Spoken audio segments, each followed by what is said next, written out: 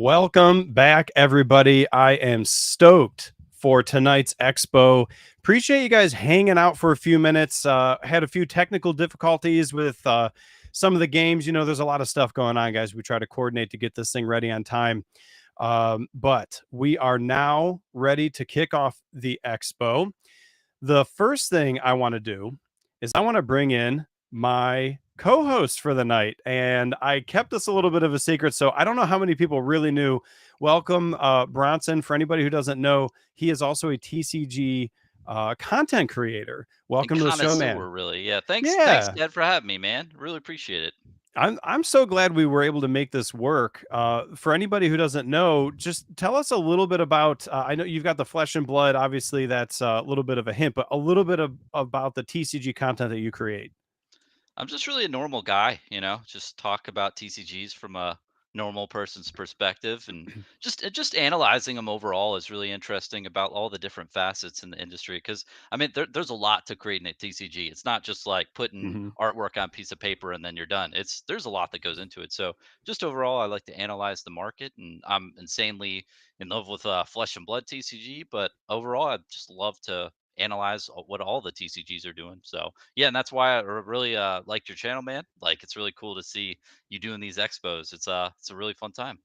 Yeah, man, I appreciate it. You know, and I'm still I think I feel like the training wheels are still on it. You know, it's the third expo, but it's one of those things where it's evolving. I'm learning every time. The game creators are learning every time, and hopefully we get a little bit better as we go. You know, I wanted to do real quick. Hmm. Um, if people want to watch your content, and by all means stay on the expo, but when the expo is over, where can people go find your content? What are your socials and your main platforms that you produce on? Oh, first off, you're too humble, man. You run a really great ship here. But YouTube, what is it? I think www.youtube.com/fabtcg. I got that one. But Oh, basically, yeah, I'll comment down below on this expo so people can find okay. me. But overall, man, yeah, just really interested to be here tonight. Okay, awesome. And if you want, you can obviously throw your link in the stream chat. But once the expo is over, if you want that link to live on a little better, a little longer, put it in the actual comment um, section, right? Like because people don't a lot of times they don't go back into the stream chat itself and find it, but they'll go to the comment section. Yeah, So for sounds anybody good. I'll put it watching, down there. yeah, anybody who interested in checking out Bronson's stuff, check out in the comments below. And if I get around to it, I just like to put it if, because sometimes I forget this stuff. I I will will. hold it to you, Ted. Yeah, no, I'll see it. I'll bring it up and I'll get it in the video description. Sounds good, Okay. man.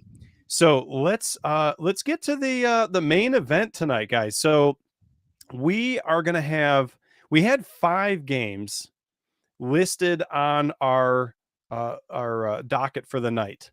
One of them is potentially not going to be here. So let's say we've got 4 guaranteed. And this happens every expo. You guys have seen expo number 1, expo. There's always something that goes down. That's why I go for 3 to 5 games a night. Because if we miss one, we still have enough content for you all. Here's who we've got. First, I'm going to bring in Vanquishers just to say hi. You're on mute there. What's going on, everybody? Bless up from Tampa, Florida. Yeah, awesome. I'm looking forward to chatting with you guys. I know your Kickstarter just launched. I can't wait to get to that. 10-4, 10-4. Let's see. We also then have Battle of the Bands. What's going on, Joey? Hello. I'm going to stick you back in the waiting room, and you're going to have your slot number 2, just so you know, for tonight. Okay. Okay, and we then have Pocket Dimensions coming up with Kyle. How's it going, everybody? Excited to be here. Yeah, man, Thanks I'm stoked for the to have you on. opportunity, Ted. Hey, there's still something going on with your audio, and I don't know what it is, because you and I had good audio earlier, but when I stick you back in the waiting room, see if you can check on anything with that. Potentially, if you happen to have a mic, a plug-in, or anything like that, see if that's an issue. Also, maybe disconnect and reconnect. You're not until slot number 3, so you got a little bit of time to see if you could play around with it. All right. All right, good. cool. And then finally, we've got runes of, and I don't even want to say it because how do you say the EDE? Pronounce this, please, for me so I can stop. I get this question all the time. It's runes of Eid. Eid. God. Eid. I don't know. Someone said Edie the other day. Someone was like, no, Edie. I was just like, well. I think I did. Like, I don't know. There were a couple of times where I mentioned, the Expo's coming up, right? And I'll just tell people who's on the show. And I don't know if you caught it or not, but I am butchering the Eid part of the name every time. And I keep saying, he's coming on the Expo. I'm going to ask him and I'm going to get this right. Hey, look, man, if it's more popular that way, I'm down. Like, hey, like it's sick either way. It's good press, right? Like, yeah, exactly. if someone can't pronounce the name, then that's a talking point and people are talking about your game. Boom. So I'm going to stick you back in the waiting room. We've got you in for slot number 4, and we'll see you then. Sounds good. Awesome. Okay, guys. So before we bring it, so Vanquishers is our first slot. Before we bring them in, just so everybody knows, we had Revelations TCG from Mike's TCGs slotted for slot number 5. I'm not sure what's going on, but I just can't get a hold of Revelations. So if they join in Revelations, if you're watching this, feel free to join. We've got you in slot number 5. We don't need you live until the other 4 games have gone. So you can go into the Ted's Basement Expo group channel, and you know where that is, and you can click the link and you can join. And if I see you in there, you'll get your time tonight. If I don't see you in there, we're going to figure out another Expo for you to be on. That said, Bronson, unless there's anything I'm missing in the chat or anything you saw that we need to call any attention to, I can bring in Vanquishers. But do you have anything for us? I don't think so. It's just a lot of people excited, and yeah, it's a really good lineup tonight. I'm looking forward to it, man. Awesome. Me too. All right. Well, we're going to bring in Vanquishers. What is going on? We got you still on mute. Sorry. I do it all the time. Don't you worry about it. Wow, man. Hold on. Just a little more. Yeah, you guys are looking good, man. How are you guys feeling? I know your Kickstarter launched. I had one of the fans telling me in Discord chat, like just even like 2 minutes ago, that you hit 100,000 in less than an hour and funded in 3 minutes. I don't even know where you're at right now. First of all, how are you feling, and where's the Kickstarter at? Hey Ted, look, I'm gonna be honest, man. I was playing It's our dev with team, a guys. community ourselves, and it was telling me behind my ear, "Hey, we hit go," and I'm like, "What? Oh man, we're in the middle of playing the game," and they had to tell us, man. I'm actually in the middle of playing the game, but I'm about to lose actually, so I'll be right back after I lose. Yeah, That's awesome. We got gameplay going and all that stuff, food and everything for everybody to hang out. But yeah, honestly, to answer your question, man, it's just been a long road of hard work, man. Like we've been since the beginning of the year, hardcore marketing, pushing the product, and gameplay. Gameplay being the most important thing, top to bottom for us, because we've been developing the game since 2016. And to put all that work into gameplay, we don't want anything to take away from the gameplay of what we're doing. Guys, I'll tell you what, you are no joke hardcore hitting the marketing, because as you're saying that, I'm picturing like you guys have like really fancy, like high tech looking ads and I don't know, GIFs or memes or whatever you call them, but they're like, they flash in the background. They do all kinds of stuff. And as a content creator, I'm looking at some of this stuff because you made a couple things for me. There's a few times we saw, and I'm like, I don't know what kind of time you guys are putting in, or someone's got some mad skills, or I don't know what's going on. But I know that if I tried to do it, I can't do that stuff. Like it would take me too long. I have no idea how you're doing or what you're doing, but your marketing is definitely grabbing my attention, and hats off to you, because the quality of it is out of control. Yeah, definitely. We believe in the total of actually looking at things like, I look at it like, if we don't have the money to pay for someone to make something or to do something for us, we put the time and effort to learn it. Me and Charlie actually, out of high school, we've done graphic design for companies, logo making for companies. Back in the day, we graduated when Fast and Furious was really crazy. We used to actually wrap cars all over the We used to wrap cars. We had a car on an Integra, 98 Integra, where it had a Rumblebee. It was his It was his Integra. And like we everything we've learned from those points onto this board have developed and enveloped in what we're doing now. We actually had our own clothing line. We've done music production, so that's why, like, when you hear the ads, like our actual voiceover actor that did our voiceover for the Kickstarter, he's an award-winning actor and voiceover actor, and he actually just got signed with Disney Plus. And he's literally already ready to start doing more voices for animated stuff in the future when we start doing animated stuff. How do you afford that? Or is it a situation where you don't have to pay for it and somehow it's through relationships that you build or barter or something? So it's building relationships first off, because we believe in good times with good people.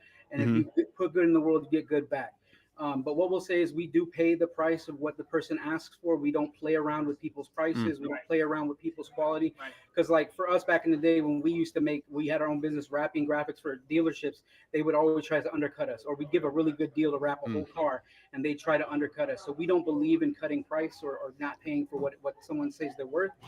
So we worked out the pricing with the person, and they gave us a number and we paid it.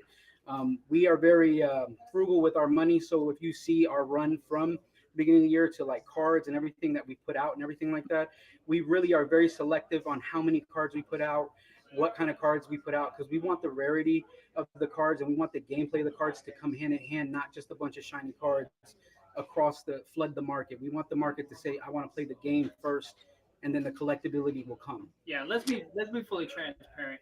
Yeah. The funding and everything that was done was 100% out of our pocket. I'm talking straight life savings. I mean, without risk, there's no reward, and we believe in this project so much that we literally took our life savings and we're putting it all into this project because that's how much we believe in this project. How do you guys feel right now? I mean, are you at a launch party? What's going on? I mean, we're actually at a local LGS right now. We have the pleasure of them allowing us to come in at their actual establishment to do a launch party, and they've blessed us so much that were willing to stay a little bit later for us to even break everything down. So since 2016 up until now, we've been blessed with our community that is very just. You know what? I'm about to ball right now, Mr. Ted. Let me not do that on your show. Dude, let it out. No, man, let it out, dude. And it's because of my community, because if it wasn't for my community and our community together, our local communities, LGS, we won't be standing right here having this interview with you right now. Yeah. Dude, this is the real shit, man. I kind of like look at it a different way these days. If you're feeling that emotion, that's the time to actually hit the record button. That's the time to get out there. Let people feel you, man. So yeah, I appreciate it. I'm honored that. I'm guys, and like everything you guys are seeing. I'm not a professional illustrator. I'm not. I don't claim to be. I'm self-taught, right? YouTube's a powerful tool, and so are a lot of people and influencers. And I've learned a lot through influencers, other devs. I mean, even people just out and about. I've learned a lot from. Even my local LGS have made plenty of suggestions within our project. I'm talking 2016, 2017, and between that point, given suggestions of our project, and we have listened, and we have actually followed those suggestions, and here we are today with everyone satisfactory. Like, seriously. The really cool thing about where we're at physically in the world right now, this LGS is called Nerdy Needs in Brandon, Florida. This was the first LGS we demoed our game to, and they loved our game. And we're still rocking with them. That's why this is so important to do the LGS party here, to do the launch party here, because they were the first ones to, like, as an LGS, to believe in us and give us some kind of, you have something here. And being here is more important than just. I'm honored you made time for me today, to be honest with you. You guys have so much going on. You're at an LGS. You got your Kickstarter going. So I do want to thank you again, and I appreciate it. I really want to know what's next. Okay, so now you've got a successful Kickstarter. What's coming up next for you guys? Well, what I'll say is, just so everybody knows, we've already ordered earlier this morning. I already did a wire payment from my bank to our printer's bank. So partial of the Kickstarter printing stuff has already been paid for, and it started printing already. Yeah, it's on the way. So it's pre like before you even receive any Kickstarter funds. You're saying you already got that. The gas is in the that's cool. For it. It's already started, so people know we put our money where our mouth is. We believe in our product and we believe in our community, and we're definitely going to have product out for everybody. Like I said, it's already been started to order. So the ball's already rolling. This is just, everything is just doing, I always tell the guys, this is God's plan. That's how I look at it. We really put everything we have into this, just so you guys know. Like Charlie does the bulk of the graphic design. Jose back here, he does our website app. We also do have an app. Them ads. You wonder how them ads came together. And then we have Brandon in the back. He does all our game mechanics. And me and Charlie give him the crazy ideas for game mechanics, and he tells us if they work or don't work, and tells us to go back in the dungeon. So yeah, it is funny. Actually, it's funny that we mentioned that, because whenever I come up with a crazy idea, it makes no sense. Ted, seriously, on paper, you read this, it's hieroglyphics. And he looks at me like, Charlie, I don't understand this. I said, okay, figure it out. And then I'll walk out, and the next week he has the whole mechanic figured out. I'm like, all right, man, that's a heck of a guy, man. Is this your whole team? Is it a 4-person team, or are there more? This is the whole shebang right here. Okay. Awesome. We've been making everything happen. Everything you see, everything that you see, 98% of everything you see from us, website to imagery to videography to the video effects, is all this team right here. We have very little that's outsourced with our project. So what sets are coming up next? Like, and this, just forgive me because I don't know where you're at as far as, some games, their Kickstarter is their first set. Some games it's not. Some games it's like it's like a taste, but you don't see the first set until a year later post Kickstarter launch. Where are you guys at from a set roadmap perspective right now, and where are you planning on moving to next? So as of right now, the actual 150 different unique cards is the first complete set. So everything that's out right now on Kickstarter right now, hit the button right now, is the complete set. Okay. So, and is that that's the first complete set that has ever been created for Vanquishers? Correct. Yes. Okay. There have been cards out there, and you know what, guys, we might have to get a little crazy for a second here. I'm going to put myself. Do you see what I have in my hand here? Yeah, one of the legendary original Saigon Rage. There's only the 500 pop of those printed, and that's specially foiling. I have not seen one person say the foiling on that card they've seen on another TCG. So here's what I'm wondering. You guys sent this to me, and so I wanted to say thank you and appreciate that. I'm wondering, do I crack this right now on the live and have you tell me a little history about the card, or should I save this? I would say rip it. Yeah. Tear it open, man. And that's that's what I was hoping. Later. I would say just tear it open, man. We got a lot to talk about. The seal on that. Okay. Let's do it. Okay, guys, I'm gonna crack this thing. I'm gonna zoom it in just so people can see. So as I'm cracking it, tell us what set is this again? How many were printed? Like, just tell people what I'm opening here. Let me get a scissors. So that actually was a promo card that we did. Yeah, Ted, we highly recommend using scissors of some sort. And not cut the card, by the way. Yeah. Scissors without cutting the card. That wasn't the end. That was our first booster packs we ever were going to go with until the community gave their honest feedback. And they were like, it's a bit tough. It's, it's hard. And so we decided to take a second route that we'll talk about. But that actual card right there is part of the first set series. Now, again, what you're seeing, Ted, people on the viewers won't get the same effect as it is in your hand. I'm just going to be brutally honest. Like, even with capturing photos and stuff video like that. Photo will not give you what you see in your hand. No. And my great, amazing camera that won't focus either. Wait, come on. Okay, so while this thing is trying to focus, I want to show people what caught my attention. I thought I was trying to show the back of the card. The back is a character. Yeah, so in our game, in our universe, the character basically transforms in mid-combat. So you would choose to V-trigger at a cost of losing some of your resources to do it, but it makes your hero much more stronger. You can gather cards much more quicker. Look, I don't think you got enough megapixels to capture the beauty, Ted. I think I'm telling you, it's not the megapixels. It's the camera. The camera does not want to focus. I've been having this problem. I spent like hundreds of dollars on this camera, and every time before I go live, I mess with the settings to get it to autofocus to work. For whatever reason, this thing is locked in to my background. Yeah, it loves the colors, man. You know what? Here, that's the problem. Hold on.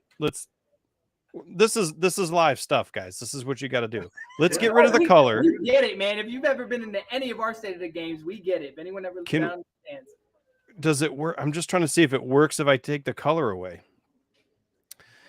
So even though this thing is let's just make sure all the viewers know, guys, it's my camera. The card looks crisp as hell. Okay, this is not.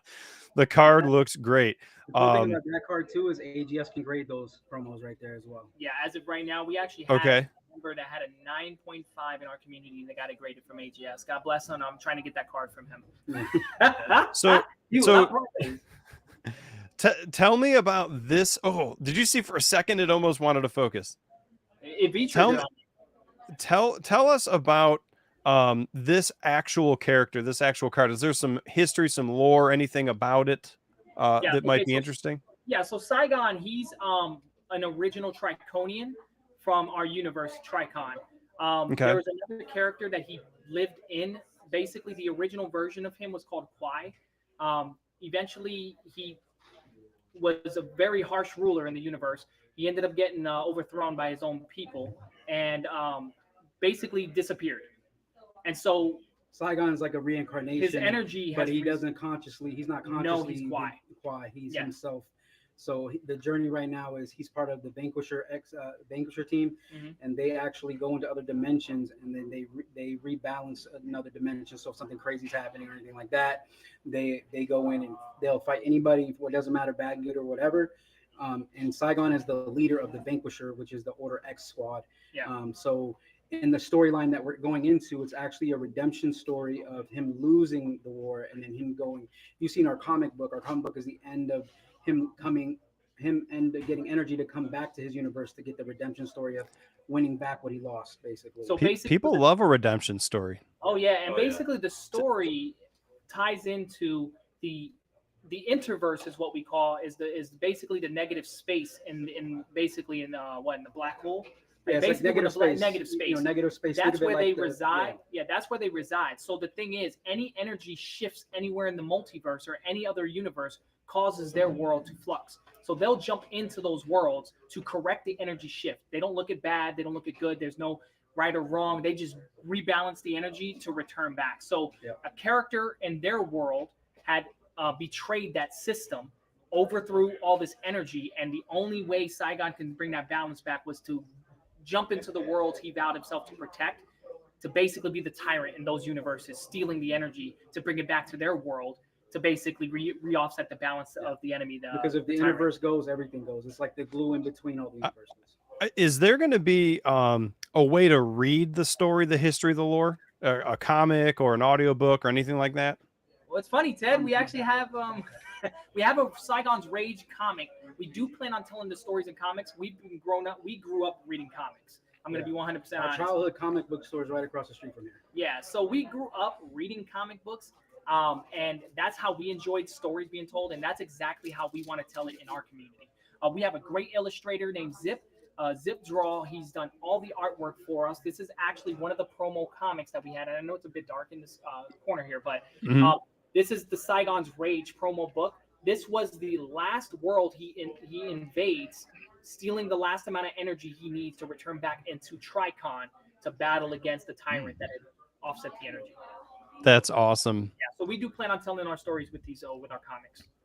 Now, are those on like full release, or is that like a prototype you're holding right there? Actually, Ted, it's funny. You can go to Kickstarter right now, add on the 3 exclusive covers that come with the 3 exclusive playable cards for the game. So it's actually available right now. So the ones that we have are pre-Kickstarter. They had the pre-Kickstarter. We used those for the marketing during the the events we attended. But as of right now, they're fully available for the public to go ahead and get yourself those copies. How long does the Kickstarter go for? 21 days. 21 days. Okay. Will be the last day. Yeah. And we got a question over in here in the chat section. Too Fluent asks, what are your current game modes you have? Like, there's probably player versus player, like 1v1. Is there going to be PvE? And there's something about a Carnage mode. And are you interested in making other different game modes in the future? Or are you just like, okay, we're gonna have like these 3 game modes and stop? So game mode question. Okay. How much time do we have? Well, we just about hit your 20 minutes. We might be like plus or minus a minute or two. So I think if you give us the in a nutshell version, I think we're still okay. Pitch this if I can. All right. So what's currently being released is our traditional 1v1. That's currently going to be what we're running on our Kickstarter. There are Mhm. expansion modes. We have 3 different game modes that our game is already designed to play under. So it's called Carnage is our second mode. That is a 3v3, 2v3, 1v3, 2v1. I mean, it gets nuts. I mean, however you're playing those panels out, you'll be able to battle in those modes. It actually showcases here on the Kickstarter too as well. At the very bottom, one of our very bottom tiers. If you scroll all the way down, Ted, keep going, keep going, keep going. You got a lot of content out here on the page. Oh, there you Keep go. going. Scroll up. Scroll up. Oh, I think we passed it. It's up in the stretch goals. Up a little more, a little more, a little more. Up, right there. Those are the 3 game modes. Scroll down. Scroll down one more. There it is, right there. There's Carnage mode. So Carnage mode is the 3v3 that we were talking about that we've already pretty much structured. So the current cards that you'll have right now will be usable in these other game modes. So in Carnage mode is more of a 3v3 working, synergizing your decks together with allies, with alongside of friends, and going pretty much battling the opposing teams. The other mode is Acolyte game mode right below at the bottom. That's another stretch goal that every one of your decks that you'll be purchasing will also be able to be played in these modes. So this is more like your D&D raid boss mode. Think of like Destiny when you're fighting the raid boss. There'll be a huge card 4 times the size in the middle of the field. And there'll be 3 to 4 scenario decks that'll get flipped over that you, alongside with 5 other allies, to be able to battle the raid boss along with surviving scenarios. Scenarios will force you to switch your strategies, work and keep people alive, synergize each other to be able to stay up while battling the boss and the waves coming at you. Something's got my eye. Okay, this incursion game All right, mode, because I'm seeing like a game board. Is this a video game or a game board? Board games. All right, so in this mode, incursion mode, as you can see our cool little characters at the top left corners, our little pawns. So the way this game mode works, you do play with your existing character cards, right? So you will be able to play with your character cards on the board. Now, the difference is, in our game, your weapons, you'll notice on the left side are range indicators. Those range indicators matter. So now where your character is placed matters. His position matters. His distance matters, whether if you're able to even target your opponent at this point in this game mode. So this game mode is pretty similar of sabotage, destruction, work with a team, get to your objective, and complete the goal. There will also be raid bosses in this that'll be huge figurines that'll also be in the field. But what makes this game mode very different than a lot of other ones is that we have tiles that everywhere your character placed, if you notice the little white little grid lines, whenever your character gets to that point, you grab a new tile that's randomly designed and you place it in that zone, and now they can enter into that room. Every room is different. There's going to be different outcomes everywhere you go. So the map will always evolve as you're moving throughout the map. And all the cards are backwards compatible. And yes, all the playable cards that are in your deck are usable in every game mode.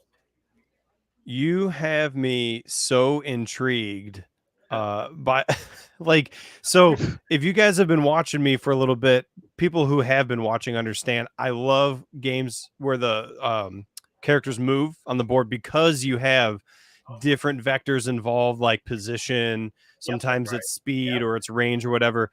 The fact that it's got the board game feel, I'm gonna have to look into this deeper, guys. This is awesome. This sounds great. It's doing everything. So it is like the 3 game modes. You're killing me here in a good way. I'm like, what have I been missing out on? I got to check into this. So how can people, obviously you got the Kickstarter, right? But how can people learn more?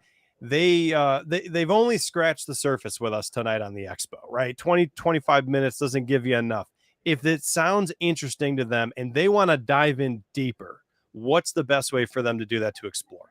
Visit our website, www.vanquisherstcg.com. Make sure that you hit all of the icons there. That'll get you right to our Discord, to our Patreon, to all of these source beautiful networks that were designed by, this guy built our website. So when you go there and you see the beauty that he managed to put his time and his days to be able to build, that is Jose right there. So just go there, register to our website, and you'll be asked. You can even get your hands on a print and play.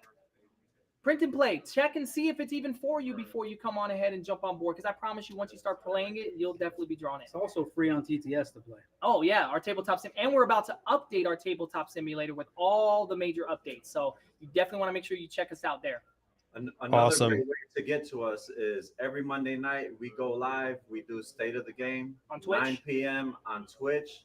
So you can ask us anything and we'll answer it live on Twitch. On So every Monday night we do State of the Game, and you can come and ask us about whatever we're doing. We update you on everything that's going on. So definitely that's one of the other best ways to get a hold of us and find out what's going on in our world. And Ted, before Very we cool. we Yeah. head out, that Saigon Rage card you got has been working. We've been working on our app, which is our Alteza app. And our Mhm. Alteza app is also used to keep track of all the life values, counterpoints, which is a free thing that we have actually available right now on the website that you can click the Alteza. But we're also working with the app itself is able to do what we call beyond foil, and that's Saigon Rage. With this new technology that we're dabbling into, you're able to hover your camera over it and it'll evolve the card and transform and do all kinds of different. Yeah, and it's a real thing that's happening now. Like AR, like augmented Yeah, reality. yeah, that's exactly what it Okay. is. It's actually active on that card you got. So augmented Yeah. reality, and we're going to also evolve it past that to where it's going to be able to, in the future, we're going to be able to say, hey, send a newsletter out, go ahead and scan this card from your collection, and you might get a special message where you can go to our website and get maybe a variant of that card only because you went followed that newsletter and scanned it. So we're actually going to use the augmented reality beyond just a pretty picture increase. Yeah, it's going to be useful for a bunch of things. Now it's capturing it. Now it's kind of capturing it. There we go. And I kind of noticed that you got different foiling. Like this side, the background is foiled. Yep. And like on this side, I can see like I don't know if the camera can pick it, like right there, like the gold, like the little gold accents in the uniform or whatever you want to call the clothing. Yeah, like with that. our specialty foiling, we can actually foil the color and the gradient of our cards with our specialty foiling. Yeah, that's nuts. I need a better camera to probably to do it justice. But listen, guys, I can't thank you enough. This was a great, awesome, fun time hanging out with you guys, especially on your Kickstarter launch, which I'm so glad it went very well for you guys. You guys are upbeat, very energetic. I can't wait to see more from you. Yep, bless up, man. All right, Ted. And again, you, Ted. like always, Vanquishers, We out. we out. So open beats. Peace, guys. Thank you very much. Yes, sir.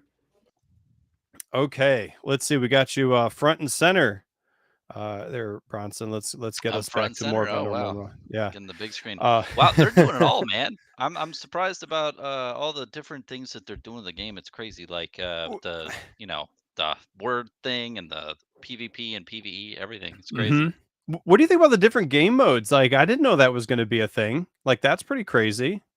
The initial thought is that must be really fun to balance. But other than Oh that, yeah, because I mean, it's you're very balancing ambitious. 3 games.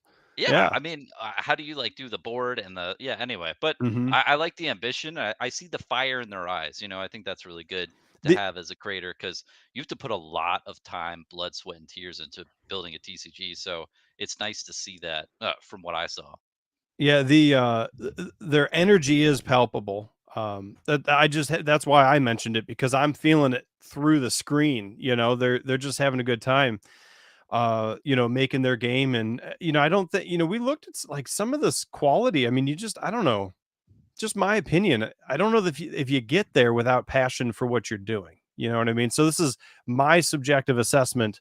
But I think that their passion does come through in the game.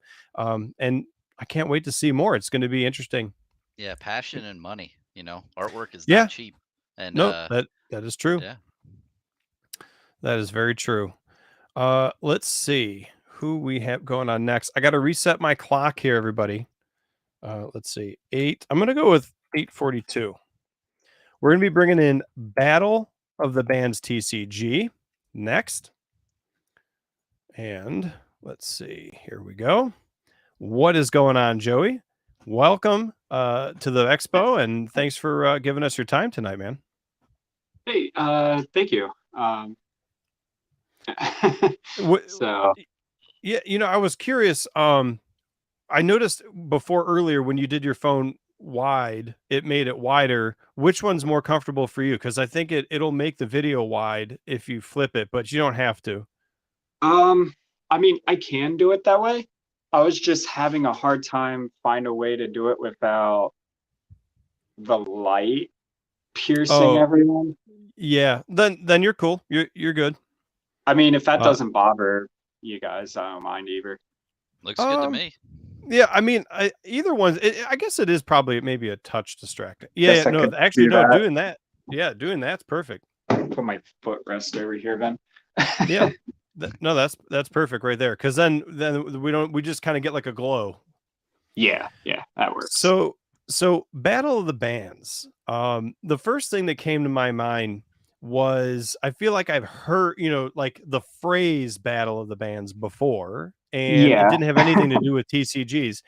So how does one is Battle of the Bands in the way that I've heard of it, right? Bands battling together for some goal related to your game in some way, shape, or form?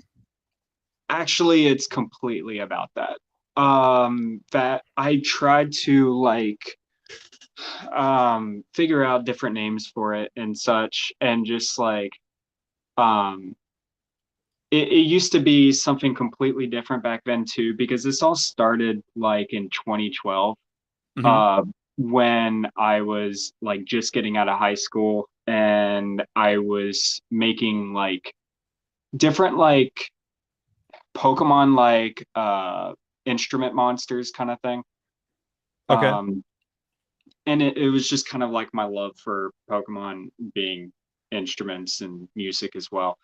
And I started like doing more things with it, and now it's just musicians. Like it's actual people playing music and things like that. And that's because it used to be called like instrumental or something. Mm. And now I was just like, what can I still do that is like a hook but gets the point across? And So what's the what's the gameplay like? Are we talking about you have a deck of cards and the characters in your hand that represent a card mhm. are people in a band? Is that, or am I going Musicians. totally down they're musicians? But I mean, Yeah, are you so essentially building up a band through a deck of cards, and then when you battle your opponent, you're battling their band, or am I it's going down more a totally wrong path? no, you're on the nose on it. So it's more like, think of like any music festival like Warped Tour, or few other things where they have different stages going on at the same time. Okay. You will want the crowd to go to your stage. You want them. Yep. So basically, the game is about putting musicians out there that are pulling the crowd to your side of the stage over there. So the whole game, there's no life point system. It's a tug of war game. So you have like, For attention. You're trying to get basically fan attention. correct. Okay. Yes. So literally, actually, nothing is really attacking another or blocking another or anything like that. It's performing for the crowd, and then the blocking mechanic is competing. So it's like you're performing for the crowd to get their attention, but they can compete to prevent the crowd from going to your stage.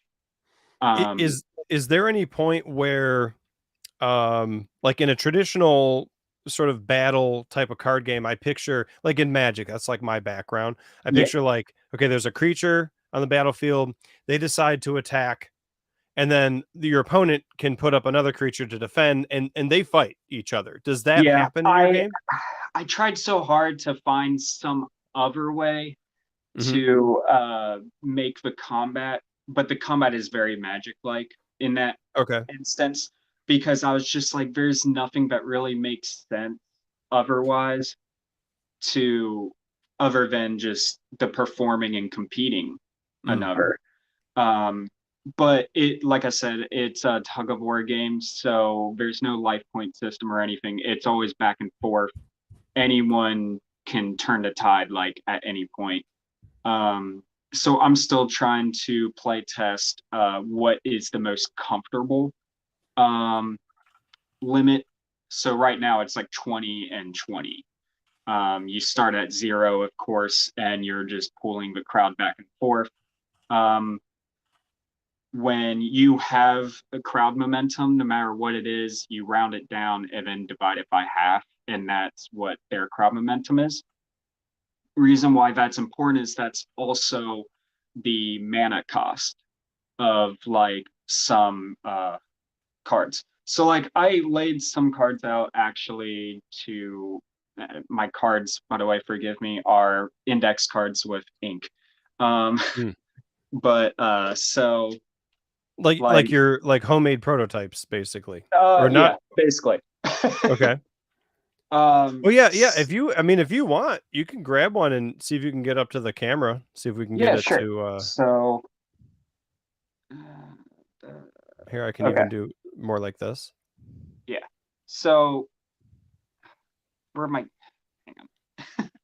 No, I was gonna say that's pretty good because the mechanic. You can let people see the mechanic. Obviously, you're doing just very rough art. I imagine that and some games have this style art, but I imagine that you're going to be putting art on top of it. Yes, at some point. definitely. Okay, This is that's just not gonna, doodle that's just stuff for okay. Reference of like when I am play testing, especially with like friends or my family. It's like, you see the picture and it's like, okay, it's that. Gives you an idea. Yeah. Yeah, instead of just reading words that can kind of get jumbled up, which I found in the first run of playtesting. But basically the bars are your mana costs. So you would need 3 to summon that. Okay. That's cool. The speaker is the performance stat and the heart is the competitive stat.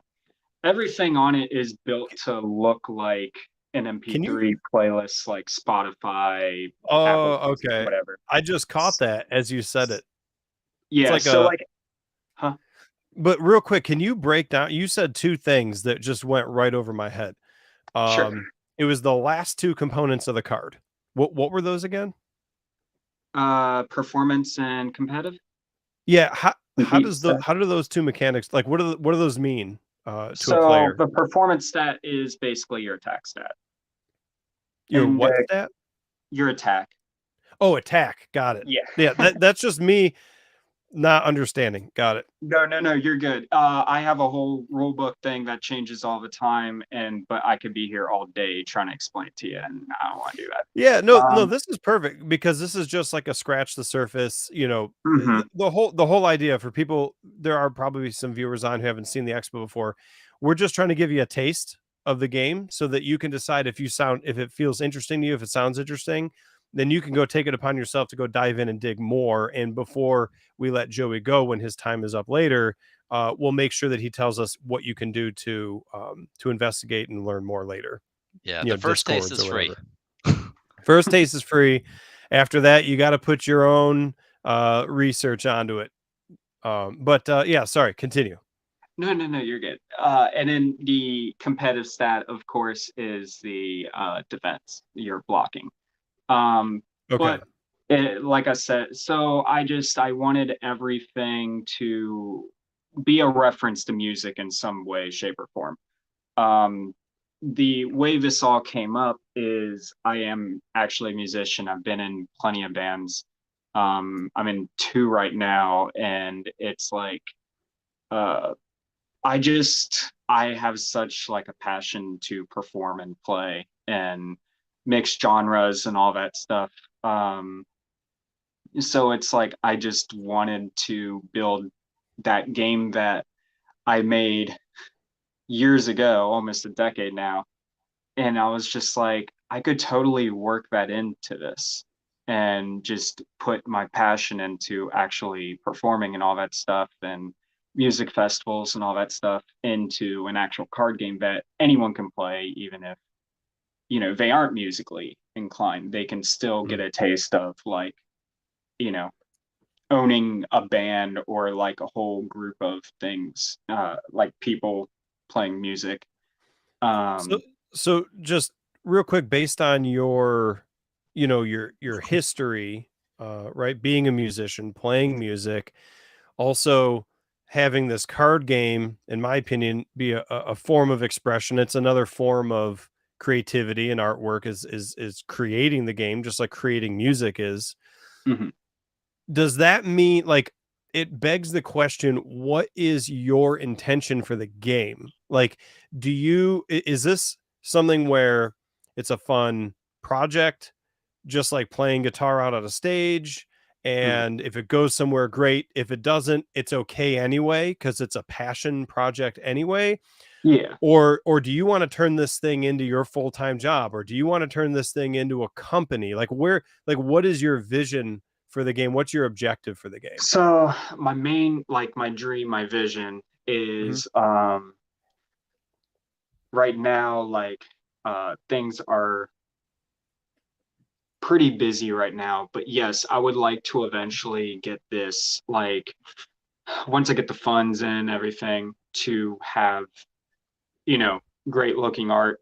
And then also, because I want it, I don't want it to look like, you know, like this.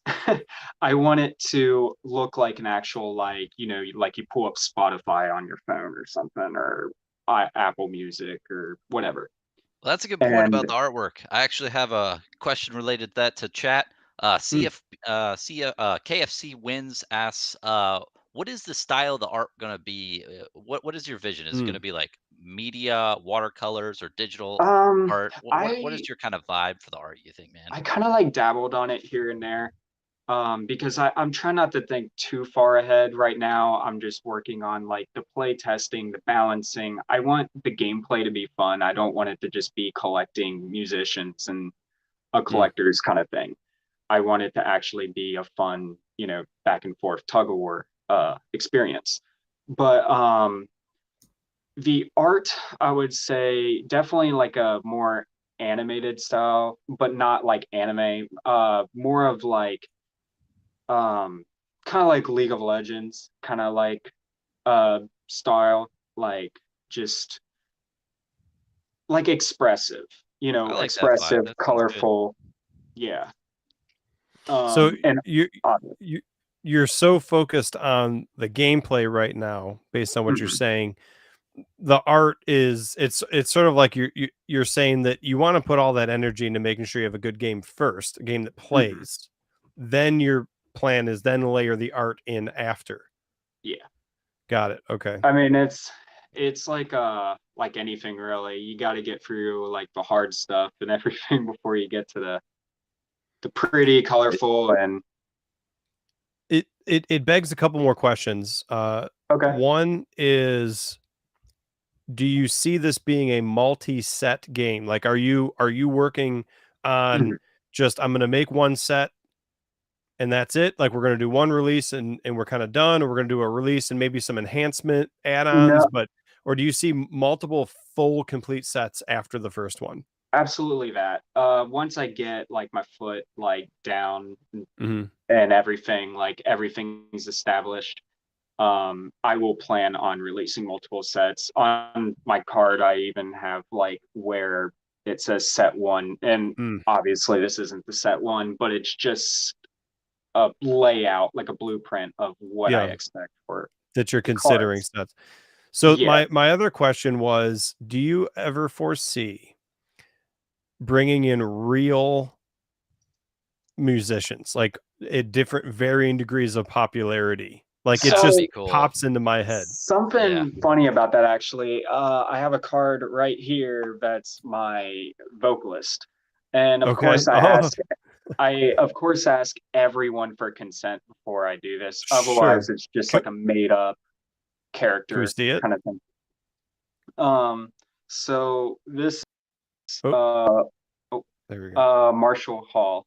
Um and it's a pop rock genre type.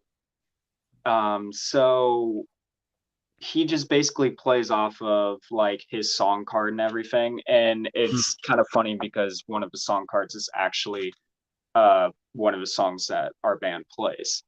Ah, So I actually do have plans for collaborations with different musicians, whether they're you know, local talent or if this does get bigger and Mhm. like Post Malone wants to come to me and be like, hey, I want to be a card, and it's like, let's go, let's work Okay, with you on so that and thing. you're open to that for sure. It's just a matter Yeah, of like the licensing and like of who course, can you use exactly. and all that. Gotcha.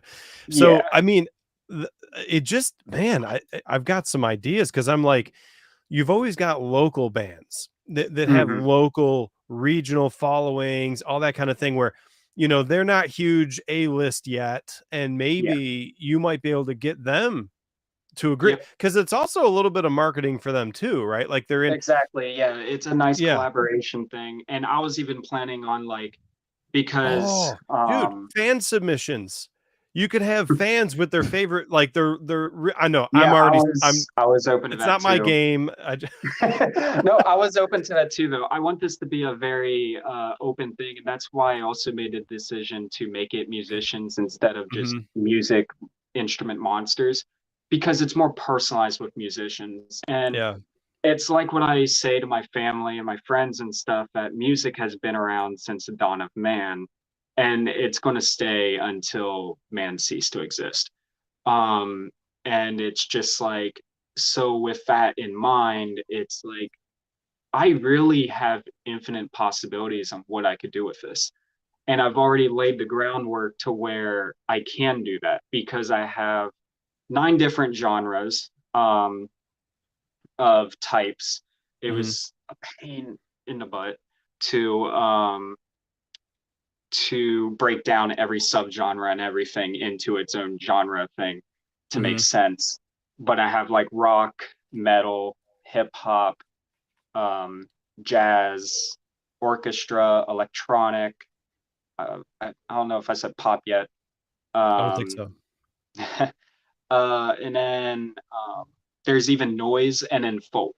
And then folk Hmm. would be anything from like a cajon to, an ancient Asian like instrument or something, you know. Yeah, I mean, you could expand on genres as culture creates new genres, and it's even Yeah. got me thinking. I don't know if you have artifacts in your game, but why couldn't you have a drum set, a guitar, or a flute, or any instrument as an artifact? Again, I don't even know if Mhm. you have artifacts in your game. Have you thought about that? I actually have gear, which is pretty Okay. much that, right? Yeah. Actually, I never really thought of it being just the instrument. That actually Well, opened up a well, giant idea.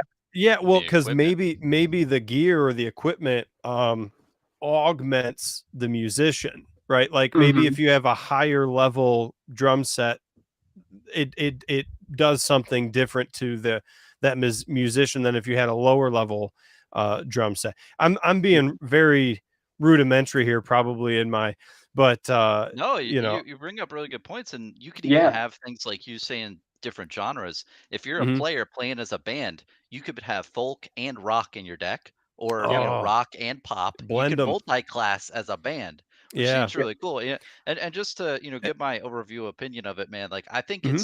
it's a really interesting concept, and what I like about it is not just fantasy or just something played out. This seems very new to Yeah. me, which I really Hmm. like. And Uh, I did my research too, and the only thing I only found 2 things that were like music card related kind of things. Mhm. Which was one was like this old project, and he was just like, it's a dead Instagram now, but uh, they posted for like maybe a month or two, and it was just about like their local musicians, like their band photos on it, and then they just slopped down like a Yu-Gi-Oh template thing. And then the other thing was like this, not Cards Against Humanity, but it was like a one set kind of like game kind of thing. And it was mhm. just with like rock and like punk musicians and things like that. And it was kind of a different concept. Like this is full on like, Yeah, I sounds want like this to be a, a brand new concept. And the only yeah. thing I want to say, that I'd consider is Battle of the Bands might be hard to trademark. I don't know much about Mm. trademark and patenting, but it does Hmm. seem like a hard, like I feel like a lot of people have used that phrase. But overall, man, I think you have a lot of good stuff going for it. I know it's pre, Thank you. making stuff, but Yeah, that is interesting. If it's the name itself, I think it's a good name for what it does describe what you do in the game.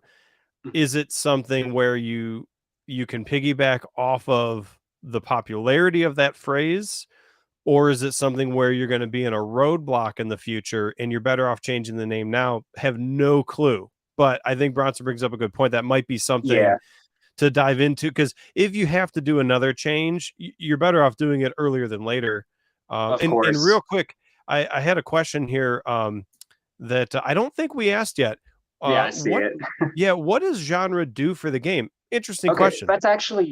that's actually a great question because before it used to be typing charts, and Mhm, that was a nightmare, and it ended up becoming a biased just mess. mhm, Um, but now I kind of go like the more magic route, where different colors mean different play styles, and that's basically what it is. It's um like for example, rock musicians, they're more aggressive. Um, so they have just quick action like play. Uh, Jazz musicians would be more chance based. So you got dice rolling, you got coin flipping, things like that. Uh, Metal should melt faces. Um, so actually, metal is hyper aggressive. It's the most aggressive genre in the game, but it is also a sacrificial one. mm, Because me as a musician, knowing that metal is very sacrificing and taxing on your body, it's draining. You can't do a 30-minute set of metal and then do a 30-minute set of like pop. Like it's just, mm. I'm So exaggerating, of course, but no, yeah. So what I'm gathering, and just tell me if I've got this. The genres are sort of like the different flavors. So mhm, it's sort of a way to group the style of mechanics and stuff like that. Is not directly that genre X specifically does something in the game. It's that correct. genre X is a flavor, Hmm. and to your point, if metal is sacrificial, it's taxing, but it's also aggressive and fast, then Yep. you may find that the mechanics are aggressive and fast, and the mechanics are taxing. Yeah. Am I capturing No, that? no, you're correct Okay. because then like a lot of metal stuff will be like for example, so you have the mana in the game. Mhm, Now you have your crowd momentum, of course, which is your mana, but you can also use fan cards, which you use to basically give yourself fan momentum, mhm, which you pair that up with your crowd momentum. So it doesn't count towards your crowd momentum because that would just be unfair gameplay wise. mhm. But it's to give certain decks that don't have a good pull on crowd momentum at first to have a chance to catch up, and just adds different playability to the game as well. Gotcha. And then yeah, like and then orchestra, like it's really like they're weak, but they're very like token based. Like they summon a lot of different things because you think like a symphony, like you can have a symphony without like 30, 40 people in it. So Mm. it's just it bounces off a lot of actual like music genres and like what it should do. I'm trying to make it as non-biased, like just anyone could have fun with this. Yeah, that makes Anyone. sense. I think too, you know, just given the early stage that you're in, and you may have already done this, but you may benefit a lot from community input, because I think music is also one of those things where you get so many different perspectives on, you know, what it means. Because I hear orchestra and I think strength. I actually think not weak, but you know, Yeah, maybe together strong, right? that's what I mean. Yeah, Yeah. it's not weak. It's just they're No, I together. don't even mean to yeah, But I'm not like trying to yeah, nitpick. I'm trying to basically just say that it's music, and you're trying to be non-biased. So the next thing that came to my mind was open it up to the community and get as much input as you can to help ensure true non-bias. Listen, we are a couple of minutes over our 20. No, that's it's not an exact thing. Like we target, but I really appreciate you taking the time explaining your game to us. I think we're all aware you're kind of in that early ideation phase. But where can people go if this sounds interesting to them? If they want to jump into your community, they want to learn a little bit more, where would you send them? Do you have a Discord? Do you have socials, anything like that? So I do have a Discord. It's got like 2 people though. Well, and then now's the time to share it with us, and maybe we'll get a third person in there. All right. So, and then I also have an Instagram, and that's where I post a bit. Okay. And then I'm going to start posting some videos of like my progress and things on my YouTube channel, which normally is like my live drum stuff. But I want to mesh the two eventually, like get musicians to get into this and stuff. So anyways, what is your Instagram? Because I'm trying to, which one of these? I'm trying to look it up so we can tell people. I believe it's TCG Battle of the Bands. Okay, so let's do this one here. Yes, I think. Okay, so yes. let me. I'm gonna make this a little bit bigger. So if you guys want to learn more, you can head to TCG Battle of the Bands on Instagram. I think I would like to find a way to tell them how to get to your Discord. I know we said that you have a Discord, but how do they get there? You know what? After this, I'll definitely make a link on that profile on the bio. Okay, throw it in the bio, and then if you'd like, well, this is the time to do it. So if you guys check out TCG Battle of the Bands on Instagram, check out the bio here. Hopefully in a few minutes, Joey will have a link up there for you. Also, Joey, I'll invite you to go not into the stream chat, but the real, like the normal chat of a video. Feel free to post both your Discord invite and your Instagram page if you like. All the games on tonight's Expo can absolutely do that. When you do it, I will just throw out there, because I've had a Discord myself for a while, figure out how to make it a permanent link, not one that expires. And so that's how you guys can learn more if you guys are interested in Battle of the Bands. All right. Thanks again, Joey, for your time. Thank you, Ted. Thanks, I Joey. really appreciate you guys. Yeah, absolutely. Peace, man. Peace. Dude, what do you think? I had no expectations of, when I heard about music and Battle of the Band, like I didn't know what it was going to be. Yeah, that was a lot better than I thought. Like I think that it's still early stages, right? Of course. And it's mainly, a big concept now, but overall it's a really fresh take. Like it's not just like I want to make a fantasy type thing or a shooter. This seems very like new, and I could definitely see this game going towards the type of a Keyforge game where you're not battling an opponent per se. You're just trying to like do a thing, like make keys in Keyforge or get more of the audience, and once you get a certain amount of audience you win. But overall, I think it's really good. It's fresh, and there's a lot of flavor to it. We didn't ask him the win condition. I just realized that. But again, guys, these live expos are, we don't know where it's going to go. We don't know how much of the game you're going to learn about. And so that's going to be one of those things where if you're interested, check out his Instagram, Discord, and then ask him, what's the win condition?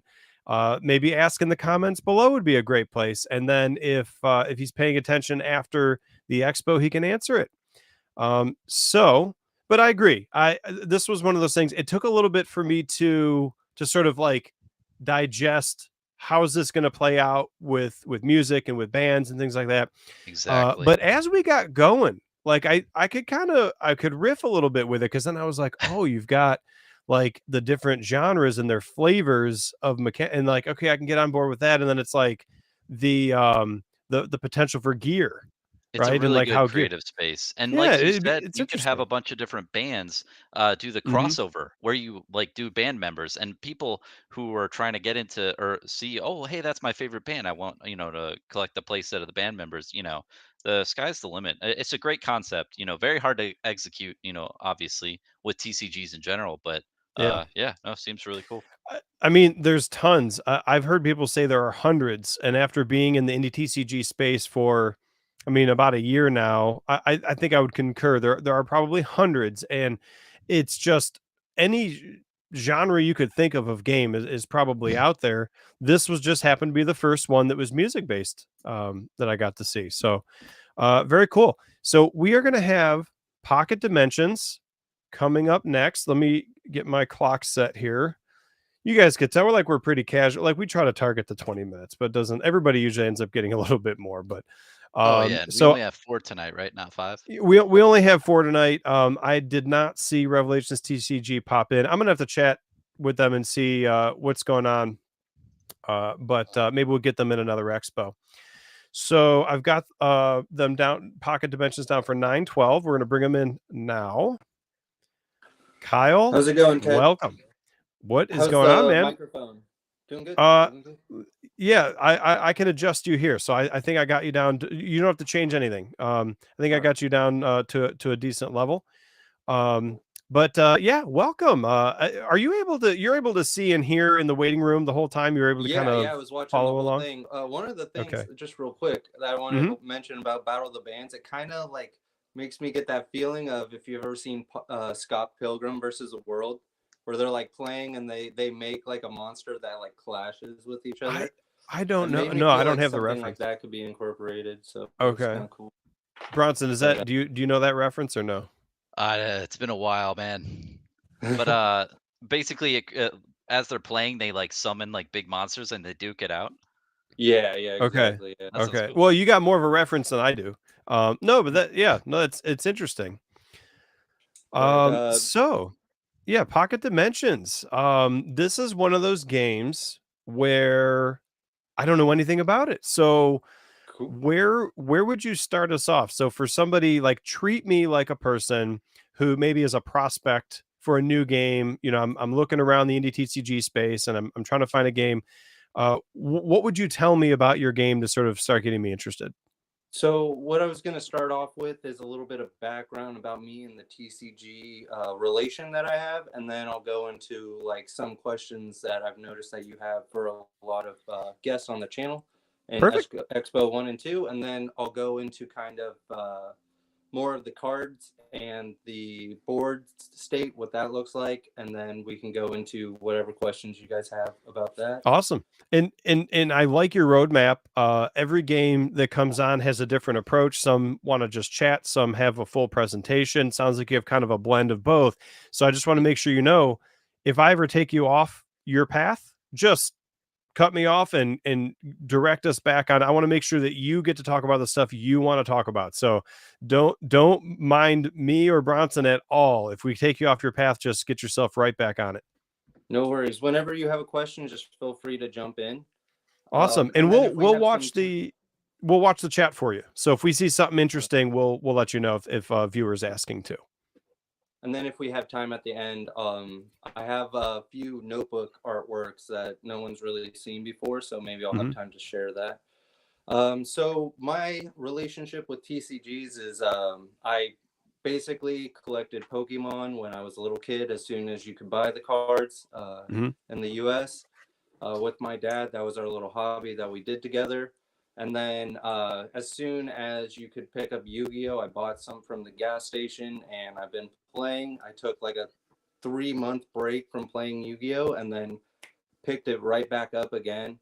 So I was really into Yu-Gi-Oh. That was my first like game that I really liked playing the most. And then after a little while, I started getting familiar with LGSs and understood like the competitive aspect of it, and went and was a more competitive player, like going to regionals, making like tops 32s and stuff like that for Yu-Gi-Oh. And then understanding that it's not that great of a place for where I wanted to be. in the TCG community. So kind of just like wandering around looking for another game that I really enjoyed. So I went to like Magic. I went to playing Pokemon. I played Vanguard. I played Digimon. What else? I play MetaZoo. That's the main one I'm competitive with currently, and I have a team called the Jersey Devils. I also have a YouTube channel talking about TCGs, which is going to be mainly MetaZoo. I also cover some of Korra, which is a new TCG. So You I'm can plug really your like, channel, by the way. I don't think oh you mentioned yes, the. Yeah. the channel name is Shiny Ho Ho TCG on Okay. YouTube. And I also have a Twitch where I live stream gameplay for Akora and MetaZoo, which is shiny underscore ho 23. And after being in the competitive aspect and really enjoying that, I just wanted to kind of give my own take of all these different games that I played and give a whack at it and see if I can create something I really enjoy and other people can enjoy and make it a little bit more like family kitchen table friendly, but still, if you want it to be competitive, being able to understand the little windows step-by-step plays to be able to hit that competitive aspect also. So then my goals for the game is technically to be like a Pokemon IP or Digimon, like Yokai Watch kind of deal, like a very like cartoon animated IP. Well, I want to ask a clarifying question there. When you use them as examples, are you using them as examples for scale of how big you want to get, or you're using them for examples as far as like the creative space, the IP space that you'd like to be sort of that style? So you're talking scale, or you're talking style, or you're talking both? Actually talking both. It's kind of Okay. the style sense. Like I want to be incorporated in that kind of style because as soon as Pokemon Gen 1 came out, I was drawing ideas for Gen 2. And so I You feel like I have you like a you little, you know my approach to this though. When someone yeah, tells me they want to make a game as big as Pokemon, I've yeah, I've got to start asking questions like, how are you going to get there? What's your business plan? Where do you see yourself in 5 years? How do you yeah, grow from a one-man band in wherever you are to a hmm, team, to a company? I'm not saying Yeah. you have to answer all that now. This How is yeah. rich are it's your parents? you all those questions. That's the But biggest one. I get it, it's a 20-minute expo, right? We don't necessarily have time to uncover everything, but the viewers get this. We've been around the indie TCG community for a while now to know, when people say they have those kind of goals, you start attracting investors, because now Mhm, they also know, well, you're small now, so if yeah, I get in now and then you become Pokemon size, then I can, a million X my money. Well, we want to be careful. We want to be responsible. And we're starting to yeah, learn that, right? Like we all didn't yeah, understand this a year ago. So when I hear that, I just, it's one of those things where it's like, what is the plan to get you there? And again, if you don't have that plan worked all out right now, that's fine. Just tell us that. Knowing your goal that's good. That's a piece of information we have now. Now we know your yeah, goal. If you have to work out how to get there, then you lay that out for us over the next weeks, months, and years, or whatever. But that's where my mind goes whenever I hear somebody say that. yeah. So I plan to do like a gradual take on it, but it is kind of Mhm. like how big the community grabs at it. So it should be like a gradual thing. So hopefully in like 20 years from now, it'll look like what, Pokemon looks like now, because it wasn't like Pokemon was super big right at the beginning. It took certain steps and multiple years for it actually to become big. It's just the consistency going for it. But I do have kind of more of a like a 3-year plan, and Mhm. then where it's basically going to be like my art, me doing a lot of the things for everything about the game. Mhm. But at the same time, like there's going to be like Magic does this thing where it's like, oh, you can buy Walking Dead sets and they print it based on who buys it, right? Mm. So the thing I'm trying to go for is each person can design their own individual dimensional guardian. That's what they'll be called. in the pocket dimension as their monster. It'll be a dimensional guardian, which is going to be something similar to like a guardian angel, or if you're familiar with like Death Note, how there's that one like I can't remember what they're called. Shinigami. Like yes, the Shinigami that just like follows them around and only that person can see it, kind of deal. So it'll be like a guardian angel. Good, thank you. No, you keep going. I'm just giving him props, like, because I have no idea what you guys are talking about. Yeah, so it'll kind of be You like. don't know the in that Shinigami's sense- dead? No. Okay. It's a great anime, great. I know Magic, like that's it. Magic my whole life, and then any other IP about anything we're talking about, I don't know. Up until like a year ago, when MetaZoo kind of broke me into the indie TCG space, and I started learning. But I don't know. I don't know animes. I don't know. I just don't know a ton of stuff. I don't even know really about Pokemon. So sorry, Yeah. but just no worries. But yeah, alley oop over there with Bronson. The individuals will be able to like have a window. It'll be like you have X to like Y to create your thing, and we'll print it. Everyone's thing will get all printed out together, and then it'll be shipped to them. So you can have like a personalized dimensional guardian that you can play with, and you don't have to like battle with like the one that everyone has. Like for an example, like Yu-Gi-Oh, everyone likes Blue Eyes or Dark Magician, and they want to say like, oh, he's my card, but it's not. It's the anime character's card, or like 50 other people's. So it gives like each person like their own identity to like a creation, and they can either have me draw it for them, they can draw it themselves, or they can pay an artist that they enjoy to draw it for them, and that person will get full rights and creativity to that person. Who is able to do this again? Any player in the player base or collector. How do you scale? Like I get when it's small, let's say when you have your first 10 or 20 fans, that's manageable. You've solved for them as your game grows. Maybe you have 50 fans, you get to 100 fans, and you're solving for people as the game grows. So it's not like you have to handle 100 at one time, but even 100, that's a lot of cards, right? Like where do you draw the line and cut it off and say, okay, like, is this an early adopter thing? Or are you going to try to do this for like as long as you could do this? It's going to be completely entered into the game. So every time so you how go do to you a tournament scale or something, it's not going to be everyone's playing the same thing.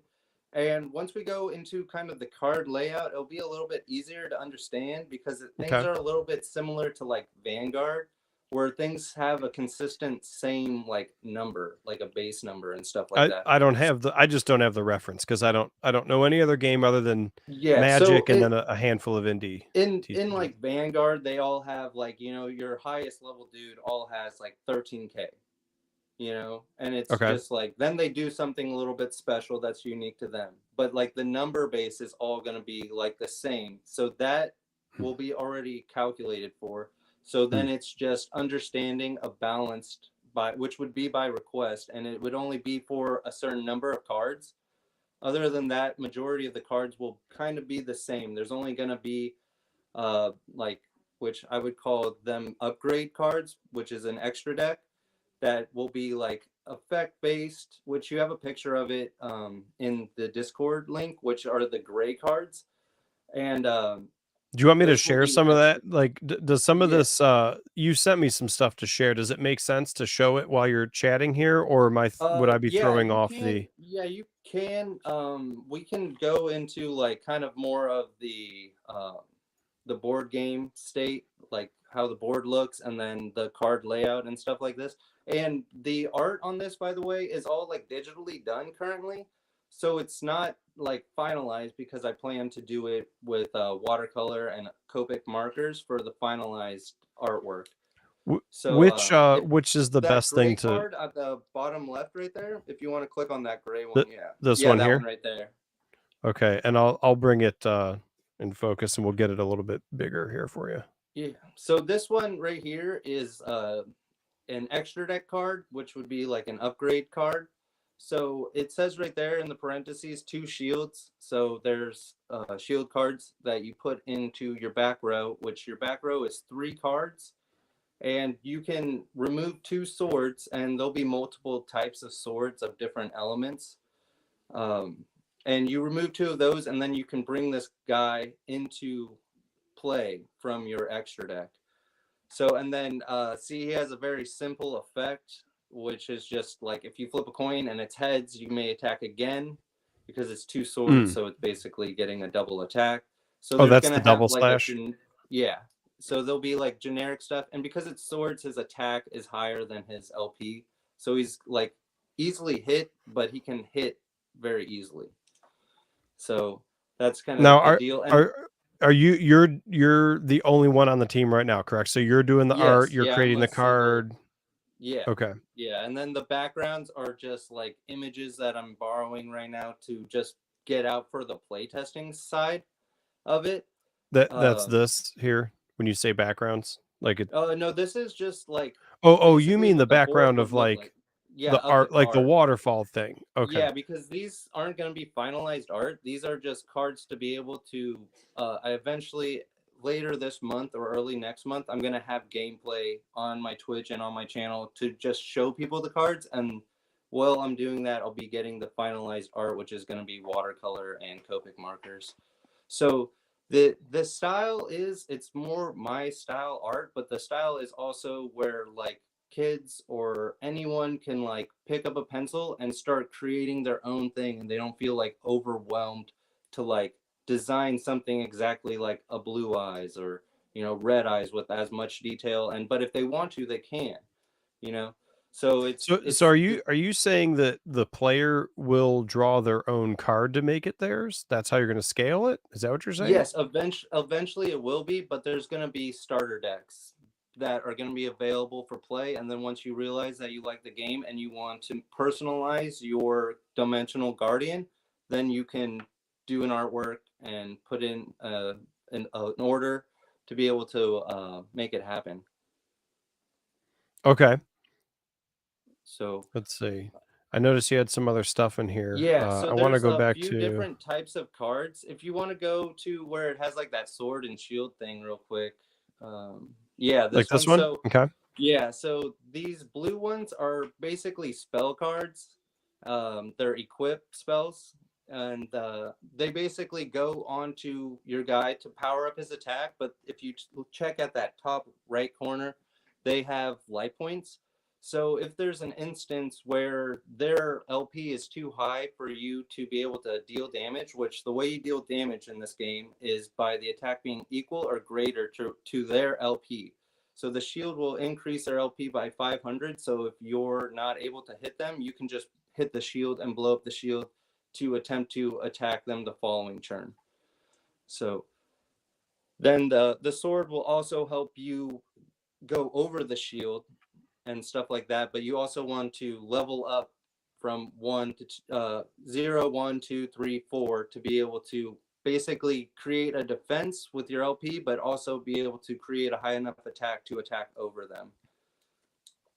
And now, then, are these available like print to play or anything right now, or this is just very they're concept not. phase? I'm trying to get on to Tabletop Simulator, and Mhm. I'll be able to add a Discord in at the once the video is actually up, so people can join in, and then people can just like, you know, if they're ahead of me on the Tabletop Simulator, they can just like cut it out and then put it into Tabletop Simulator and play it. But there's pretty soon, like it's going to be early next year, like January to May, where I'm going to have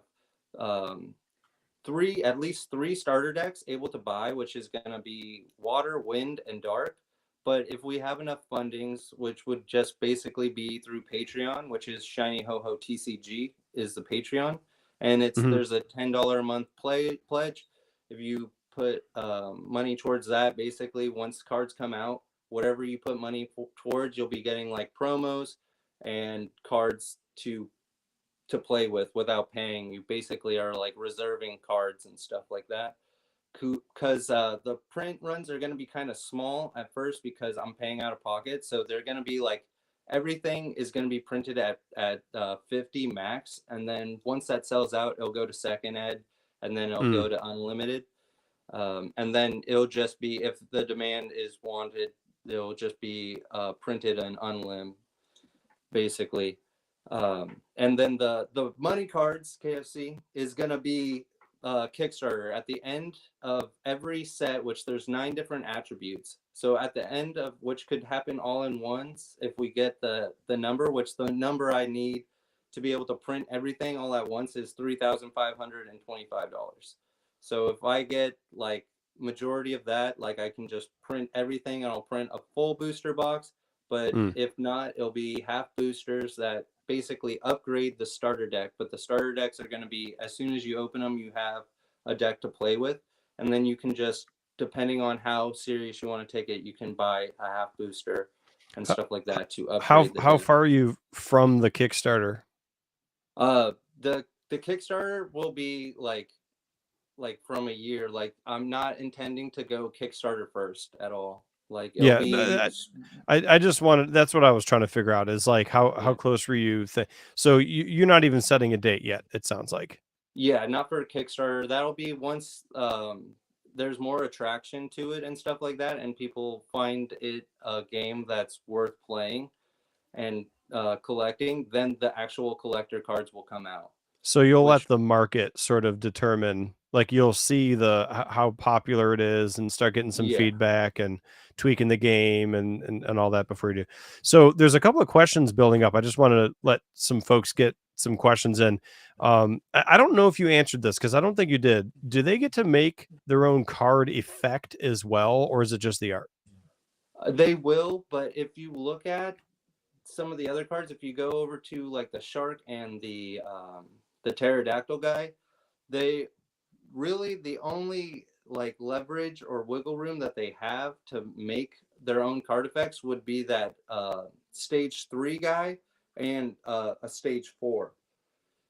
So like as we look at, I'm gonna bring this up large here for a second. The shark, is this all like the same character but in different stages? Because I'm looking at multiple. Exactly. Here. Yeah. So you start with the stage 0 right in the middle of your board, and he stays there until the game is over, which it's the shield system for the game, similar to like Duel Masters, but it's over to the side, or like the new Digimon game, something like that. So you'll put, or Pokemon even, but you'll put 6 shields to the sides, and I call that the life barrier zone. And once all 6 life barriers are gone and you get hit directly, you lose. But you start with 0, and then each turn you have the opportunity to level up, and there's also cards that help you level up from deck.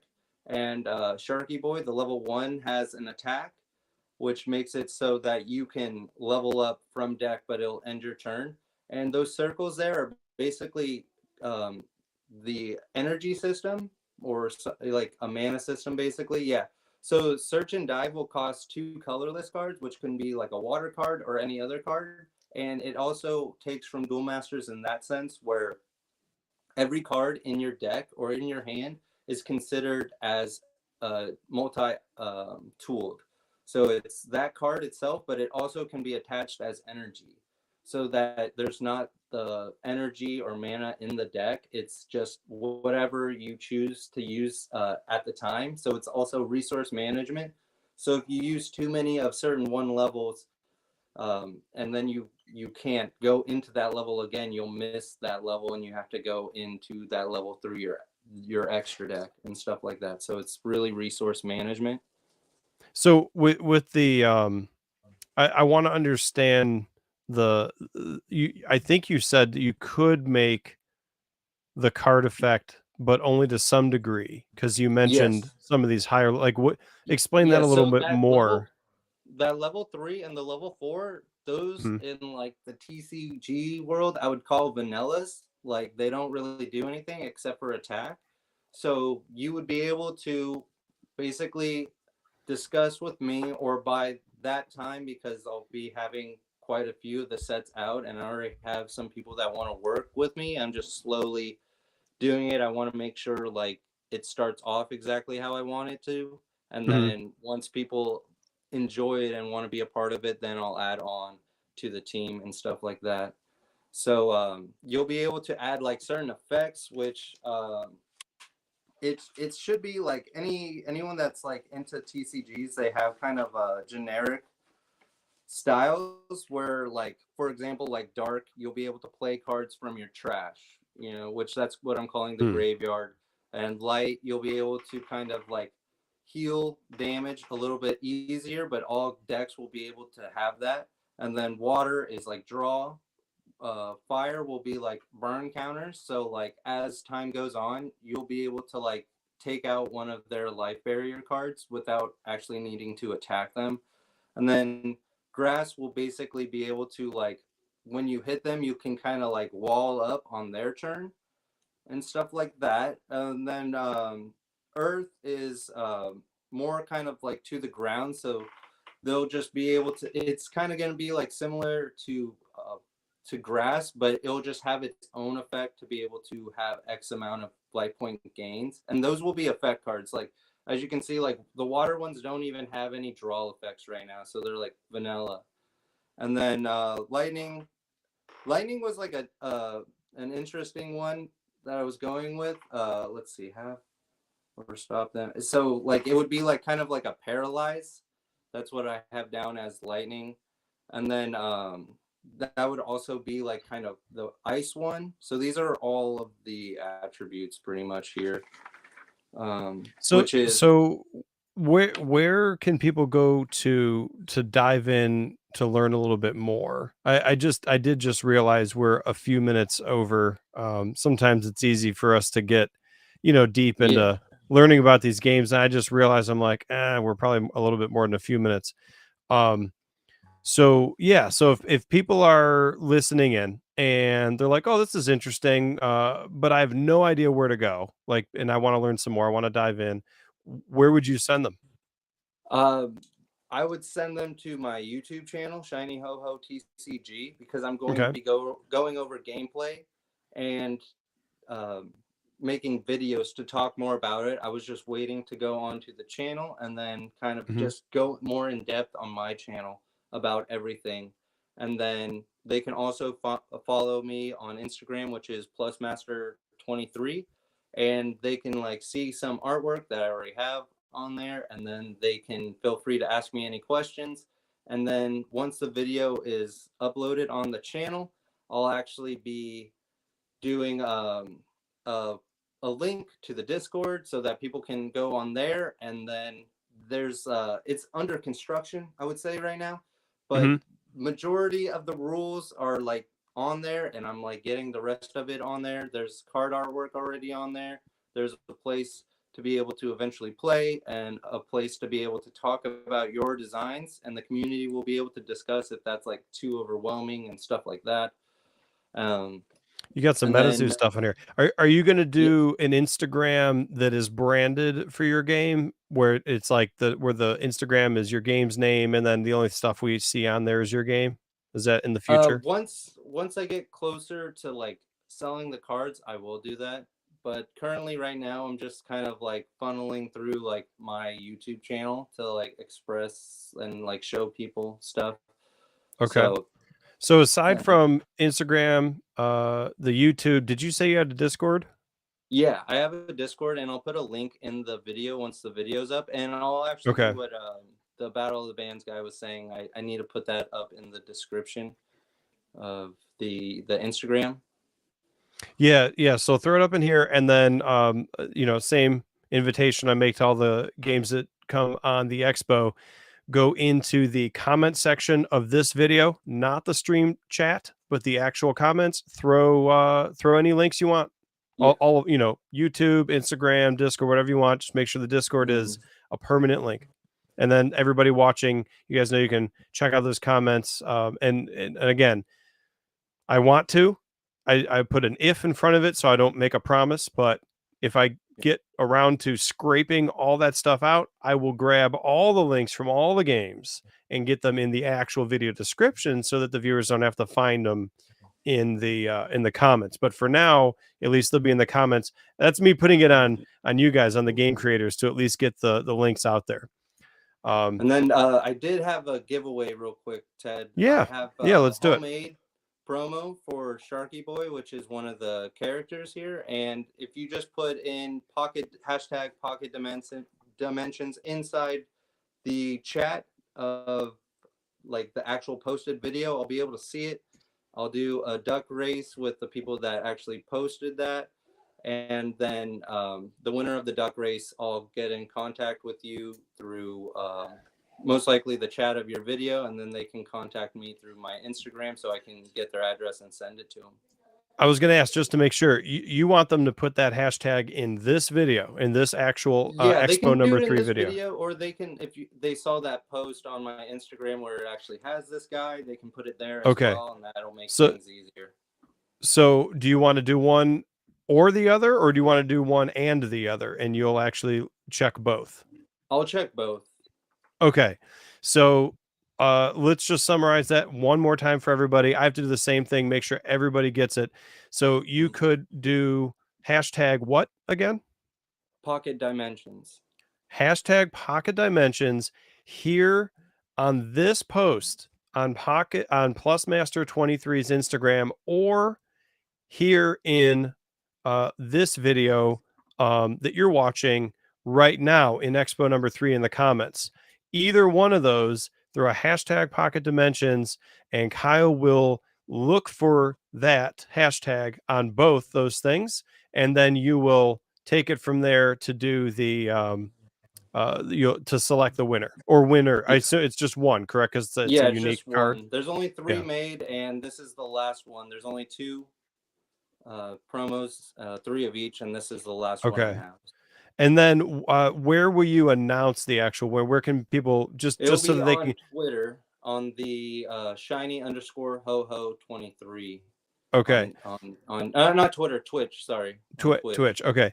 And if you can, I don't know how that stuff works. I don't broadcast on Twitch yet, but if there's a link to the video that has, just for like closing the loop on everything, if you think about it, come back in here and throw the link to that video in the comments below on this, so that way people can see, the winner actually getting pulled and how you're going to go about, selecting the winner and all that. So thank you, Kyle. Really appreciate it. Very, very cool that you brought a giveaway on the show. That's cool. This might be the first giveaway that was brought on. I'd have to go back and review the footage to make sure, but this might be the first Expo giveaway where a game did that during an Expo. So that's very cool. I appreciate you having me on. Thanks for the opportunity, Ted. Yeah, love the content. Awesome. Thank you. I really, really appreciate it. Have a good night, and thanks again for the time. Peace. Thanks, man. So I'm going to move quickly because I feel bad. I lost so much track of time. Feel bad about that. So I want to bring in Runes right away. Matthew, sorry, man. I lost track of time there. You've been waiting very patiently. Yeah, no worries. Look, it was perfect. I got to listen to all of it, and then I had to pee like 8 million times. So I just did that throughout the entire thing and then listened to it. So it's awesome. You know what happens? Like, I'm sitting here, I'm drinking water, throughout the thing. It's funny because you try to do everything you can to prepare for this kind of stuff. And it's like, yeah, we're going to be on stream for, hour and a half, 2 hours. And, inevitably, your mouth gets dry, and then you drink so much water that no matter what you do halfway through the stream, it's like you end up just holding it the rest of the way. So I totally feel you there. You just get a catheter. Yeah. My next investment. I'm not that hardcore. Okay. I mean, look, I'll go as far as I'll hold it. Right. I mean, and I'm for those that don't know, I'm a programmer, software engineer that's like my day job career. And between that and video gamer, like those two things, because you program till 2 in the morning, 4 in the morning, you build up a very, very large tolerance to not needing to eat food and not needing to go to the bathroom. So I'll do that. But I don't know that I'll do the diaper or the catheter. I'm not that serious about it. Oh, man. Well, great way to enter into Runes of... say it again. Runes of Eid. Runes of Eid, man. Runes of Eid. Eid. Yeah, man. Runes of Eid. Eid. Am I saying it correct? You got it. Okay. 100%. Spot on. God, it's just... it's gonna take me a few times. Just hopefully you just don't be offended. This is just it's not. This is great. The more people talk about it, it it's works. It's it's like the not a holiday, common right? word. Like there's a holiday called Eid. Eid. Yeah. There is a holiday called Eid. Yeah. I didn't know that either.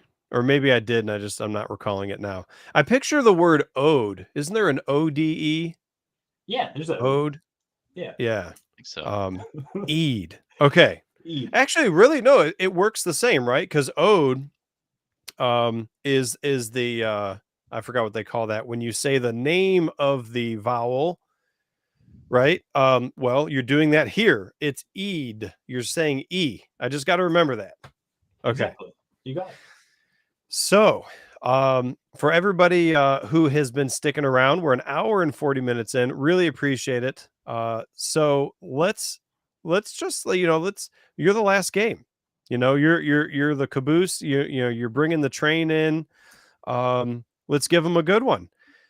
What can we start with? Did you have sort of a planned roadmap presentation you want to walk us through, or would you like me to just kind of start asking questions and do it kind of just riff off podcast style? It's up to you. Since I get to go last, we can actually just keep it more casual. I don't mind. I do have things that I can go over throughout the conversation that makes it easier, but I'm down to keep it open and just keep the conversation flowing. Okay. So do you want me to kick it off, or because I'm already building up questions? Okay. The reason I always ask this, guys, because I just don't want to take you in a direction you didn't want to go if you had pre-planned things. So I always think a great way to start this off is to understand a little bit of like the storyline of the lore of the game. People get an idea for the flavor, like what are we talking about here? Yeah, so absolutely. Runes, that's got to play a part. Yeah, that's actually the basically the whole entire thing about the game. So if we want to dive into the lore really quickly, everything is up on the website that I have for the game. So the first, all of the lore for base set is already done and posted. But in essence, I'm a huge Marvel fan. I'm a huge comic book fan. I love fantasy, all that stuff before. I know all of it's like played out in a sense, but I love it, man. It's my guilty pleasure, right?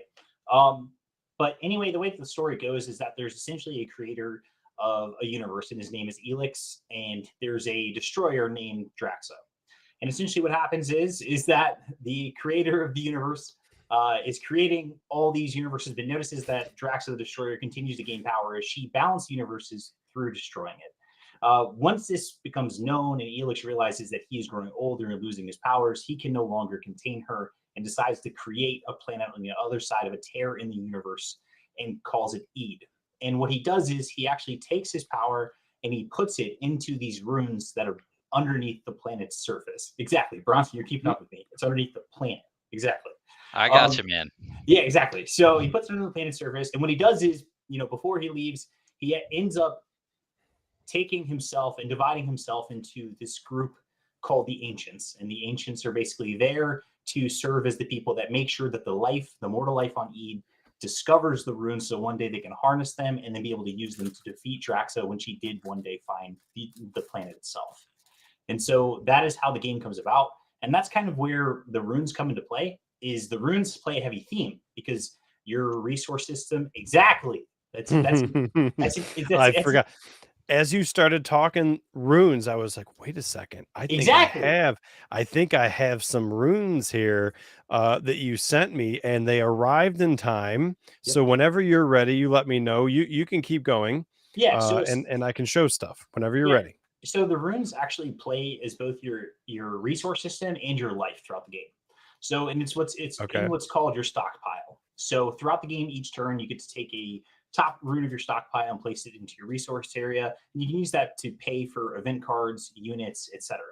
But your opponent is attacking your stockpile throughout the game, and you are doing so the same. Your stockpile is randomized at the start of the game and also contains these things called ancient runes. Whenever can I stop you for a second? Yeah, absolutely. As you get weaker, right? Because as you lose life, you also lose abilities or potential to have abilities because you're losing your resources too. Am I following that? Yeah, correct. So your stockpile serves as both. So, okay, sorry. I wanted to make sure that I'm understanding as you keep going. So sorry. Yeah. I'll let you keep going now. You're good. You're absolutely good. So whenever you break a rune from your opponent's stockpile, they take the top card of their stockpile, which is a random card, and flip it into their damage area. If it happens to be an ancient rune, like the one you just hold up, it has a keyword on it called broken. And that means you actually get to trigger that effect for free and the opponent can't respond to it. It's like a balancing mechanism whenever you're taking damage, right? And then also, because I'm a huge fan of Magic, similar to you, Ted, and I really love utility lands, right? So I love the fact that ancient runes not only give you that free ability when they're triggered in damage, but you can actually activate their effect while they're in your resource area by paying their cost. And so you actually get this really cool interplay where it's like, not only do I want to take damage and lose this rune? Do I want this rune in my resource area, etc.? But you kind of just get this really neat gameplay where it's like, my resource is my life. These ancient runes have really cool effects. How can I reuse them? And you're manipulating that along with your deck of cards that contains your units, event cards, etc. But you have a side deck for your mana, right? For your runes, Exactly. you said, just like Hearthstone, it's like a side deck, and you draw one every turn. Yeah, so it's similar to Hearthstone, except you start the game by randomizing it just because of the ancient rune aspect of it. So you can flip one of those into your resource area, or it can be flipped into your damage pile.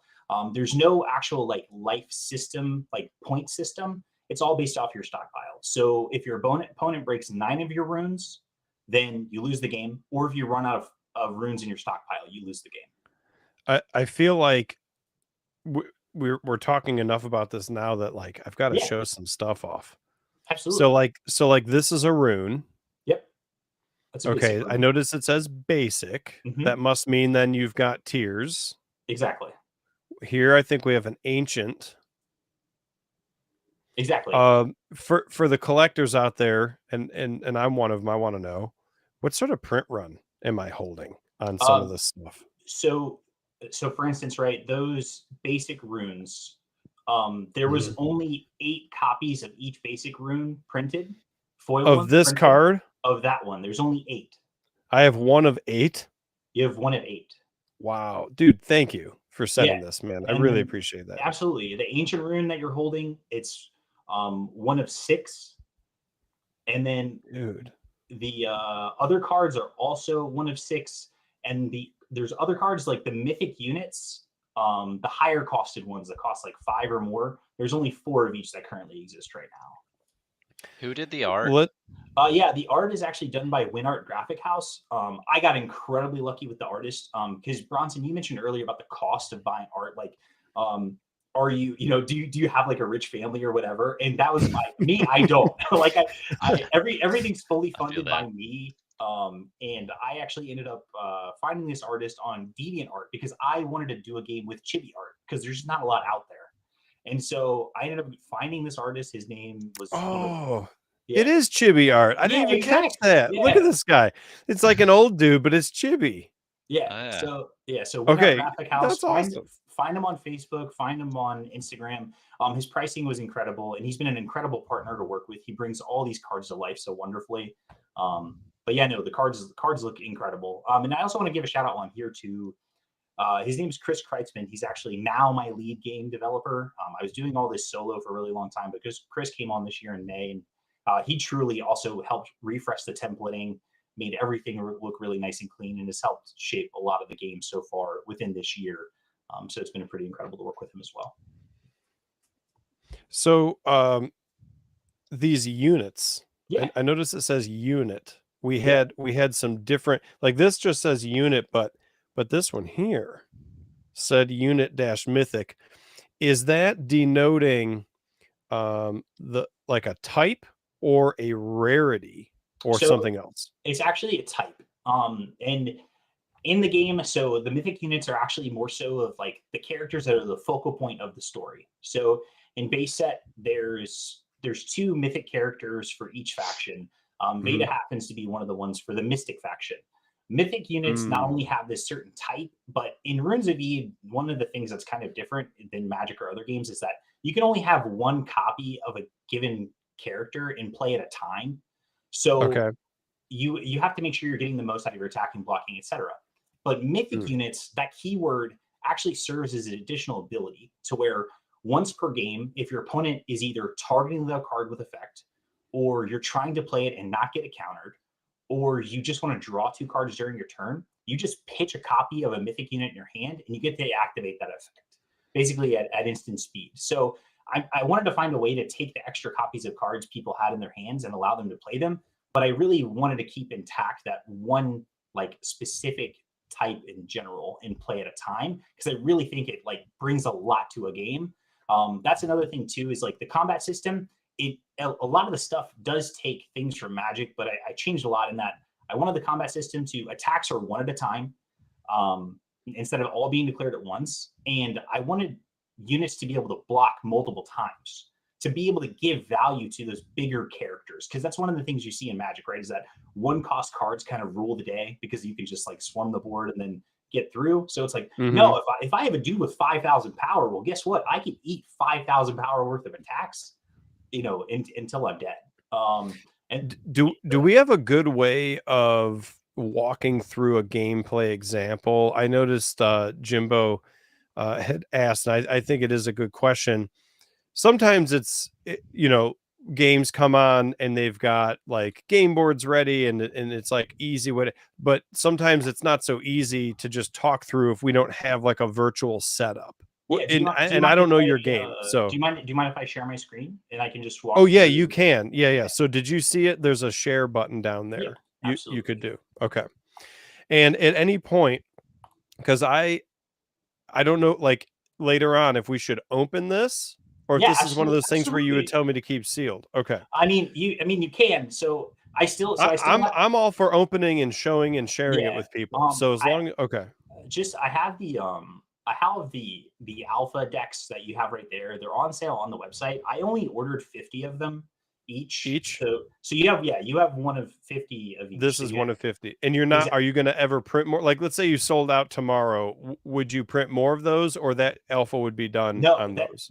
That's it. And that's one thing I wanted to make sure people were aware of, is that like anything that has the alpha stamp on it is they don't have, or like anything that has the alpha tag on it, where it says alpha, none of the cards have a set symbol on them. And moving forward, no cards will ever be that way ever again. They'll always have a set symbol. So the things you're holding truly are alpha pre-release cards. Oh, that's how you know, because there's no set symbol. There's no set symbol on it whatsoever. Okay. Yeah, so we can come back to that, because I want to make sure we get to Jimbo's gameplay.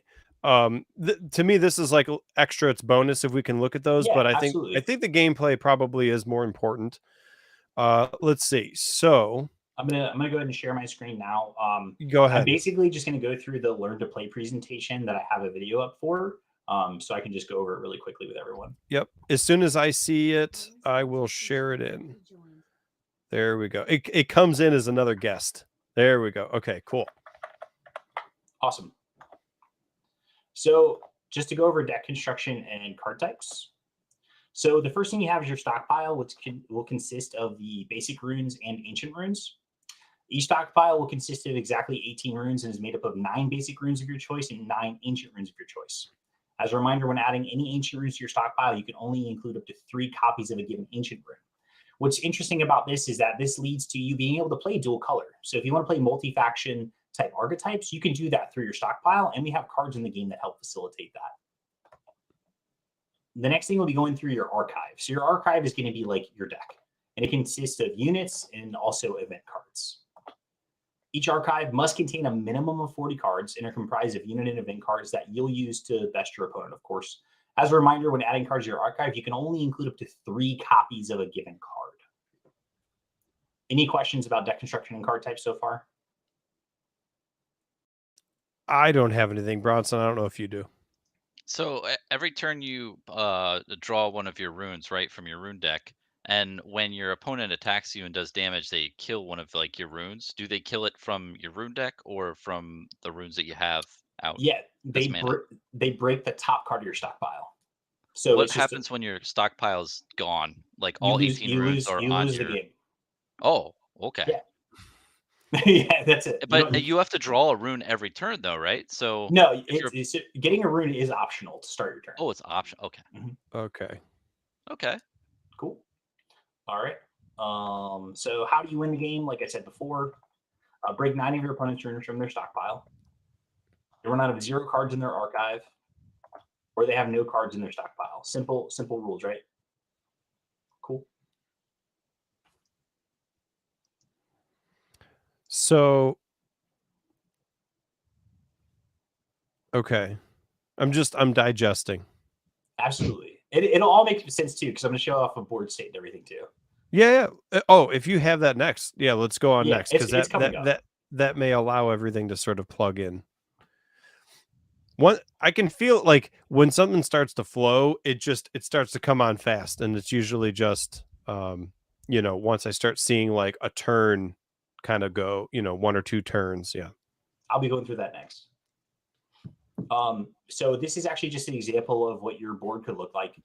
So you want your stockpile and archive, of course, on opposite sides of the board. You'll need an area for your damage pile. You, of course, still have a discard pile, exile pile, and then all the basic play areas that you normally have. When you say could look like, it's not a hard and fast set structure, like a rule that your battlefield needs to be laid out this way. I mean, it will be for like tournament style rules and whatnot. But Okay. this is just an example of like how you'd like to organize your board. Got it. Okay. Oh, I mean, I guess I'm sure you're going to get to this, but play area versus combat area. Yeah. So similar to Magic, Ted, as you know, is like when you play cards, you like play them onto your battlefield, but you like put them into the red zone when you're attacking. Got it. Okay. Yeah. And your creatures go to the play area, right? Yeah, your creatures will go to the play area, and then when they attack, you'll move them to the combat area, which is just You kind of push them up. Yeah, and then turning them sideways. Gotcha. Yeah, I feel like in Magic, I've gotten lazy over the years, and I just leave them where they stand, and I just kind of turn them like 45 degree to show that they're attacking now or whatever. But I think I do remember like way back in the day that like technically you kind of put them up a little bit, and then your opponent, if they choose to block, they bring theirs up a little bit, and then you could see the two battling are kind of a little bit separated. But I've gotten lazy over the years. I feel like I don't do that so much. It's all right. I mean, it can be a pretty casual game. So same thing applies here. Okay. So your resource area. So runes are played from the top of your stockpile into your resource area during your startup phase, face up, and ready mode. While in your resource area, runes in ready mode can be exhausted to pay required cost. Your play area. So units and event cards are played in your play area. The difference being that units stay in play, whereas event cards are discarded after use. Unless a unit or event card is quick, it can only be played during your first or second main phases. As a reminder, a player can only have one copy of a given unit in their play area. Questions about that? Nope. Cool. Each turn has a combat phase that takes place after the first main phase. During combat, each of your units that are eligible for combat may be selected to perform an attack. Each attack is performed separately and must move from start to finish before another attack can be declared. And I just totally missed the point that I was about to make. Oh, all units have summoning sickness, so they can't attack the turn they're played unless they have the keyword rage, which is the keyword of the savages, which means that they can attack the turn they're played. The keyword of the savages means that they can attack. Yeah, so they explain the keyword. Absolutely. So we use keywords. Each faction has a dedicated keyword that kind of symbolizes them. And the savages have rage. Rage is just a shortcut to say that this card can attack the turn it's played. Okay. And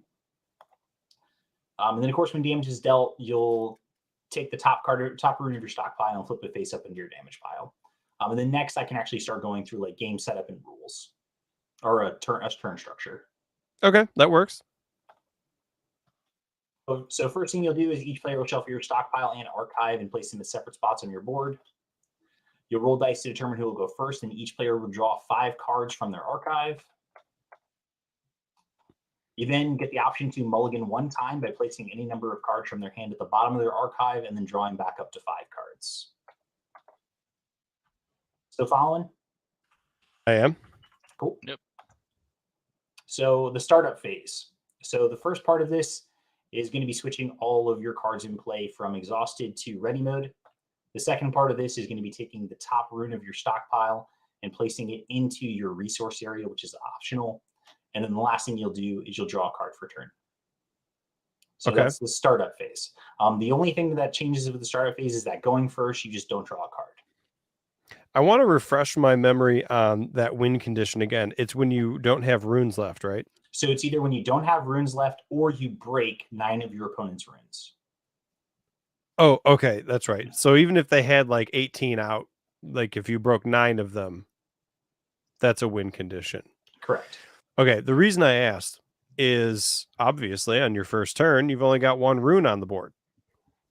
If for some reason your opponent was able to figure out how to just break the 1 rune that early, and I get that that would be really early, but if they could, they would win. Oh yeah.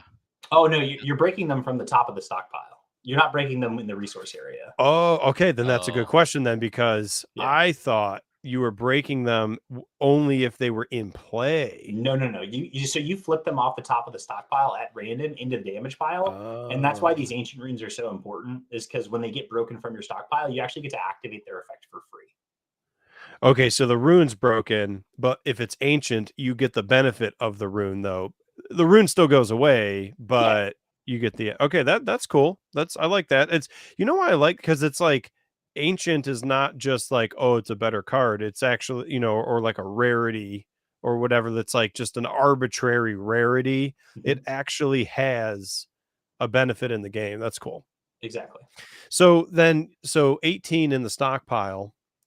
If none are broken, I don't care if you've got 5 or 6 on the board and 12 left in the stockpile, you technically have 18 like life, or if you want to call it that.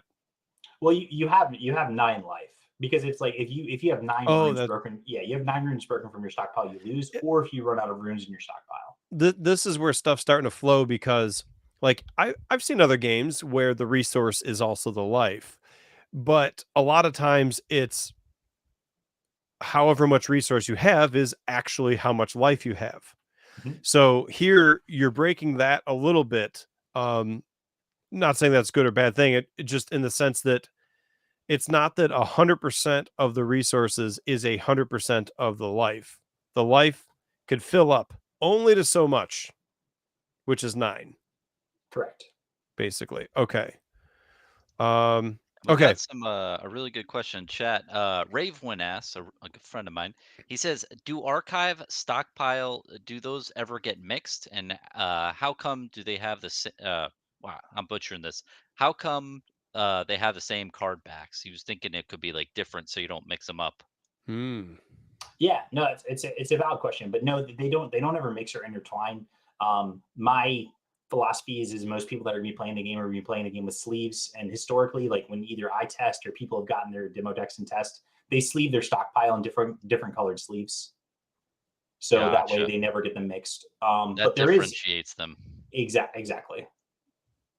Would you ever consider doing a different back later on, almost commemorating the early stage of the game where somebody would say, hey, back in the day, a rune had the same card back, but now it doesn't, like sometime in the future?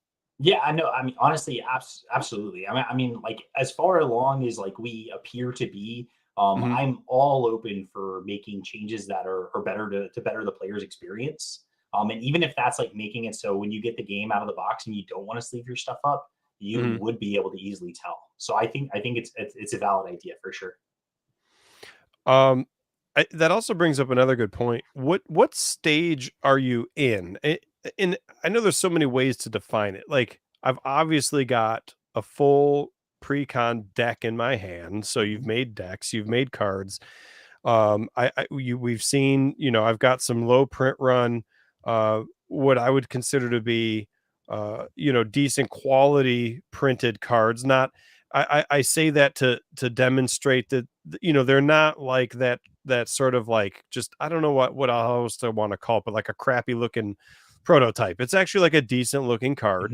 So you've got that, but how do we define what stage of the company or stage of the game that you're in? A lot of people look at that ready. like you have, like, well, but like a lot of people won't say it's ready until you've got your first full booster box. A lot of people might not say it's ready until you got your first full set, but these are arbitrary goals. These are arbitrary milestones. How would you define it? Yeah. So for full transparency, the set list for base set 1 is like 98% finalized. I have a final playtesting session on Friday to iron out the last details of base set 1. There's been a few changes since even the alpha decks came out that have come. We haven't announced them all yet, but I would say after we make these final decisions, I am going to move forward with printing full copies of the game that will be for sale. Kickstarter is something that I still am trying to wrap my head around, because I try to, when I get into a new space, because getting into the TCG space, like I come from a game design background. And so when I was trying to learn like all the marketing and how everything's happening with Kickstarter right now and TCGs, etc., all that stuff, I'm not 100% knowledgeable on how to best approach that. So to me, I'm just going to move forward with printing the game once base set is done and getting that game out there and building communities. And that's the biggest thing I want to do, because ultimately, like, making a profit is great, but I just want to, like, look, man, when I finished the initial design for this game, I already felt like my goal was achieved, because all I wanted to do was make a really fun game for my friends to enjoy. And once I accomplished that, but then people started telling me this had legs, I was like, well, okay, well, I'll push it further. I'll go get art.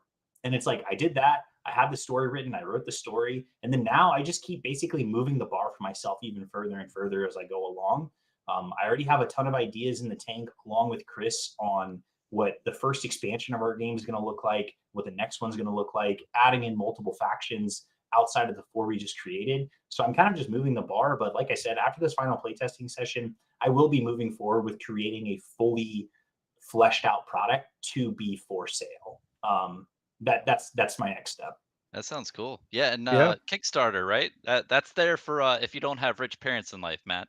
Yeah, I appreciate it. what I just get really I guess just this whole wave of collectors thing is kind of like it's kind of worried me, because I just don't want the game to go to the moon on the backs of collectors, when the game that I'm designing is truly meant to be played. Like, Yeah. there's so much energy, time, and like a lot of detail like went into making this game something that you want to play on a table, whether it be a kitchen table or a competitive gaming table. And that's kind of the thing that scares me. Yeah, yeah, no, I think you have the right mindset there. And just real quick question: the back of the card artwork looks really nice.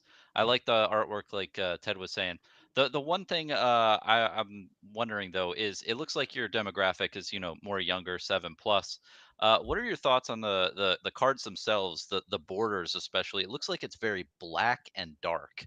And do you think that's going to appeal to a certain demographic of the younger crowd? Is it like goth kids, or no? No, I'm so just it's kind of actually curious. it's actually just 100% intentional, because I want this game to be like a game where it's like, so the characters are like, in a sense, they're like adorable, right? Like they're cute characters because they're chibi characters. So I want it to be like the game is like trying to be this serious game, right? It's trying to be serious with these dark card templates, but in fact, it's like it's not. So it's almost like making fun of itself in a sense. I don't know if that makes any sense, but that's kind of the look I was going for with this.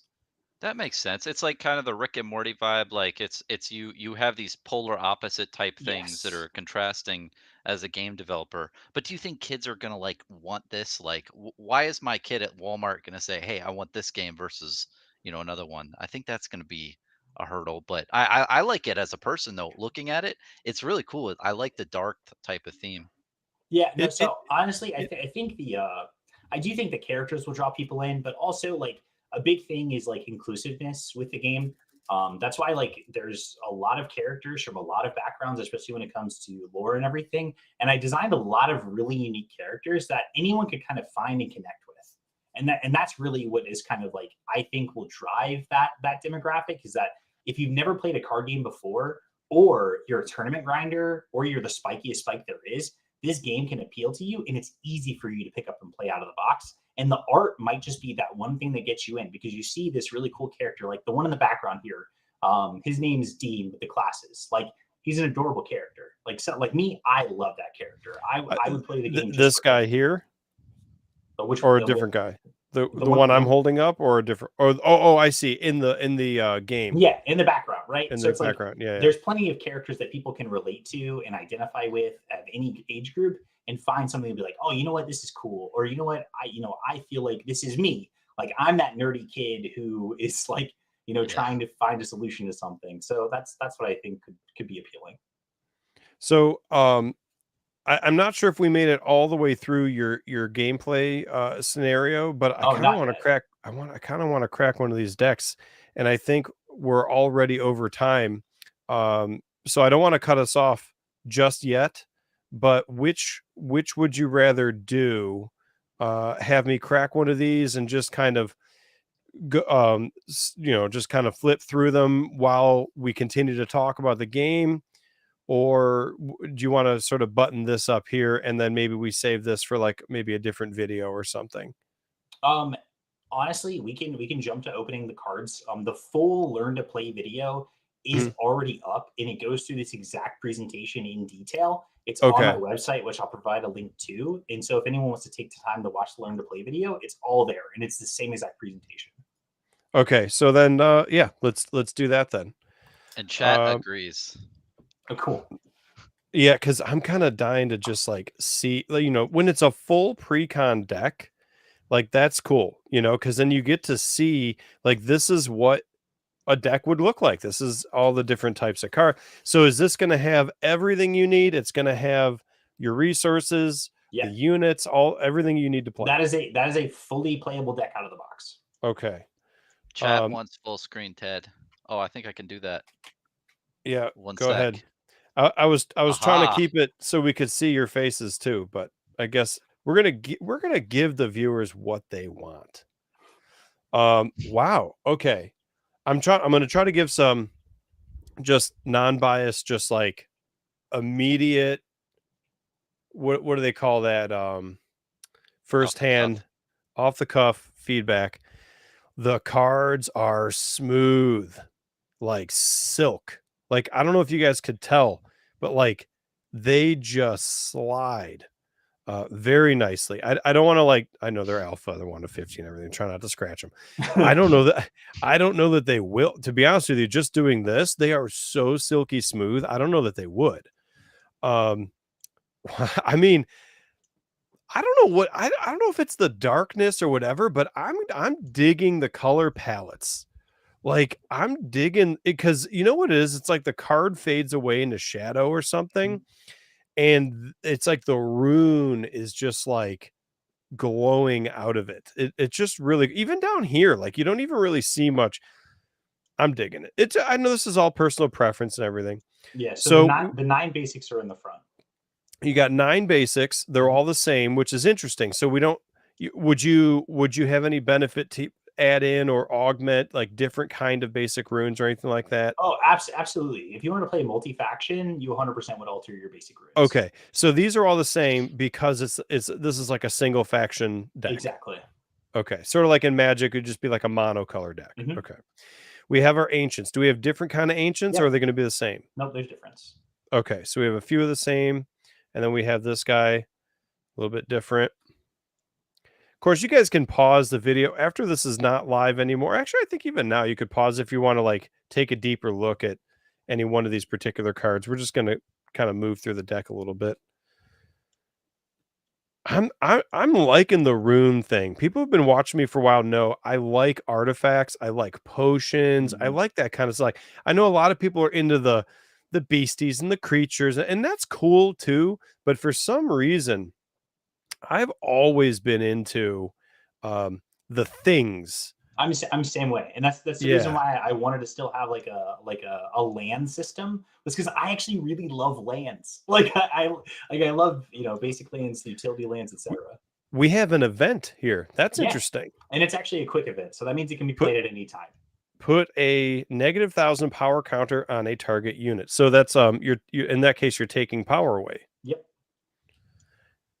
An event. So is an event almost handled sort of like an instant in Magic, like a instant and sorcery. So events without those lightning bolt indicators are played at like sorcery speed, so you can only play them during your main phases.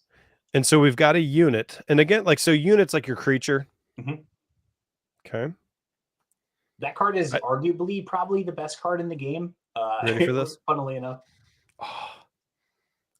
You guys ever do that? You ever smell brand new cards when you pull them out of the pack?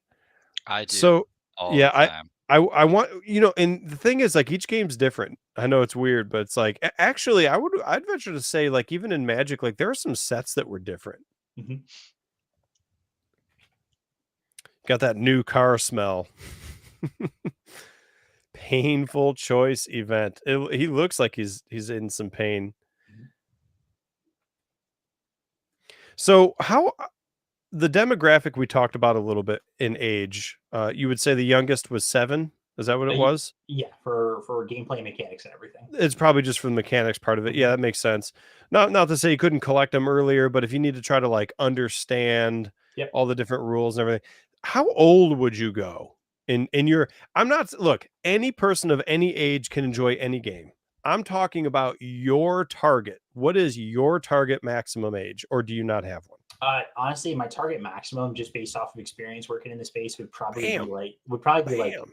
like 45 to 50-year-old max would probably be the highest end. I was punching the camera with Yeah. 45 or 50. Yep. That's what you said? Okay. Well, I like that, almost like a dinosaur. I don't know if it's like a dinosaur dragon skeleton or Yep. something like that, but I kind of like that in the background.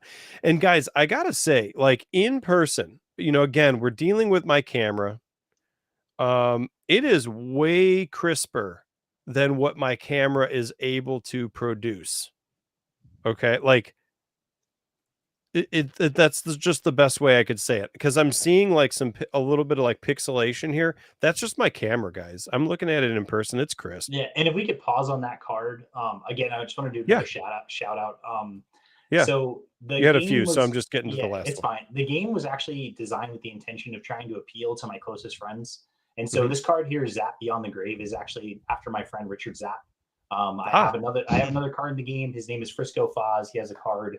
Jose Mercado has a card, and then also my friend Pat O'Neill. I mean, also my wife has a card. So it's just wanted to throw that out there, make sure they all heard it, just in case they watch this. That's cool. That's cool to be in the game because you know the creator, not because you, Yeah. like, bought the spot or Yeah, whatever. exactly. Now, are any more in this particular deck? Did we already cut past some? Or they're Oh in no, different that was the only one in this deck. The other ones are in in this other deck? factions. Okay. Oh, that dude looks kind of interesting. Oh, you know who the Meta Man? He, because Oh yeah, his yeah. shaved Yeah, head. it could be the Meta It- Man card. If he would do a little bit like a longer Like a Fu Manchu. oh no, he's got a goatee. So if he does the full goatee, kind of has like a Meta Man look. Oh, look at Jimbo. Jimbo, you're always looking out. You're always looking out, man. I would probably not. I mean, but I'm just saying. It's possible. People ask that a lot when we have different games on, because I think viewers are just trying to see what we can get game creators to do, but I by no means am trying to push my way into any game to have any cards. I like this dude. He's like, he's got, the beard of wisdom, it's a white beard. It's like, but he's like moving. Actually, he almost has a Professor X, because he's like touching his head thing going Yeah, there. see that. What do we got here? These guys playing around in mushroom clouds? Like, what's going on there? No, they're being revived. Oh, okay. They're like floating around like, hey, guys, we're having a good time. Let's see where my mind's at, right? It's like, what, 10:30, 2 hours and 18 minutes in, everybody. Didn't mean to go this long. We really lost track of time on this one, guys. We really did. I think each game took more than 20 minutes. But that's on me for watching the time. But we're having a good time. So that'll happen. Ooh. Wow. What's going on here? Yeah, so Rune Shift is probably one of the flagship cards in the game. So it's an event card that lets you interact with your stockpile. So you can take a rune in play in your resource area, shuffle it back into your stockpile, and then search your stockpile for a rune of your choice and put it into play. I'm noticing. Look at the back. Yep. That's on purpose, correct? Yeah, it's intentional. Yeah, look at that, guys. That's sweet. I like it. Are these gradable yet? No, I haven't worked with any grading companies yet. Okay. I wonder how that works. I'm pretty sure if you just start, like, if a fan sends a card into a grading company and the company doesn't know how to do it, I think they try to reach out. You know, where you could, I don't know what you have to give them, but you have to like pass them card information or whatever so they can identify the card. So I heard what do in the what do we past have here? PSA just sends you the card back and said can't do it, and they keep your money. Yeah, so Yeah, this is just a turn structure card just to help. So if people yeah. want to just have it out, they can just have it while they're playing. And Well, then there's 1 of 50 though, yeah, you're because it's correct. in the alpha deck. So Correct. that's still cool to me. Yeah, no, I think it's more like the indie TCG type focused graders that I've heard will, you know, they will attempt to maybe adopt that game or whatever because they're trying to grow as well. So we got some full arts in the back. That's Yep. cool. Use them as tokens or anything, gameplay in any way, shape, or form, or these are just full arts? These are just full arts, just for Okay. collectability, and just they were just my personal favorites from the faction Nice. itself. And again, 1 of 50. Yeah, exactly. I'm just saying. I know rarity is not everything, but I can still appreciate when something is rare. So did I miss some, like this is in the back? Is this Oh no, I that- think that must have floated to the back when you were messing with the cards or something. that's what I was thinking. Okay. Yeah.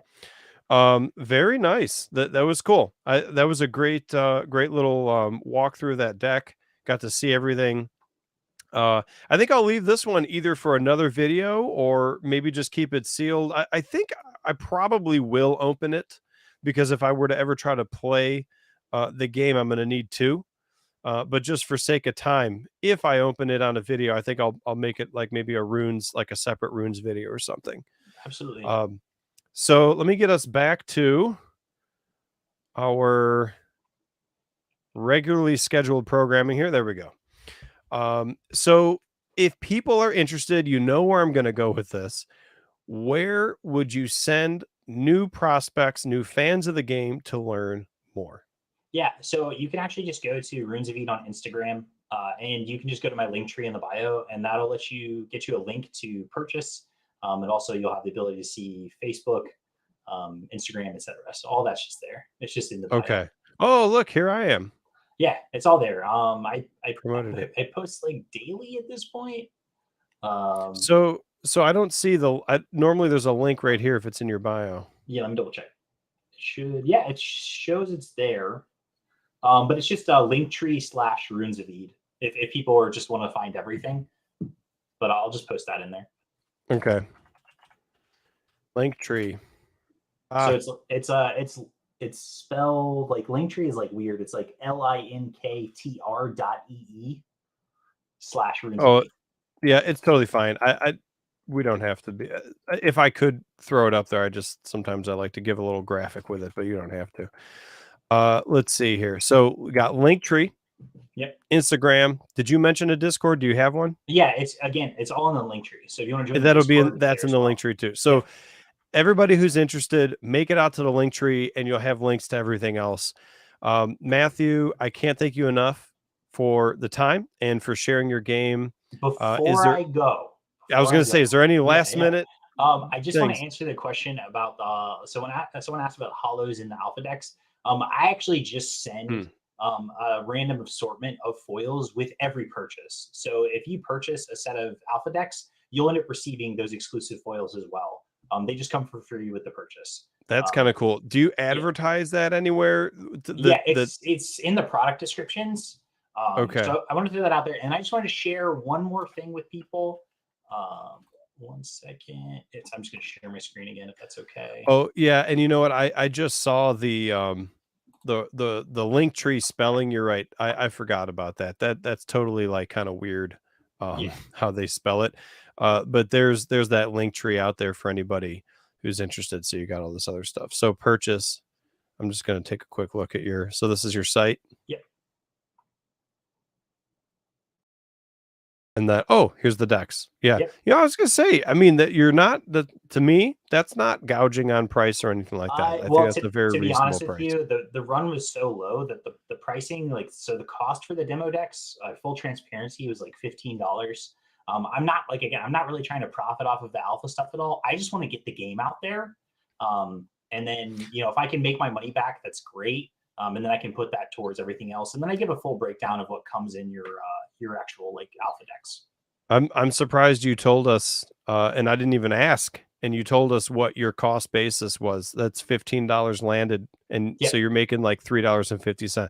You're charging them shipping at least, right? So you don't have to pay Yeah, that. so they'll pay shipping costs, but yeah, I'm making $3.50 a unit. Again, I'm not in this right now to go to the moon.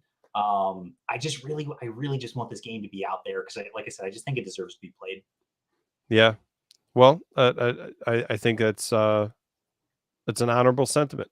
And your company is called Get Good Gaming? Get Good Games LLC. Yes. Very So nice. I love that. Git is a source control for anybody, any programmers out there. Is that where you pulled that from, or is that? Not me. I just used it from. It's just the meme from. I'm trying to remember the game at this point. But it's just basically just like a lot of memes came from it. And I when I played competitive TCGs back in the day, I kind of had like a almost like a villain persona when I was content creating, and so I would just like tell people to get good, like sarcastically. So, but I'm just gonna share my screen. I'm just gonna share one more thing. Yeah, as soon as I see it, I'll throw it up here. Yeah. Can you see it? There we go. Yep, it just popped in. So this is actually just a Halloween promo that's going to be coming out soon. I just ordered 72 of them. I will post them up on the website. I haven't decided on a price yet. It's not going to be super expensive. But this is just something to commemorate because I love Halloween. I know a lot of people do. Invada is one of the flagship characters, and I just thought this art was great, done by our artist Win Art Graphic House. So this will be coming out soon as well, and I'll post about that on social media. And this is the first time this card's been revealed. So. Oh, well, I'm honored. You're revealing it here on Ted's Basement. Here, let's give it its due, full screen. And you know, I kind of like the just holding a little pumpkin. It's a chibi unit. So this is cool. I like the there's like, I don't know what you want to call this, but there's like these little just flows of like purple along the sides where it's just peeking through that dark border. I think that goes really well with that orange pumpkin, like Halloween kind of a theme. It's just a color. I know it's just arbitrary because it's like it's subjective. It's just a color thing, but yeah, for me, I like that. Yeah.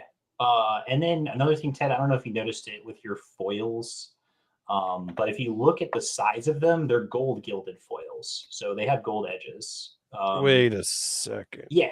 All the alpha foils have gold gilded edges. Let's you're making me use my stream deck here a lot. Yeah. Switching cameras. Let's get the sides of these. So it's all of them? All of them, yeah. Oh, look at that. Dude, I didn't even catch that. That's pretty cool. Wow. These are, I mean, we never know where a game's going to go, okay? And I understand that, and I know a game doesn't have to be Pokemon size to be special, okay? So I'm caveat that when I say this. This feels like something special in my hand here. Like, it's just, they're super rare. You sent them to me. I didn't even think I asked. You just sent them to me. And then they've got these gold. It's just the amount of thought that I feel like went into these. It just, thank you. That's cool. You didn't have to do that, but I appreciate it. Very cool. And that gold is that's something. Is it real gold? Yeah. Just kidding. I'm gonna venture with no. Oh, here we go. Look, this is what we do at the end of the stream.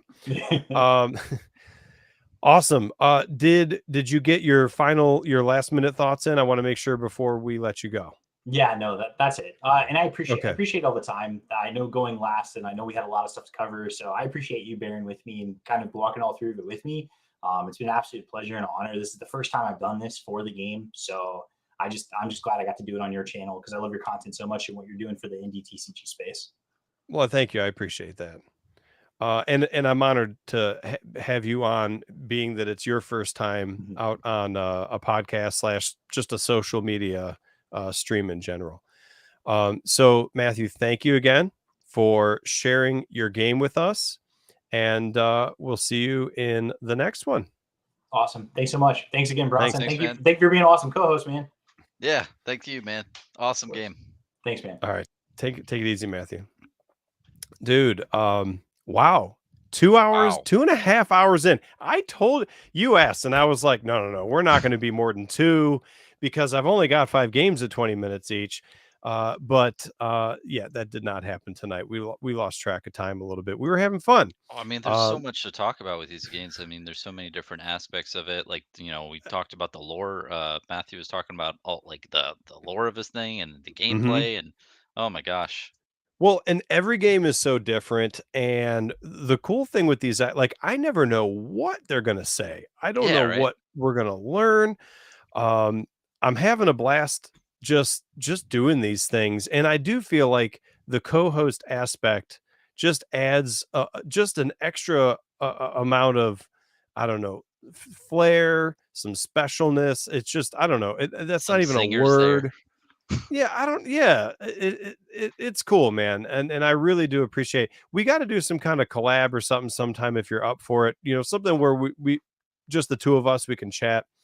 For Um, sure, Ted. No, I'd love that, man. And I mean, the expo that you made here, this is number 3. It's just mhm. it's a brilliant concept because it's like you normally have to go to these expos and these big, places and, spend a plane ticket and all that crap. You're putting it online for anyone to view at their given pleasure, and no, just the concept overall is really, really good. And I'm glad to be here, man. And I'd love to do some collab in the future.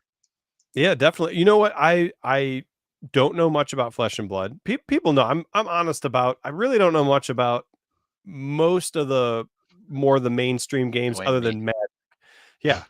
Yeah. Because Magic was my thing for so long, and until Same. the indie TCGs in the last year got me into indies. But what I'd love to do Hmm. is maybe do a Flesh and Blood walkthrough and Okay. have you just educate me. And there's actually another a co-host I had, McGreg's Mhm. and Teddy Collects, that they know Pokemon and I don't. And maybe I can get them on. And I think I talked about this with one of them, about educate me on Pokemon. And so I kind of see you as that person to educate me on Flesh and Blood. And you know what else? I'm looking over. I've got a couple Monarch boxes. Welcome to Wraith, and there's one or two other, only because of Rudy. So I'm a Rudy patron, and Oh, I same. Love the guy. yeah, I like his content. I think he's hilarious. So every once in a while, he puts out special packages and bundles and stuff.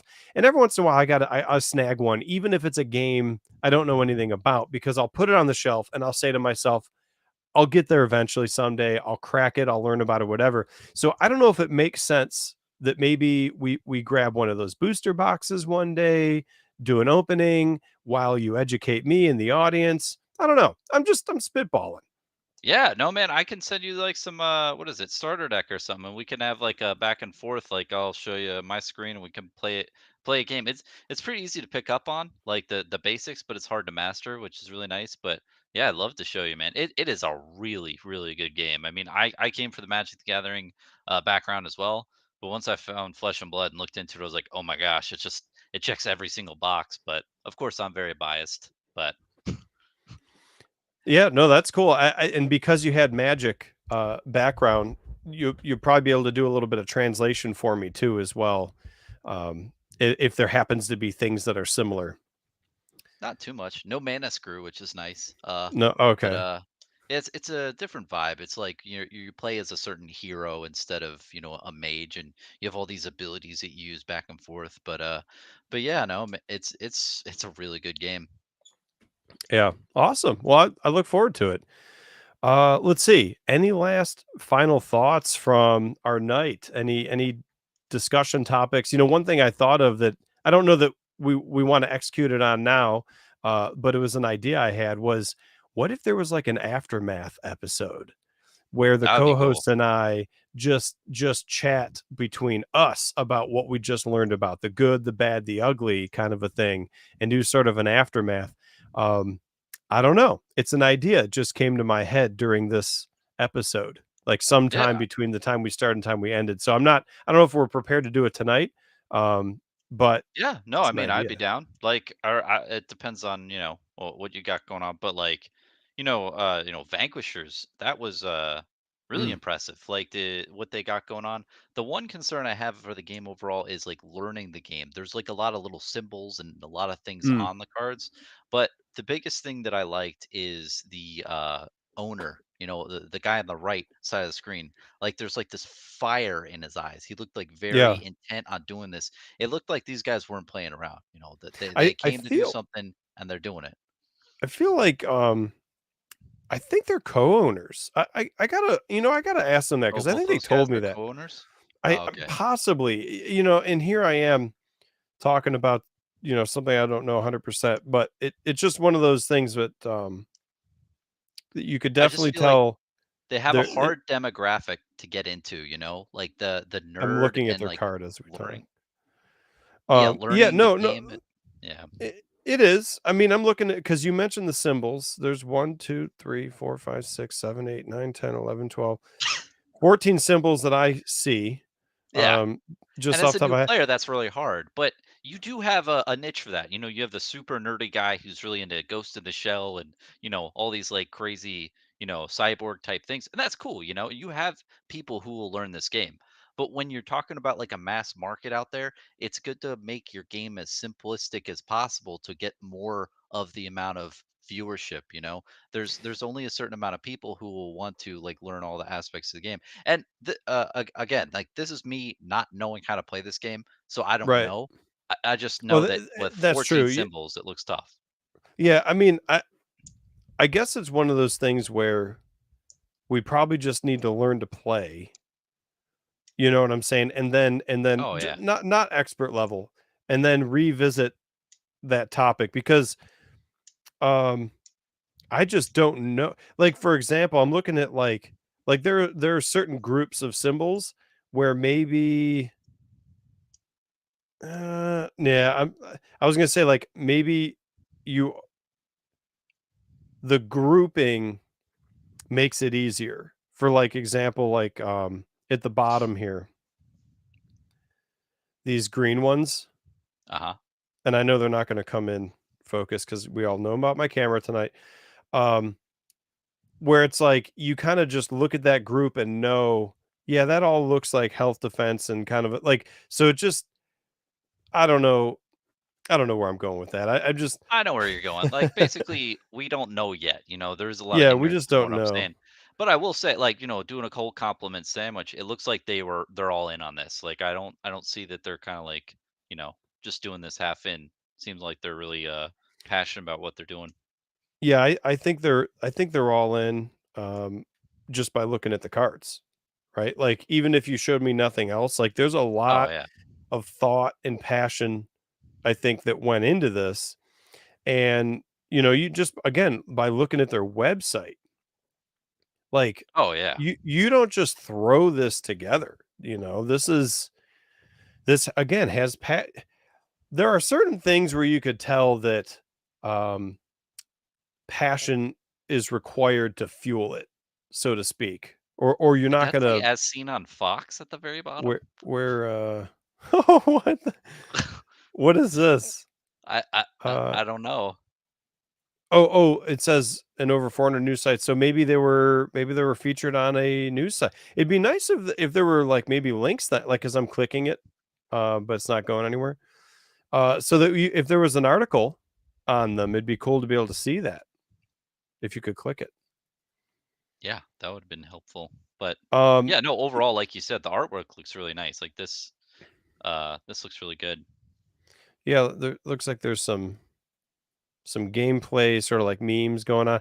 Yeah, I mean, I'm a player of games, right? Like I love to just play them.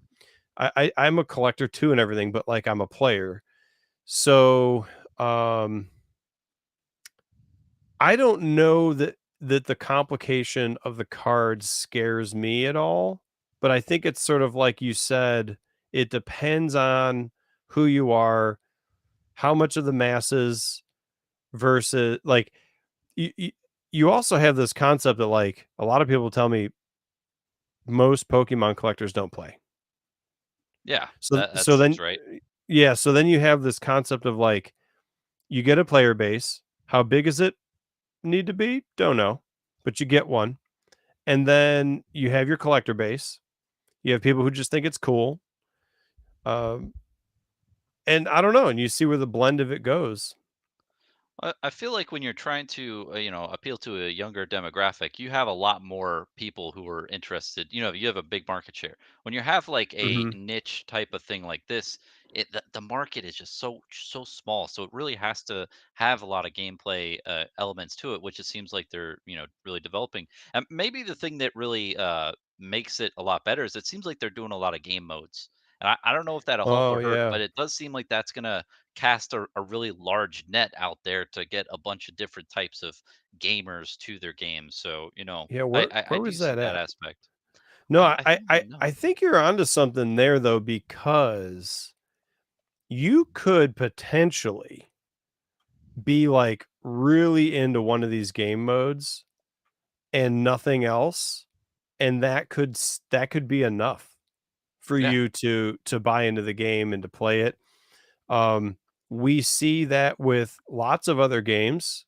I think, like, even with Magic, a lot of people just play Commander. They don't do anything else. Hmm.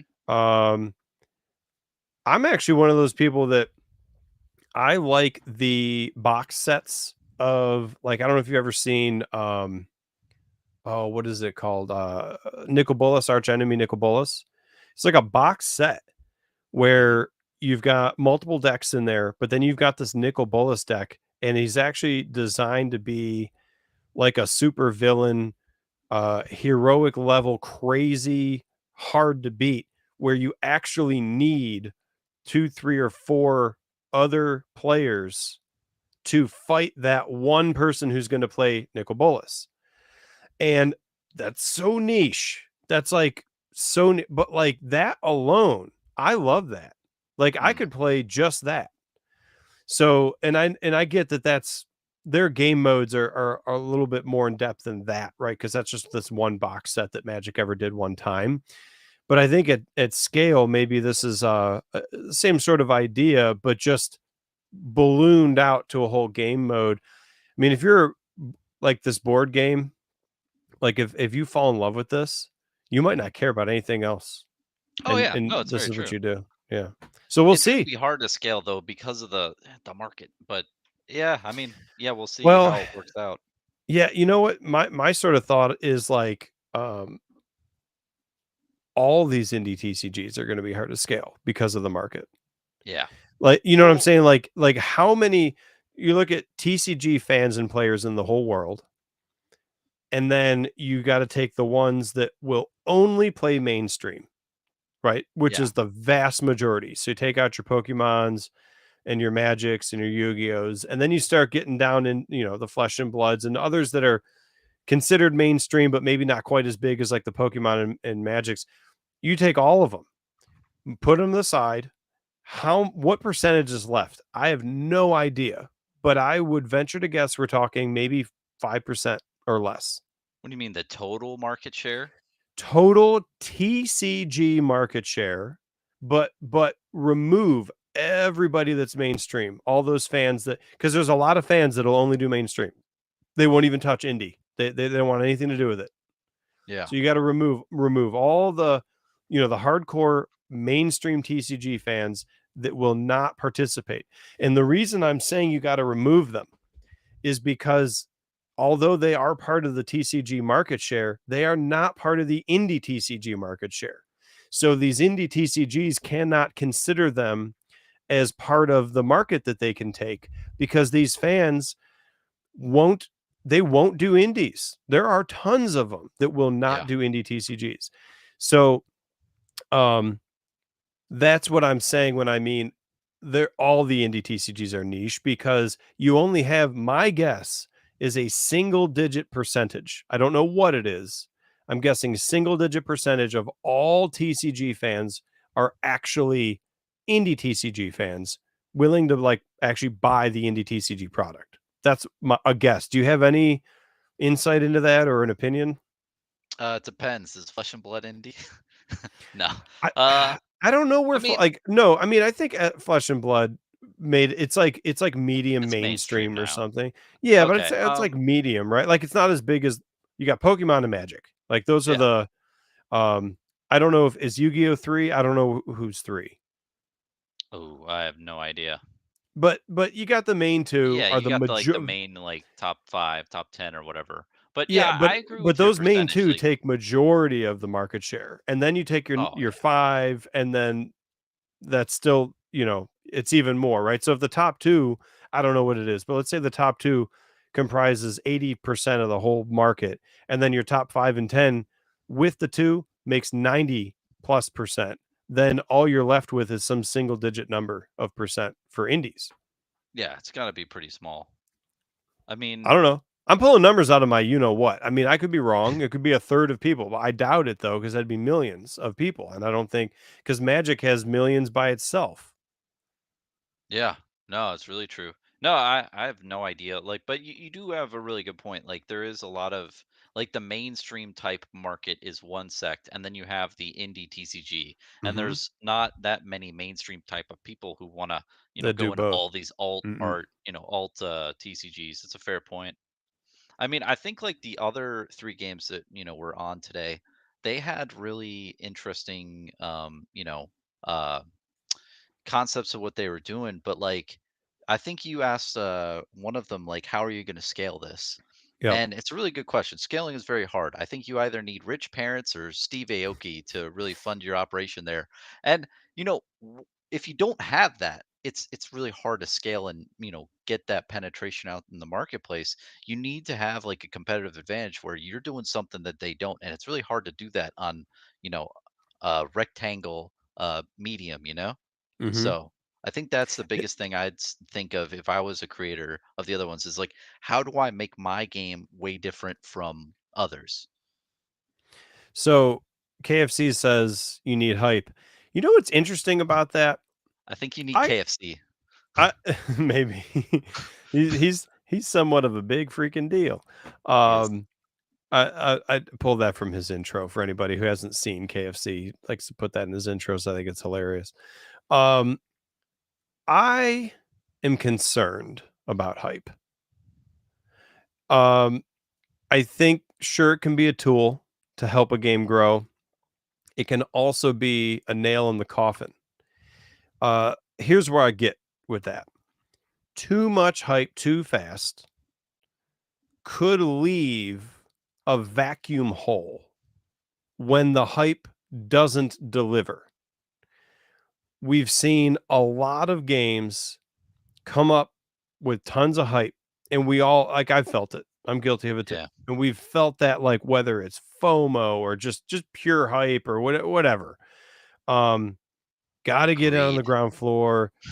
Greed. Well, and it may or may not even be monetary. A lot of it, tons of it's monetary. I get that, right?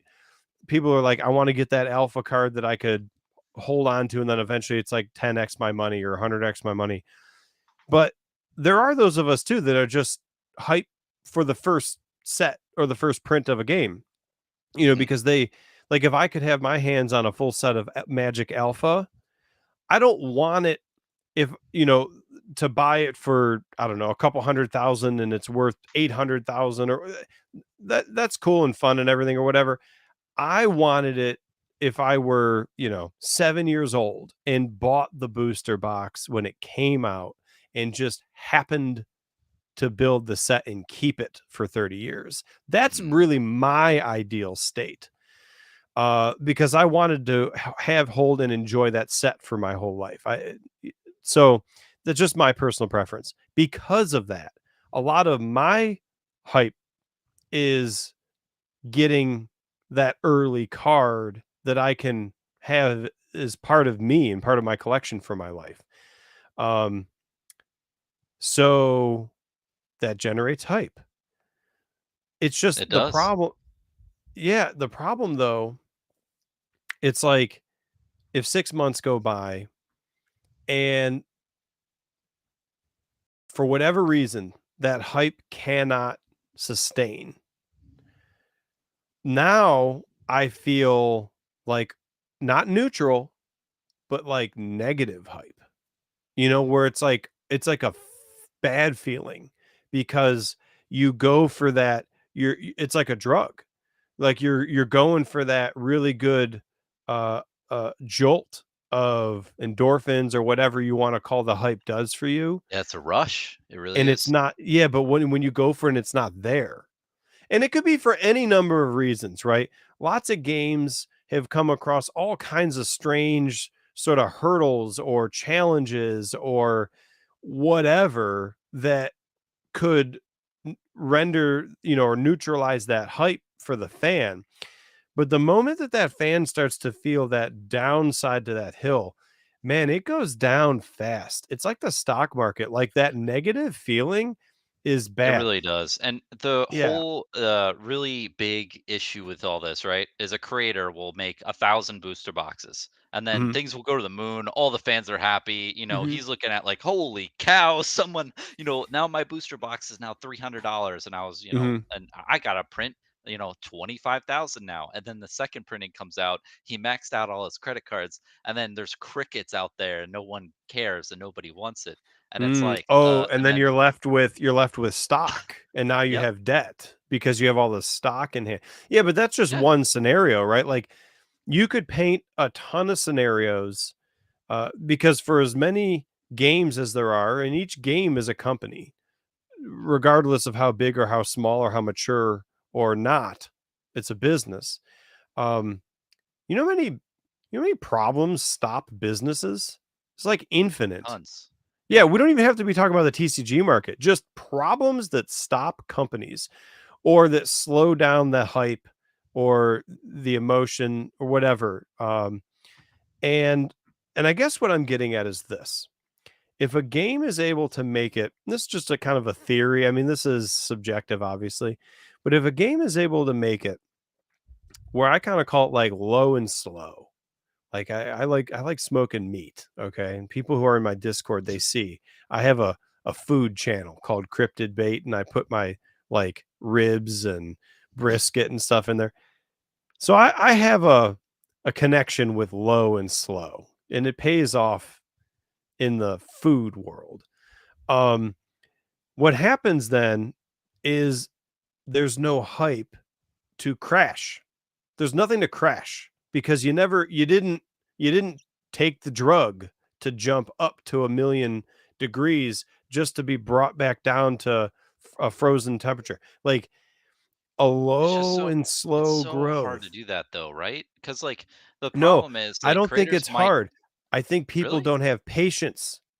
No, these game creators don't have patience, the ones that do it. Because like here's for example, let's say you don't go to Kickstarter.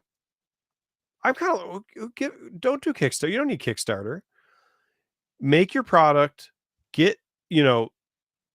Don't even print it. I just mean make it. Like get the art, get the game, get the whatever. Show people, and then do pre-orders for X number of boxes or decks or whatever the heck it is, Mhm. and let those pre-orders pay for the printing. Okay, but keep it a small enough number that it satisfies your fan base and it's not overly done.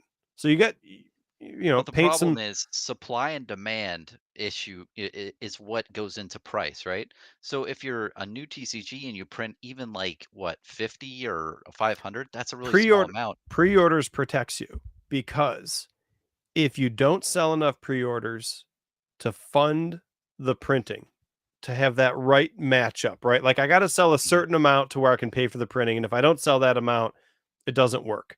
And that matchup is at different layers of scale depending on where you're at. Like if I'm going to make 50 decks, there's a Mhm. certain dollar amount that works. If I'm going to make 5,000 decks, there's a certain dollar that works. If I'm going to make 500,000 decks, there's a certain dollar that works. So what I'm saying is if you don't hit that sweet spot, then guess what? don't do the printing, refund everybody, and the market just told you your game didn't do well enough So just you're yet. saying like a Kickstarter, or like, let's do an No, example. Like I'm saying Ted's doing his basement TCG. What yeah, would you do? I would not do Kickstarter. Don't do Kickstarter. I would present my product, my game, my IP And I'm the in evil investor in this. yeah, So. I'm gonna present it in any ways that I can in today's technology with all the platforms I have at my disposal. I could do YouTube videos, I can be on Discord, I can be in Instagram, whatever, Twitch, you name it. That's up to that's your style as a game creator. Just get your IP out there that way, and then let everybody know once you feel like you've started to build up some momentum that you actually have people following you back because they like what you're saying, communicating on your Discord, asking you questions. Like you start seeing enough engagement where you're like, hey guys, it seems like there's enough engagement. Maybe I'm going to run, 50 decks or 50 booster boxes. I'm only going to do on pre-orders, and I'm only going to print if I sell enough. Oh, pre-order. Okay. So you mean like each person can only buy one box? No. You go Okay. to I'm an evil. tedsbasement.com and Yeah. you go to my shop, and you would add, Ted's Basement card game deck 1, and you would add as many of those as you want to your cart, and you'd buy them, but it would say pre-order on the listing. The cards don't exist yet. And there's Okay, so I'm an there's a evil investor. I buy 40 of your 50 boxes on pre-order. uh-huh. Now what happens? Well, you funded the that print run. Okay. So Okay. follow this through. You print your 50 decks because you made enough money. You probably made enough money when you sold like 25 of them. Okay. So you made enough money to it's all about how you manage the money and what you sell your deck for. You print them. Okay. Evil investor gets most of them. Unfortunately, that's probably not what you want, but you can't control what people buy. What happens next time? Because you can see evil investor bought it because you see the one order for 40, right? Yep. But the What public happens? doesn't know that. No, but I think, okay, now it's time to be transparent. If it's my game, I'm going to be transparent. I mean, guys, listen, here's what happened. Somebody bought 40 of them. I'm not going to control the market. Wait, you That's tell not that to the public? I would. It's not Okay. I would tell it to Because you here's with what I this do as story. an evil investor. I buy your Yeah. 40, right? And then Uh-huh. I sell one on eBay for $300, and then I use my fake eBay account to buy that and do a wash transaction. So now everybody thinks that your booster box is worth $300, and then everyone's flocking to your game because they're like, "Oh my Yeah. gosh, this booster box is now $300 when it was sold for $80 like a couple months ago." I'm really interested. And then This what do is you do as a creator once there's all that hype around you? Because yeah. yeah, This is why I need to be transparent, right? yeah, That's why I'd actually have to say, guys, listen, one person bought 40 boxes. That sucks that happened, but I can't stop somebody from buying 40 boxes. And I am not going to try to control the market. So if that person wants to do that, that's what they did. But because I'm now transparent with you, you now know that you're buying from Evil Investor on eBay if you go do that. The other thing about being transparent is let's get on eBay then, and let's actually check and acknowledge those sold listings and see they're all coming from this one account and going to this other account. it's Because really hard again, to do. but with transparency, things become easier. I totally agree with what you're saying. No, like I think that, and would you degrade your company though too and say, "Hey, look, this booster box is sold for 300. That is way too high for the product that I'm printing. Like I'm advising like an extreme. Please use extreme caution when making, Yeah. buying decisions." I think Yeah. that's a great idea, and they do No, that in the stock I think it's market. amazing because what you could do is you can say, guys, listen, I'm trying to make a playable card game. If people are messing around, I cannot control them. I cannot control the people. I can control myself though. Yeah. So now let's try some creative stuff. How about if I know the one, I mean, I'm going to start going down some crazy paths, right?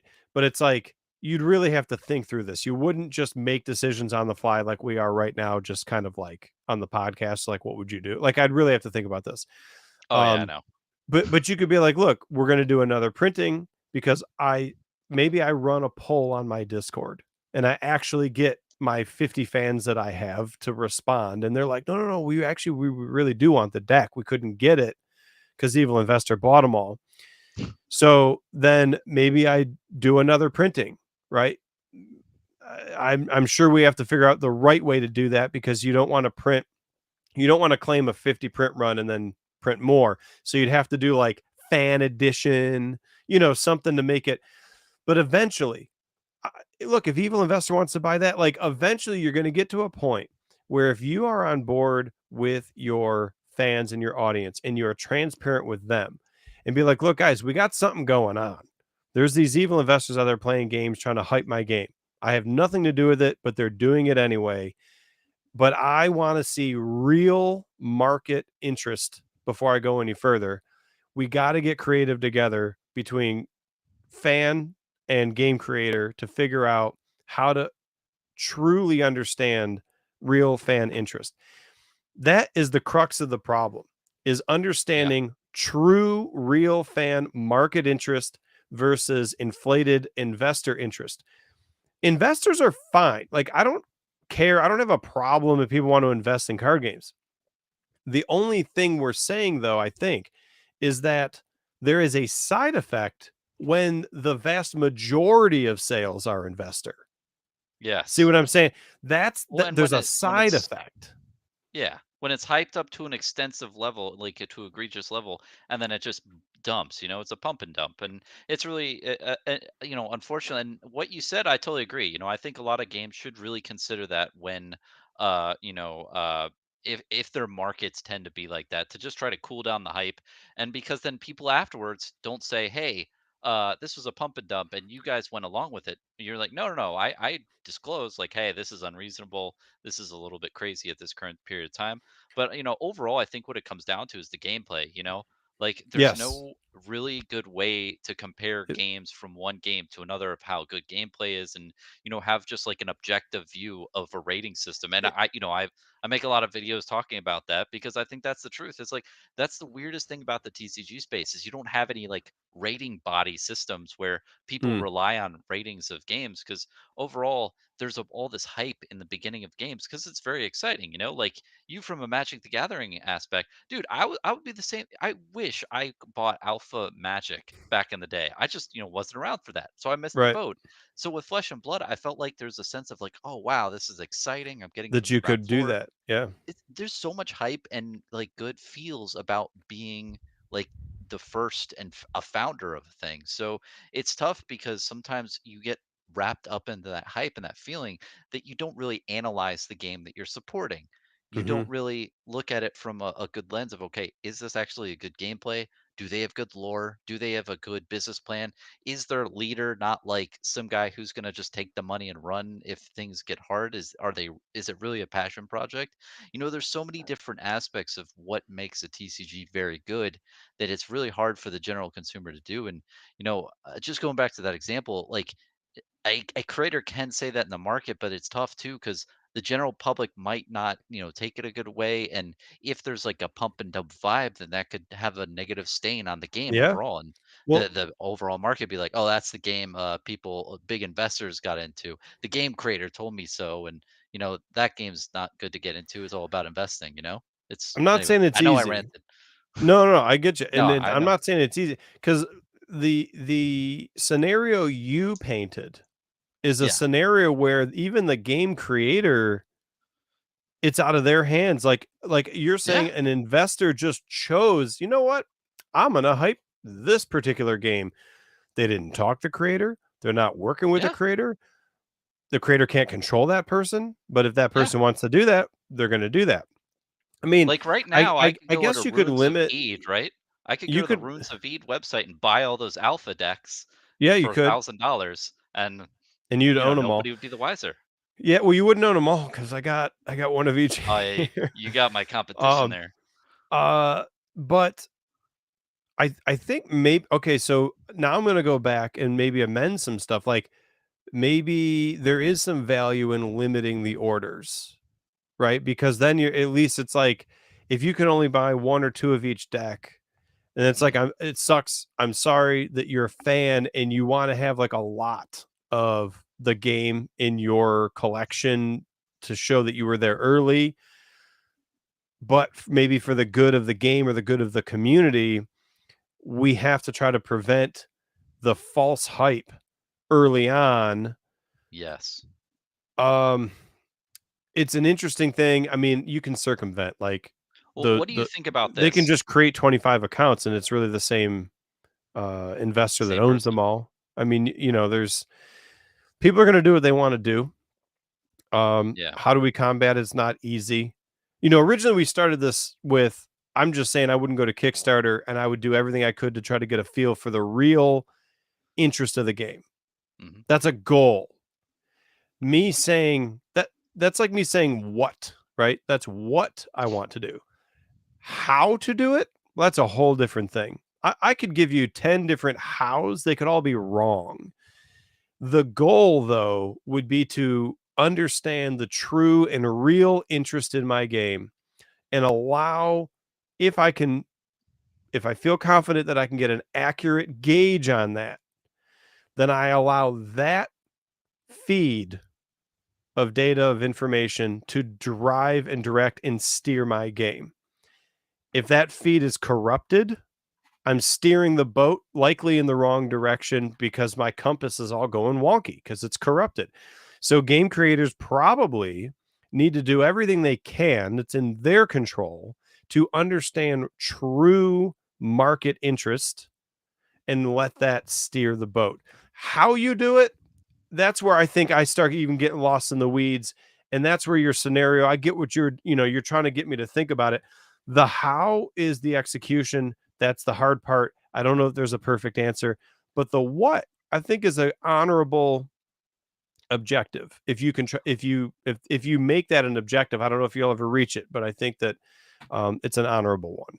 Yeah, and I just want to go through it, man, because like you bring up an amazing topic because there is something like I think the main thing you were talking about at the beginning is the hype, and what do you do with these games that come out where there's like an insane amount of hype and that wears off and that kills games. That just like It's a kills them feel dead in the bad for the water after players 6 and minutes. yeah, for the Everyone. fans that want to stick around. It's a feel bad for them. Yeah. I mean, look, man, I started I have a video out there. This is no secret. I started playing Magic again like a couple months Mhm. ago, and I had a full huge like multi-hour video of me playing Magic Arena at the base level. It's like bronze tier 4, whatever they call it, where you have like you're nothing. You're the lowest level. Yeah. And I What wanted tier? to see like how many games could I play before I lost, or how many games can I play to get to gold or platinum rank or whatever. And I played for like 2.5 hours and only lost one game. And I was having a blast, and like 40 people watched it or something. It's like Oh wow. it's like the worst views of any game on the channel. But I had a blast playing the game. And it just goes to show, like, I started feeling a little bit of the lulls of like the vacuum of the hype that got me there isn't there, and maybe temporarily, like hopefully it'll come back. And I needed a break from the indie space, and it's just a lot of emotion gets expended, and there's a lot more politics and drama than I knew about before I got involved that just Mhm. weren't there, at least for me in Magic. I'm not saying Magic doesn't have it. It just wasn't there for me. I just enjoyed playing. And so it was refreshing to get on Arena, and I just played a whole bunch of games. I had a blast. I used one of my old mutation decks, and I love mutation. For anybody out there that's like one of the archetypes, it's like just awesome to me because you can mutate cards and you stack them and they keep their abilities, and it's just it was just awesome. And we need that in these indie TCG games. I think if you want that game to stick around, the investor may back away when they don't see the opportunity to make money anymore, which is, I'm not complaining. I'm not saying that's good, bad, or indifferent. I'm just saying that that's what will happen. The investor is there for the money. If the money isn't there, the investor moves on to the next thing. So who's left? The player, the collector. That's who's left. So you got to appeal enough to your player and your collector to keep that smooth, solid foundation running so that the peaks and the valleys of the investors coming in and leaving don't kill it. You got to have enough foundation so they don't kill it. Yeah, and I mean, it's great to hear that you're playing Magic Arena and like really loving it. It's tough as content creators. We do this video type stuff for a long period of time that we don't have as Mhm. much free time to play the games we love. And I think if I look at the scenario, I think the best way to go about it, and like you said, we have no idea. I haven't made a TCG. I wouldn't know, but from the way I see it, focusing solely on gameplay early on is the way to go. And then when you do your first printing, make 5,000 plus 5,000 to 10,000 booster boxes. Then you don't have the short supply where price is up because supply is nothing, and which increases the final price. And if you do make sample cards or all those things, just put those for like prize support. If somebody wins like big tournaments and everything, you give them a sample card or something. And those can be collectible, that's fine, but having those out to early adopters, they just do these like weird things, on the market. But anyway, just my Yeah, idea. But the 5 to 10,000 on your first set, first print run, it's a risk, it right? is, Like because you're spending that cash of your own money or however you got the money, but it's not fan money yet because it's your first set. Nobody bought anything yet. yeah, I mean, I guess unless it's your Kickstarter or something, and then in that case, then maybe you're using the Kickstarter the right way. But I guess this is no different than any other business, then, right? Like, why why do you think just because you're a game company that you shouldn't be able to get into this thing without a ton of risk? Any any owner of a new company is taking a lot of risk, oh right? yeah, So especially maybe TCGs, man, in 2022. yeah, I just mean any company, any Yeah, any business, you're company taking a too. risk. So many of them don't make it. Some mortgage their house to get their business started, right? Like in the TCG world, we feel like we have this like parachute of Kickstarter, and I get to do this thing with very little monetary risk. And it's like, when did we get so entitled that we can just rake over the community to reduce all of our risk to get this thing started? And then if the foundation isn't there to hold it in 12 months, no big deal, I guess, for the creators because they funded the whole thing with Kickstarter, and the Yeah, game just they're not fizzles out anything. away. And look, I'm going a lot of up and down here because like I have feelings on both sides, Yeah, and I know there's good games that did Kickstarter too, and then there's scam games that do Kickstarter. So at the end of the day, I do think intentions are very important, right? Like we're painting with really broad brushes right now. yeah. A game that has positive intentions and good intentions for the community versus a game that doesn't may both take the same path. The trick is trying to figure out which one has the good intentions for us and which ones don't. And to boot, there are games with good intentions that still fail and the community still gets screwed and the fans still get screwed. But recognize that they actually had good intentions, though.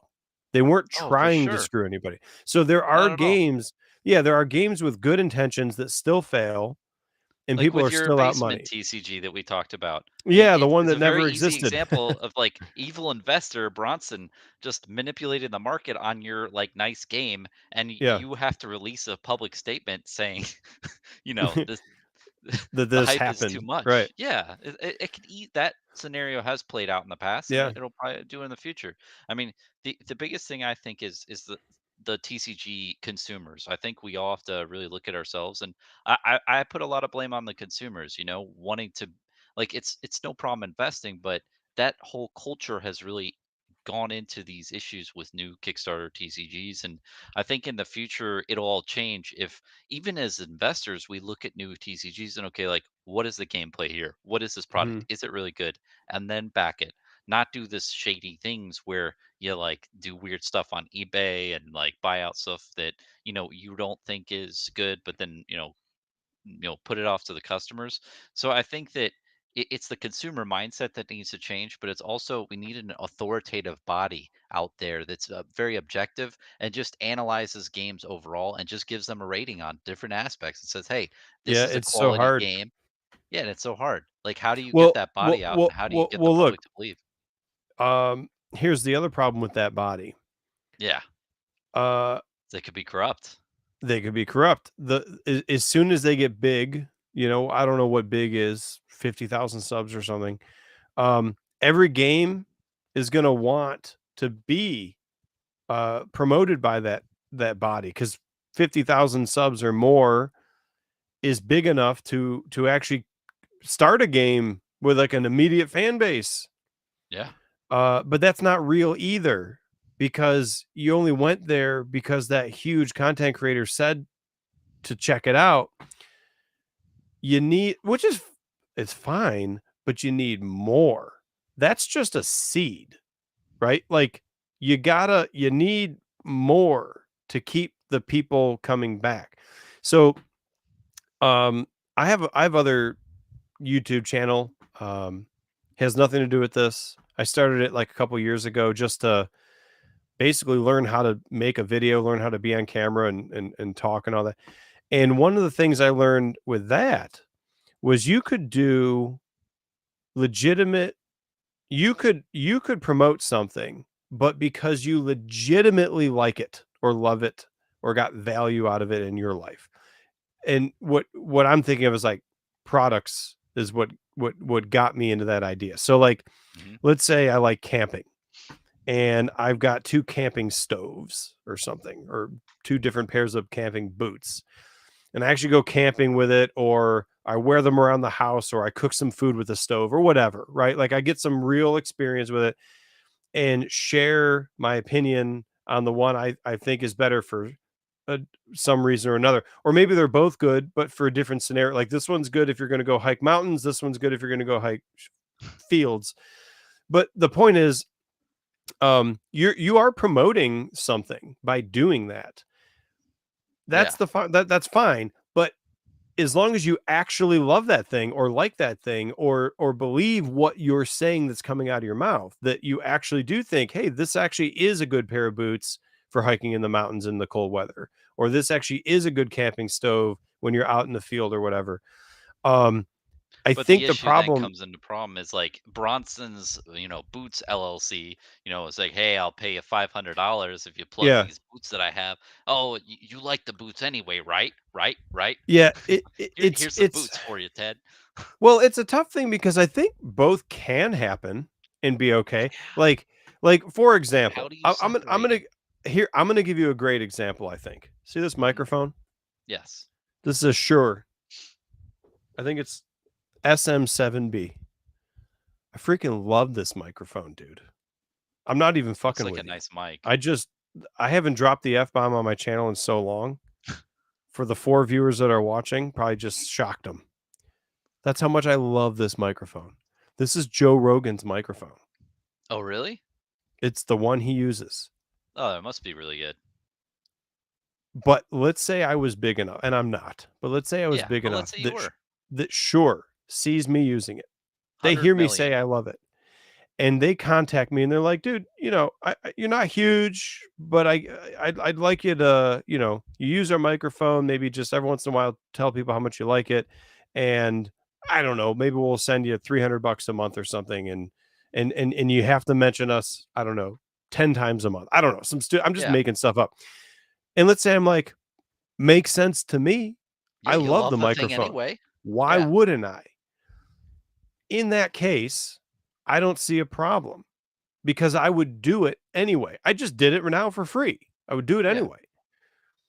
There definitely is a line, though, where you start getting into where it's like, maybe I wouldn't do it anyway, or maybe I Yeah. kind of like the microphone, I think the but key word because is integrity, right? they're gonna pay me enough that I will do. Like I love these headphones. I love Mhm.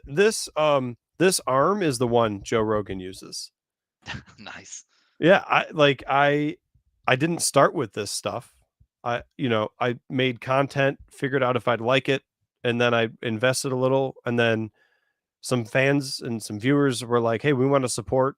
And then eventually, slowly over time, their That's a good support question. Wait, Ted, did Joe built up, and I Rogan get bought this. paid? Did Joe Rogan get paid to have that microphone and stand in his podcast? Even though he I might don't not say it. And I love Joe I Rogan. don't I'm know. gonna say that. Yeah, no, But that's a I great don't. example of what we're Yeah, talking about. Is like, you yeah, know, because if he got paid to use it, now I will yeah. say I've seen he's been using it for so many years. It was even before he was on Spotify. Like I don't know that Oh, I've he must even love ever the heard damn thing. he. I would assume because if you're just getting paid like that for some contract period, like if you, we might be able to go back 10 years and see this microphone. I'm speculating.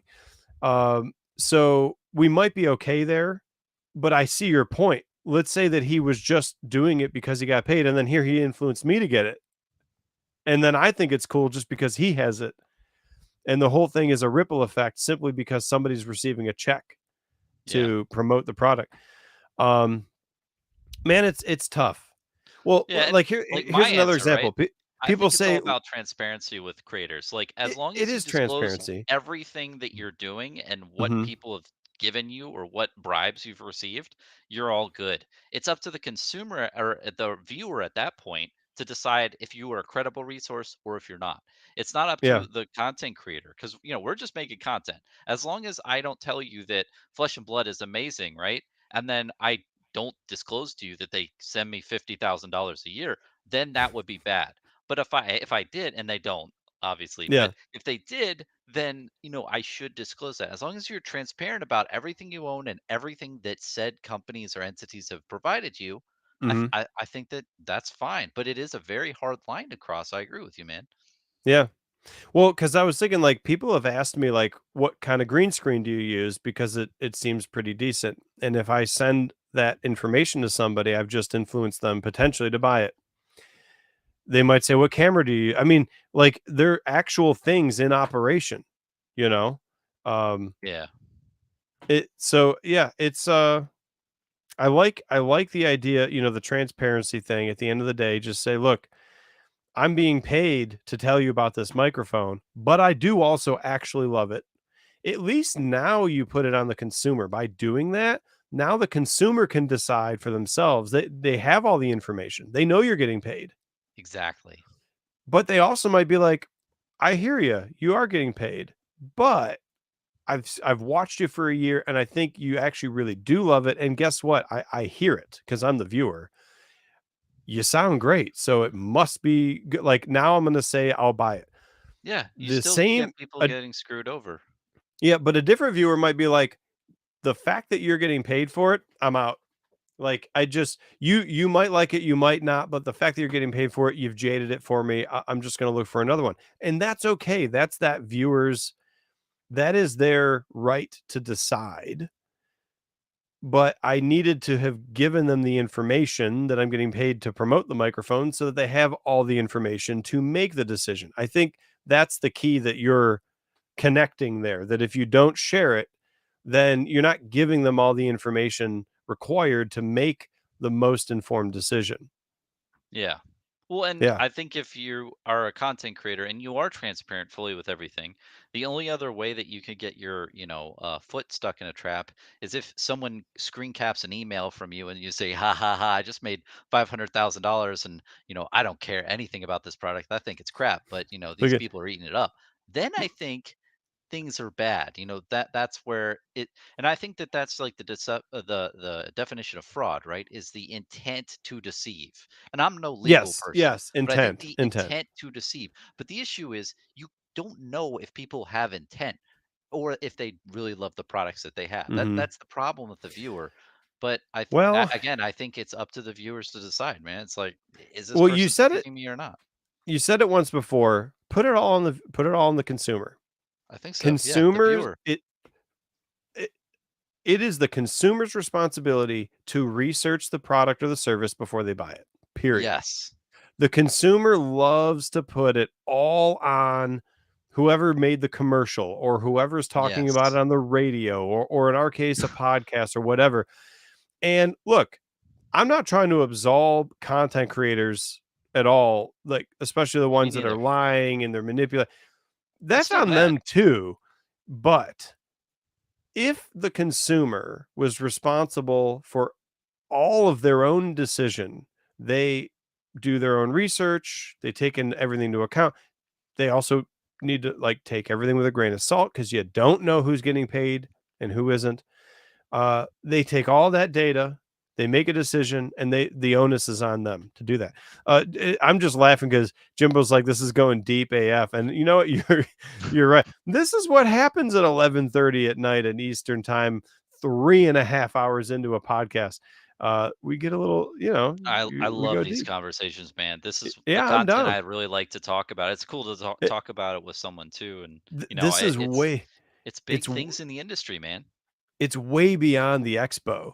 Um, so That what would I be normally a podcast title, Beyond I the know. Expo.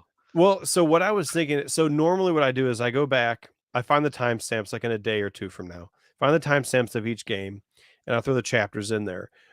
I think I'm going to call this one like the aftermath or something, and actually have a chapter just for our commentary, bantering, or whatever you want to call this after the expo. But I'm enjoying talking with you enough that I'm kind of like, really, this could have just been its own dedicated episode, and we probably still need to do that sometime. Yeah. There is one topic that KFC brought up. Let's see. Where the heck did it go? I think it said, "Oh, if you make money from YouTube, no matter what, you are shilling?" Question mark. Well, I think we have to talk about. I mean, isn't shilling where you're buying, you're selling and buying, but pretending to be the buyer to like you're like isn't shilling a very specific thing? Well, I guess they're selling like content for eyeballs in a way and making money off the, But is it advertisement. but is it shilling? Yeah, I guess You you're not know like shilling something. You're just making money off of what you're doing. So I like I have every like uh personally, right? It is in my best interest to give you clickbait titles, be like, Bronson said what? And like do yeah, this and like crazy stuff and then like have yeah. zero, I think, we're more incentivized to do that as time goes on to get more content and views. So I No, mean, we maybe. are incentivized by How YouTube about to use clickbait titles yes. and thumbnails because it'll get the views in. I Isn't that like a pers middle finger to the viewer? Like, haha, Sure. Sure. That's why I gotcha. believe I don't do it. I say I believe because only the viewer can tell me how they perceive, but I believe my thumbnails depict what is in the episode. I feel that my title depicts what is in the episode, and that's all I can do. It's probably one of the reasons why I don't have, just 10, 20, 30, 40, 50,000 views on videos. I usually get hundreds. My better stuff gets into the 4 figures, and I don't have anything in the 5 figures. If I did clickbait, maybe I would, but then I also would not be delivering on my promise to the viewer. Maybe promise is a harsh word. There's no promises here, but I wouldn't be delivering on my You commitment wouldn't to be a good guy. well, I wouldn't be like I do have a commitment to create either entertainment or utility Yeah, in that's true. my content. And so that's just my personal commitment. Not every channel has to try to stick to that. Some are create selfish content where it's not entertaining or utility. They're just creating something they want to make for themselves. Um, and you can do all three. You can create something selfish that is also entertaining and provides utility. But um, That's deep. Yeah. no, This is how I cured cancer yeah. and then gave it away for free. No. Um,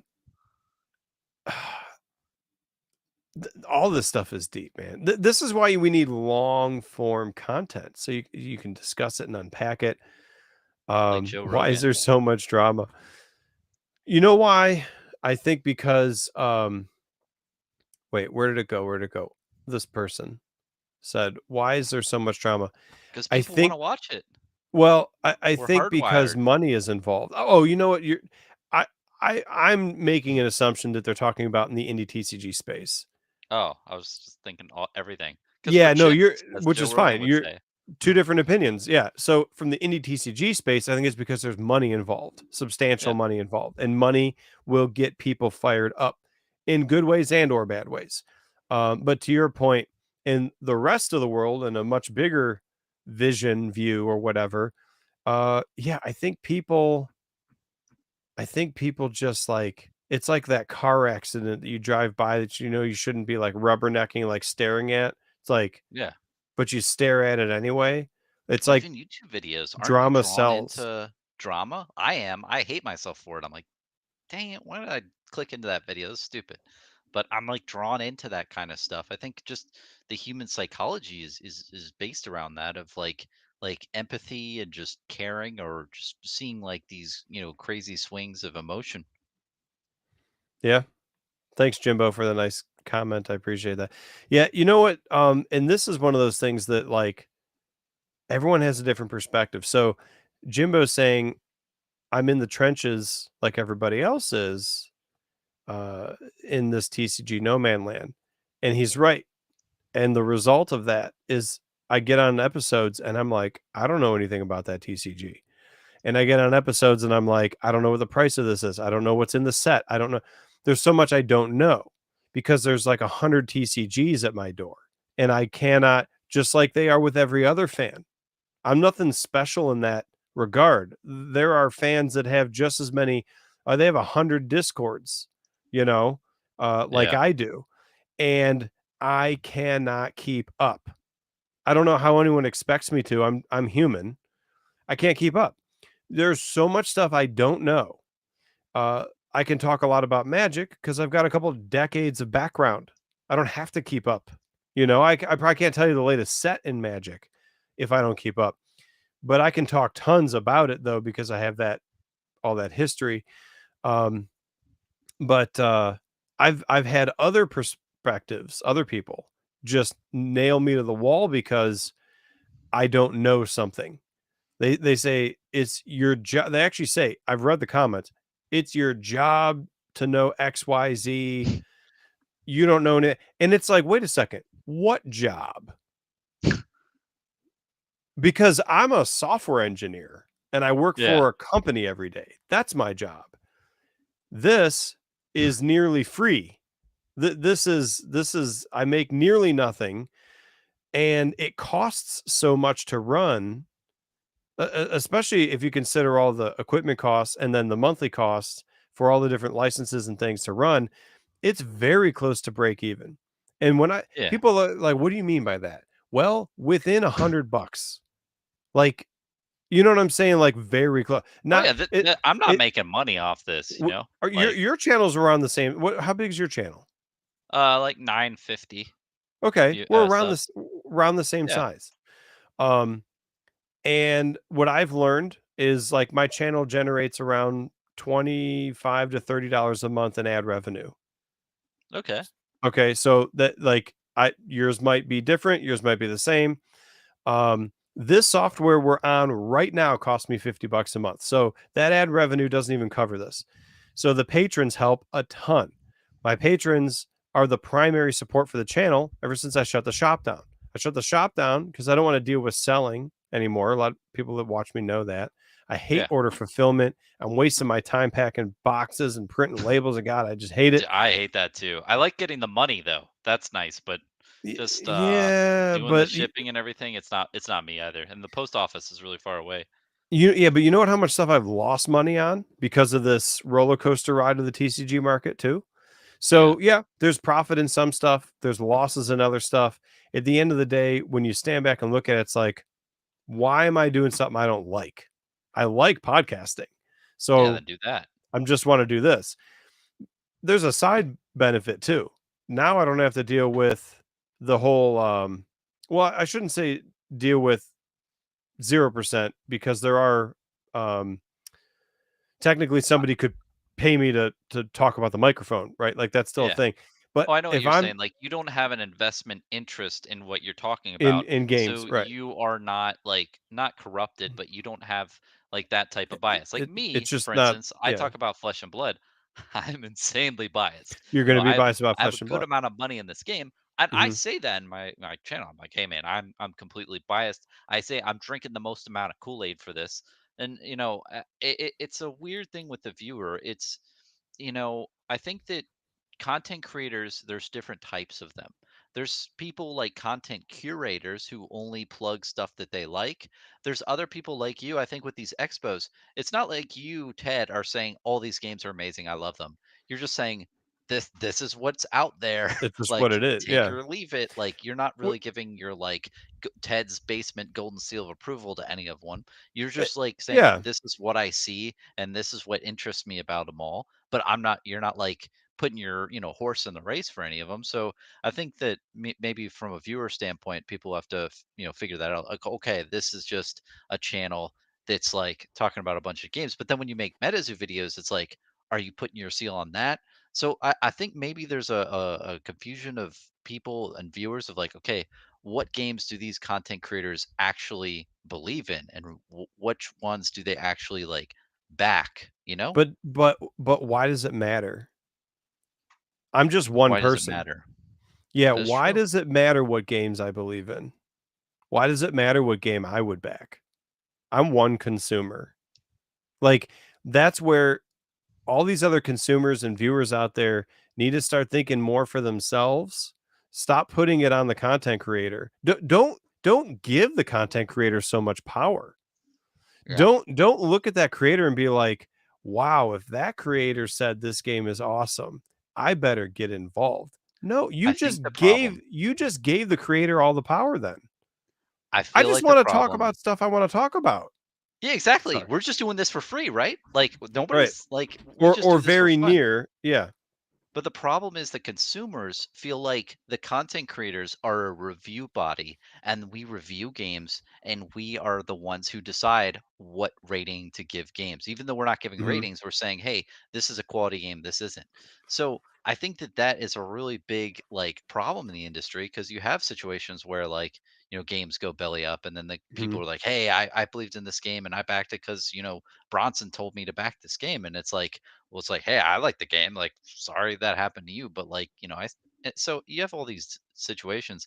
I think it'd be best. Like, there's a Board Game Geek, the website that rates games. I think if the consumers and the people judged opinions on that site more Mhm. than content creators, they wouldn't have like such a big emphasis on content creators of getting things right and for uh, if they promote games and whatnot, but or review Yeah, them. it's such a weird thing. You're giving It me is. ideas because I'm like, man, I've got a site. I could try to start a game rating page. Here's the only I'm worried that like you know those hype people, the investors, though, whoever who want to falsify, like they're just one opinion as well. I'm one opinion, they're one opinion, you're one opinion, every fan is one opinion. I don't want the rating to be inflated because an investor who puts 50 grand into a game creates 450 accounts on my site and then has some bot or something, give all these 5-star ratings to a game that they've just invested in. Like there's always some way to circumvent, even if I put a rating out there. I mean, you could start doing things like you must type a summary. Like you can't just click 5 stars. Like you have to type a summary. So it's like got to be like human language. The tell me why it's 5 stars. Yeah. Um, And did you that play gets a the little, game and all that? yeah, that gets a little bit harder because even if your bot automatically like spit out like that phrase or whatever, I would easily be able to see 400 bots or accounts have the same phrase. That would be a problem. Even if you wrote 10 phrases, you can't spit out 10 phrases across the 400 accounts. I'm going to see that pattern too.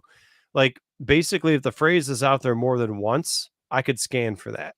So now you've got to have unique, and by the way, I'm a programmer too, right? So like I've gone down into things where I've written algorithms to Mhm. scan for the percentage of match of a sentence. That's I've cool. actually I've actually written that stuff. So you can't just say, "Oh, well, I'll change a couple letters and it'll mismatch. It won't be the same phrase." I've myself have written logic to actually determine what percentage of match that your characters, words, or sentence is to another set of characters, words, or sentence. So I could put That's stuff cool. in there like, if I see a match more than like 50%, throw it out, because nobody's sentence should match that much. I mean, like there you're going to have to get deeper in the algorithm, I guess, because somebody could say, But to your point, I you'd put love in to play the, safety procedures yeah, so one you have person to couldn't battle it. put a bunch. You're going to have Yeah. to fight, automation with automation. But you're But getting then me thinking. there's also the problem though too, like you said earlier, like sometimes us as consumers, we might not be that great at knowing what a quality game is or not. No, So I think you need the collective opinion, which we were just talking about, where there's like, all these reviews of users, yeah, and then you also need a non-corrupt body out there that actually reviews new games to really just put a number on it, and say, dude, hey, this is all the good stuff it has or not. I love what you're saying. The collective opinion. I love it. Yes. That should be like the name of the page. Yeah. So all we have to do. So again, we get back to the That's how difference we solve the between, industry. right.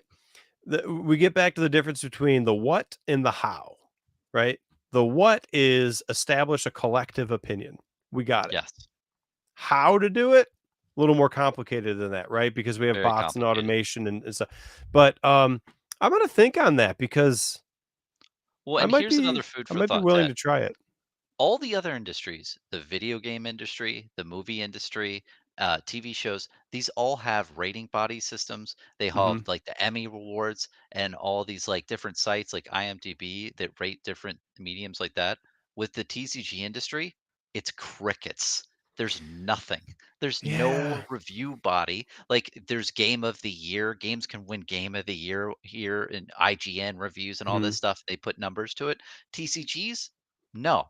And the reason being is because the top 3 TCGs, Pokemon, Yu-Gi-Oh, and Magic, they haven't really had to compete that much. So they Right. don't care about review body system.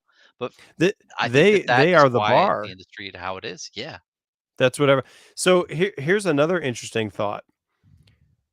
The rating system would have to be malleable because a movie, for example, is set in stone.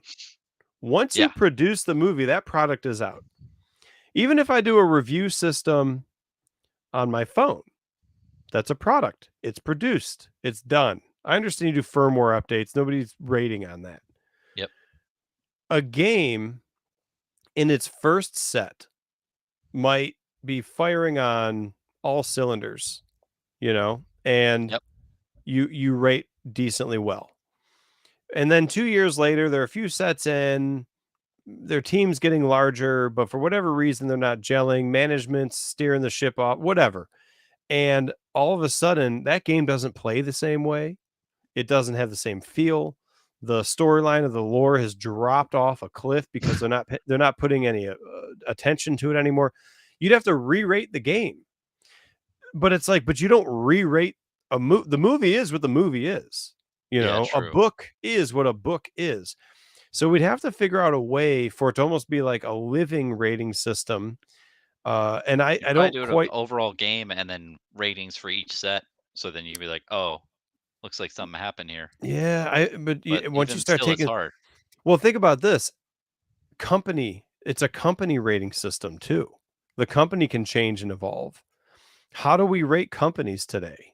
Right? Like we have some odd rating systems, like arbitrary number based, milestone based, like Fortune 500, right? Like, Hmm.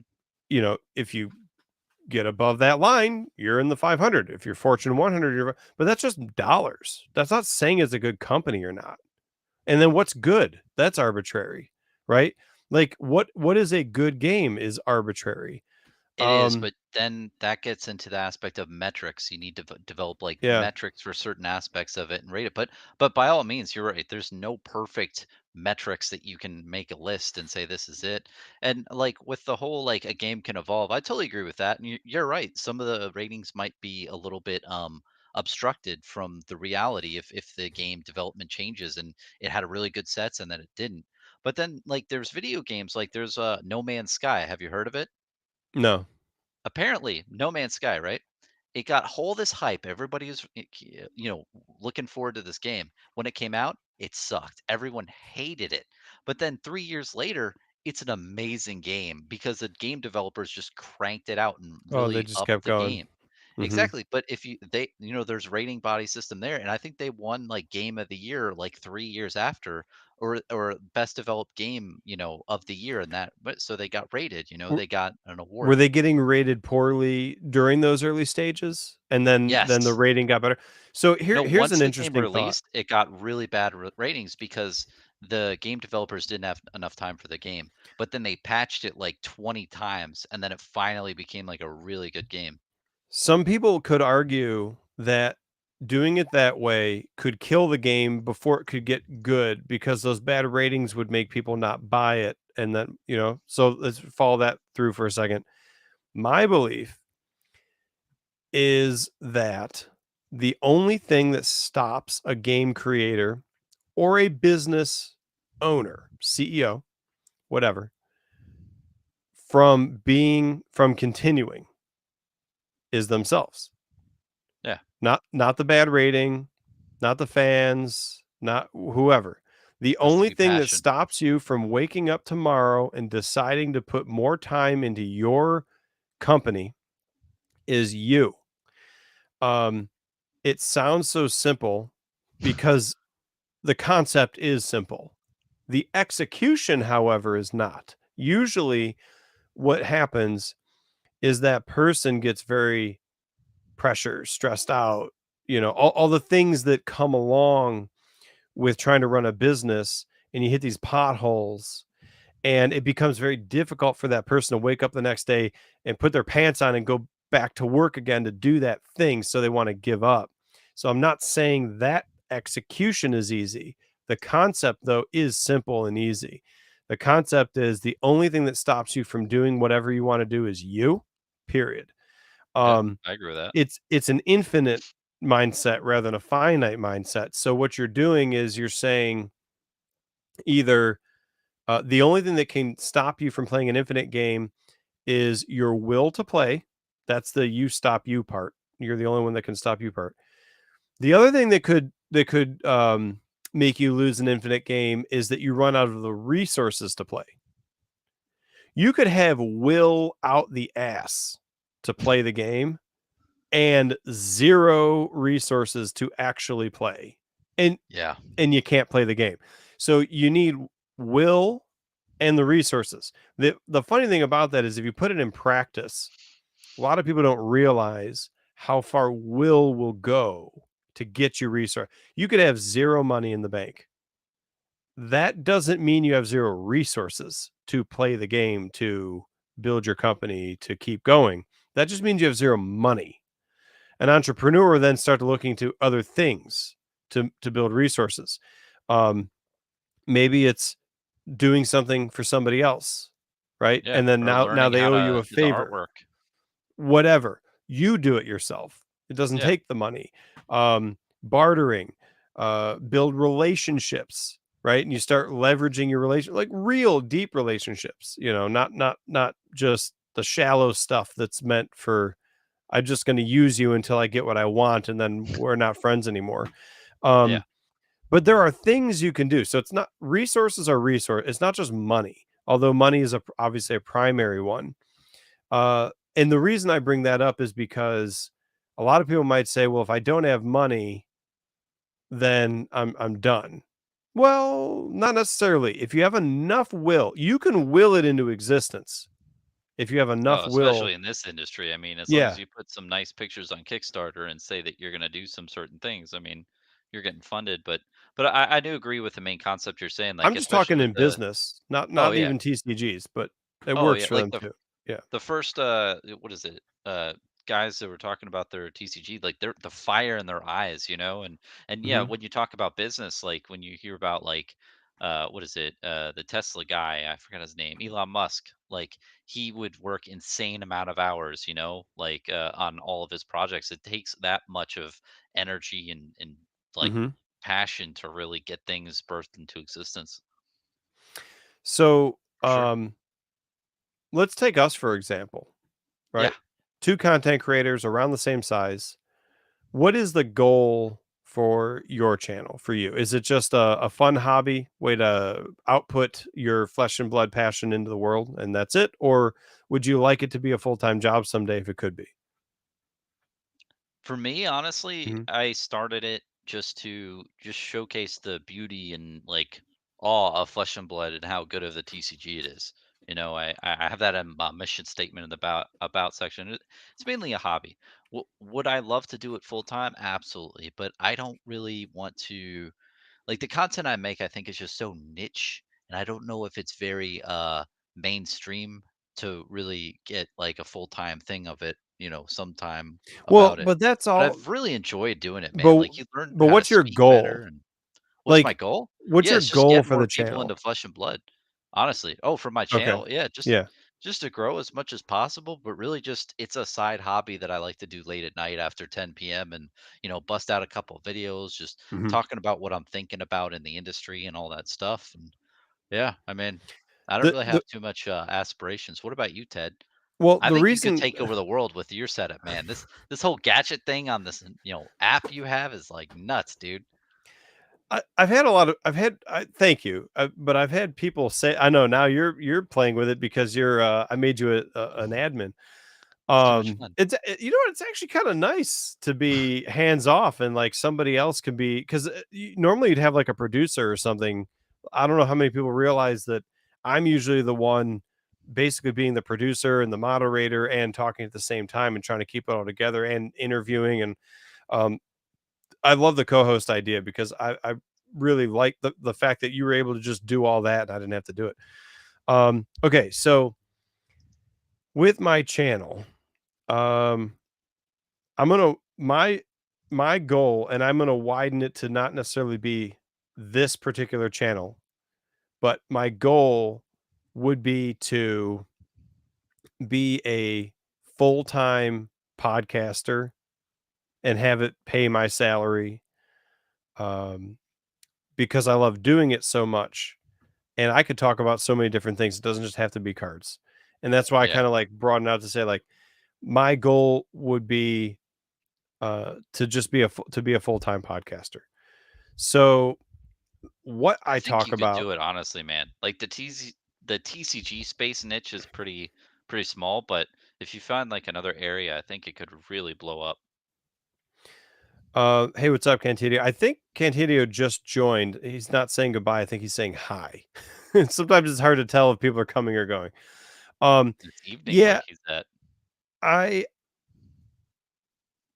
the reason I brought it up is the only thing that's going to stop me from becoming that is me.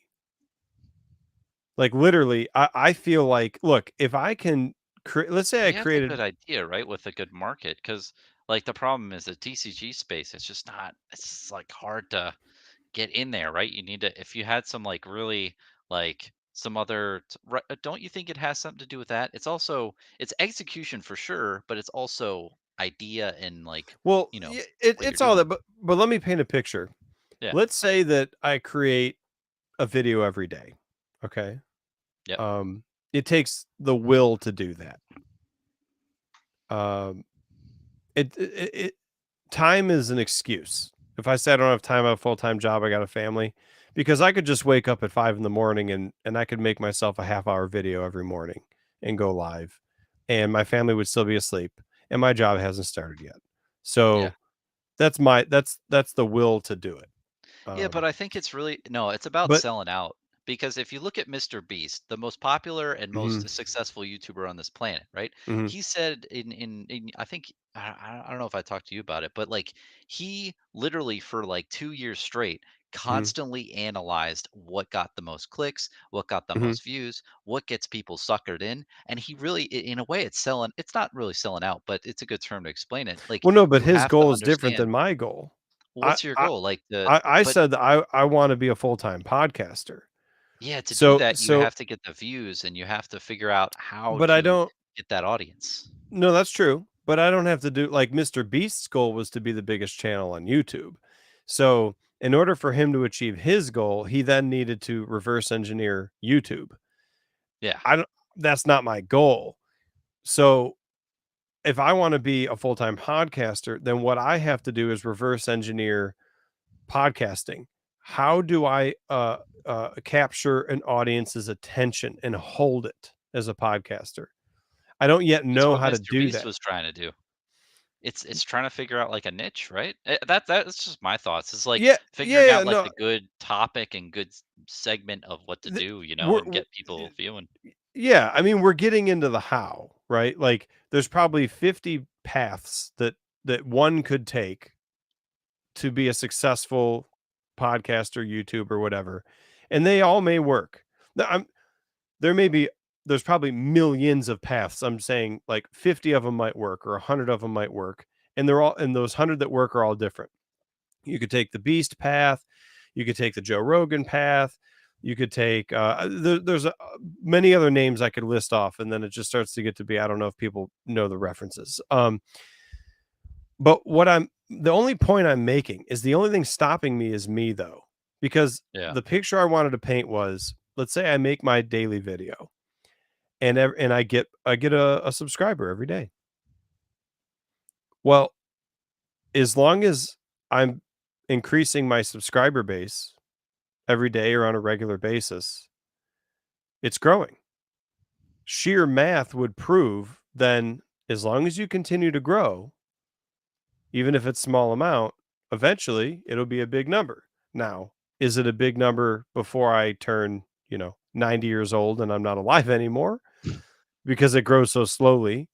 I guess the rate is what you're talking about, right?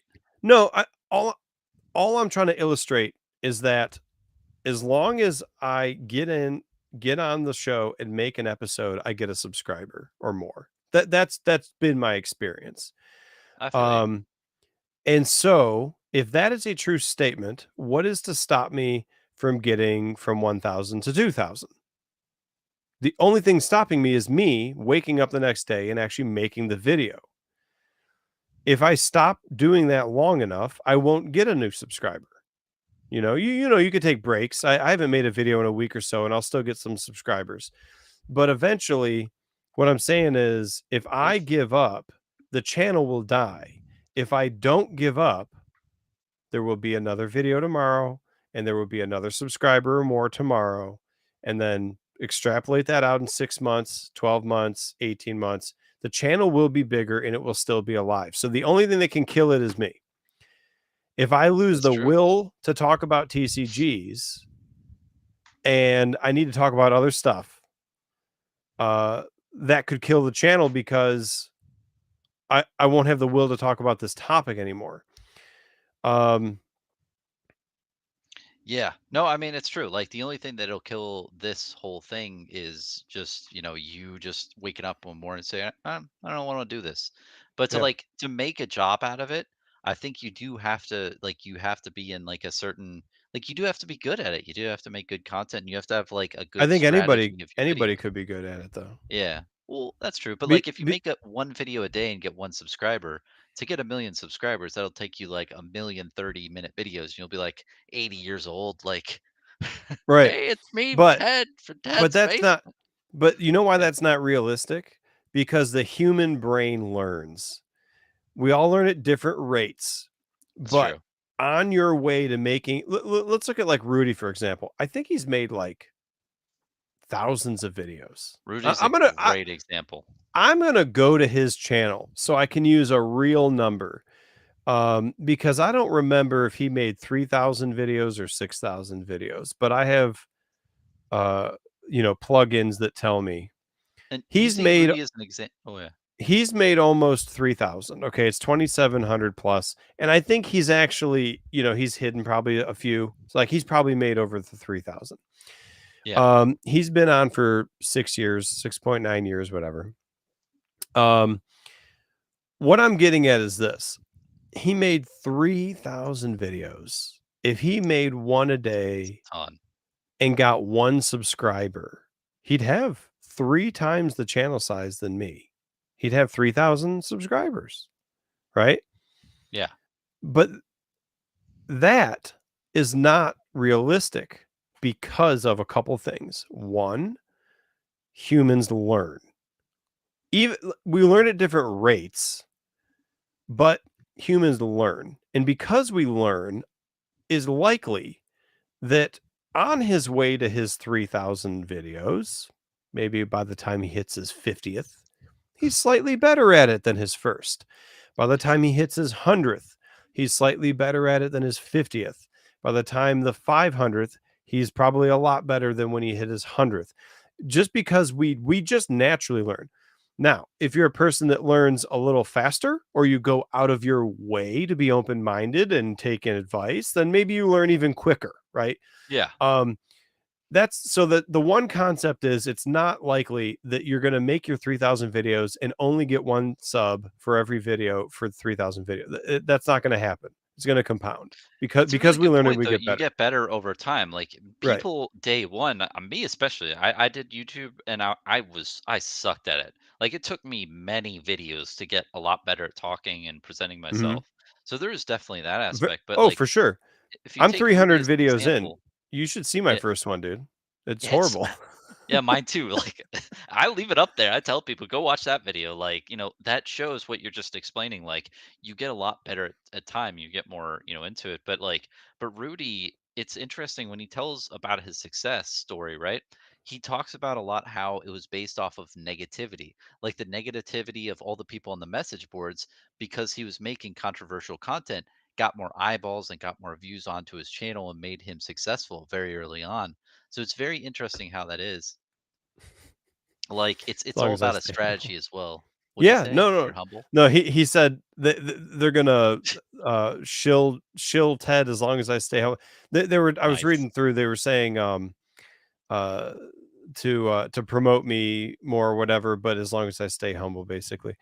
Um s- uh so I like where you're going with that. Um the thought I had also, because there was a second point. It wasn't just the humans learn in the time. Yeah. It's also the algorithm. Strategy. Yep. Well, the algorithm is on your side if just for the sheer fact that you create content and gains any amount of subscribers. If you're making that one, the path from the one video to the 3,000 videos and you're getting the one view per video, that we are disproving because we're saying it's not likely it's going to be that way. It's going to compound. You're going to get more than one subscriber per video eventually. We just don't know if it's at your 50th video or your 500th or your 3,000th. It's likely not at 3,000 and it's not at one. It's somewhere in there and it's different for everybody. The fact that you're making content and getting any amount of subscribers means the algorithm will start to point more to you anyway. So that will be on your side. So let's just say, for example, okay, so I know I'm around 200 videos right now. I have to go look at my channel to see exactly. I don't exactly know, and I've hidden some, and I've made some unlisted and stuff. So it's the number that I see out here is not going to be the true accurate. It's a little lower. So I've got Yeah. 180. So let's call it 200 videos. I think Let's what we're let's talking about though is the factors of making a successful YouTube channel, right? And I think if no we no boil it no. down, it's I'm saying willpower. it's just the will, because what Oh, the okay. point I'm illustrating is that all this other stuff's just automatically going to happen. Because I humans think learn. it's You don't have to yeah, even yeah. try. Humans learn. We just learn at different rates, and the algorithm will help you if it sees that you're getting a subscriber and making content. Those two things, they're automatic. So the thing that's going to stop you is you. I think it's a couple different factors. It is willpower first and foremost, like you said. It's Mhm. the ability to adapt and learn, and then it's uh the market that you're in. I think those are and when I say market, it's like the niche of the video content that you're doing. And then probably Yeah. fourth So, is the well, let's well, close the yeah, loop that on was that, great. because KFC is saying he disagrees because he thinks you can look at the data. I didn't say not to do that. You're not disagreeing with me. We never got to that point, because that is you having the will to improve your stats by looking at the data. Well, the Like, stats tell you what the viewers want, right? but it's but you as a human have to have the will to go do that. So Yeah. we ever heard the phrase, when there's a will, there's a way. If you have the will to wake up tomorrow and continue on, then all the other stuff will fall in line. Because if I wake up tomorrow and this video has 10 views, I'm going to be like, what the hell did I do wrong? Start digging into the data, digging into the stats. When did people drop off? What topic was it? What was my thumbnail? And I can start doing doing the research on YouTube. How to make a better thumbnail, how to make a better title, how to tag it right, how to start the video, how to end the video, how to keep people's hook, how to hook them. This is all learning. This is all research. This is data mining. This is understanding. These are all great things. But some They people are don't want to do all that, right? They stay stagnant. They but want it to make doesn't. videos, but they don't try to get better at them. That's true. And I'm an but example of that. Like but I'm just making like I'm ranting will at the drives both. camera. Your will to do it drives the fact that you went out and did all that extra work, the data analysis to make your video better. Well, does it though? Because me, for like the last 6 months, I've wanted to make content. I made You content the last six you months, but I don't have the willpower to get better. bingo. Like, You're making my point. The only thing that stopped you was you. You didn't have the willpower to make it better. You didn't have the willpower, for example, to make your channel 100,000 subs by the end of the year. If yeah. you had enough will to do that, you wouldn't go to bed until you researched enough and tried something new the next day. And if that didn't hit off, research again. And if that didn't hit off, like But the you'd be problem is banging the your head willpower, against the like wall until you I do it. like the content that I make, I like Mhm. doing it and it's fun Yeah. and I like talking about conspiracy theories and just random like things of the industry. Mhm. But that's never going to be popular. Like me personally, I make a video and I probably get like a subscriber every video, but if I make a good video, what's ironic with my stuff is I usually lose like 3 subscribers because I'm like making It a weird happens to me too. no, no, I know, but it's just Yeah. ironic to me. It's like when I make a video I'm proud of that I like, I usually like lose subscribers. So It even though I have like the willpower to get up and make content, but I Mhm. don't want to change, I don't have that willpower. It's not from the fact that I don't want to get better. It's that I just like the content that I make and I like what I'm doing. Yeah. But Well, what you're saying though is don't if I had confuse what I'm willpower, saying with yeah, good and bad. that's true. I'm not saying it's good. I'm not saying it's good Well, to have the it's not willpower to good get and to bad. 100,000, and I'm not Yeah. saying it's bad to not have it. All I'm saying is you are deciding what you want. You don't want to figure out how to get to 100,000 subs because you believe that in order to do that, you probably have to stop doing the stuff you want to do. Yes, and I'd have to sell out and do the things I don't want to do, right? Right. So you Yeah. don't have the will to go do that stuff. You have the will to do what you're doing right now. So I don't that's what you put your energy into. I don't have the will to do those things. Or I just don't want to. I don't know.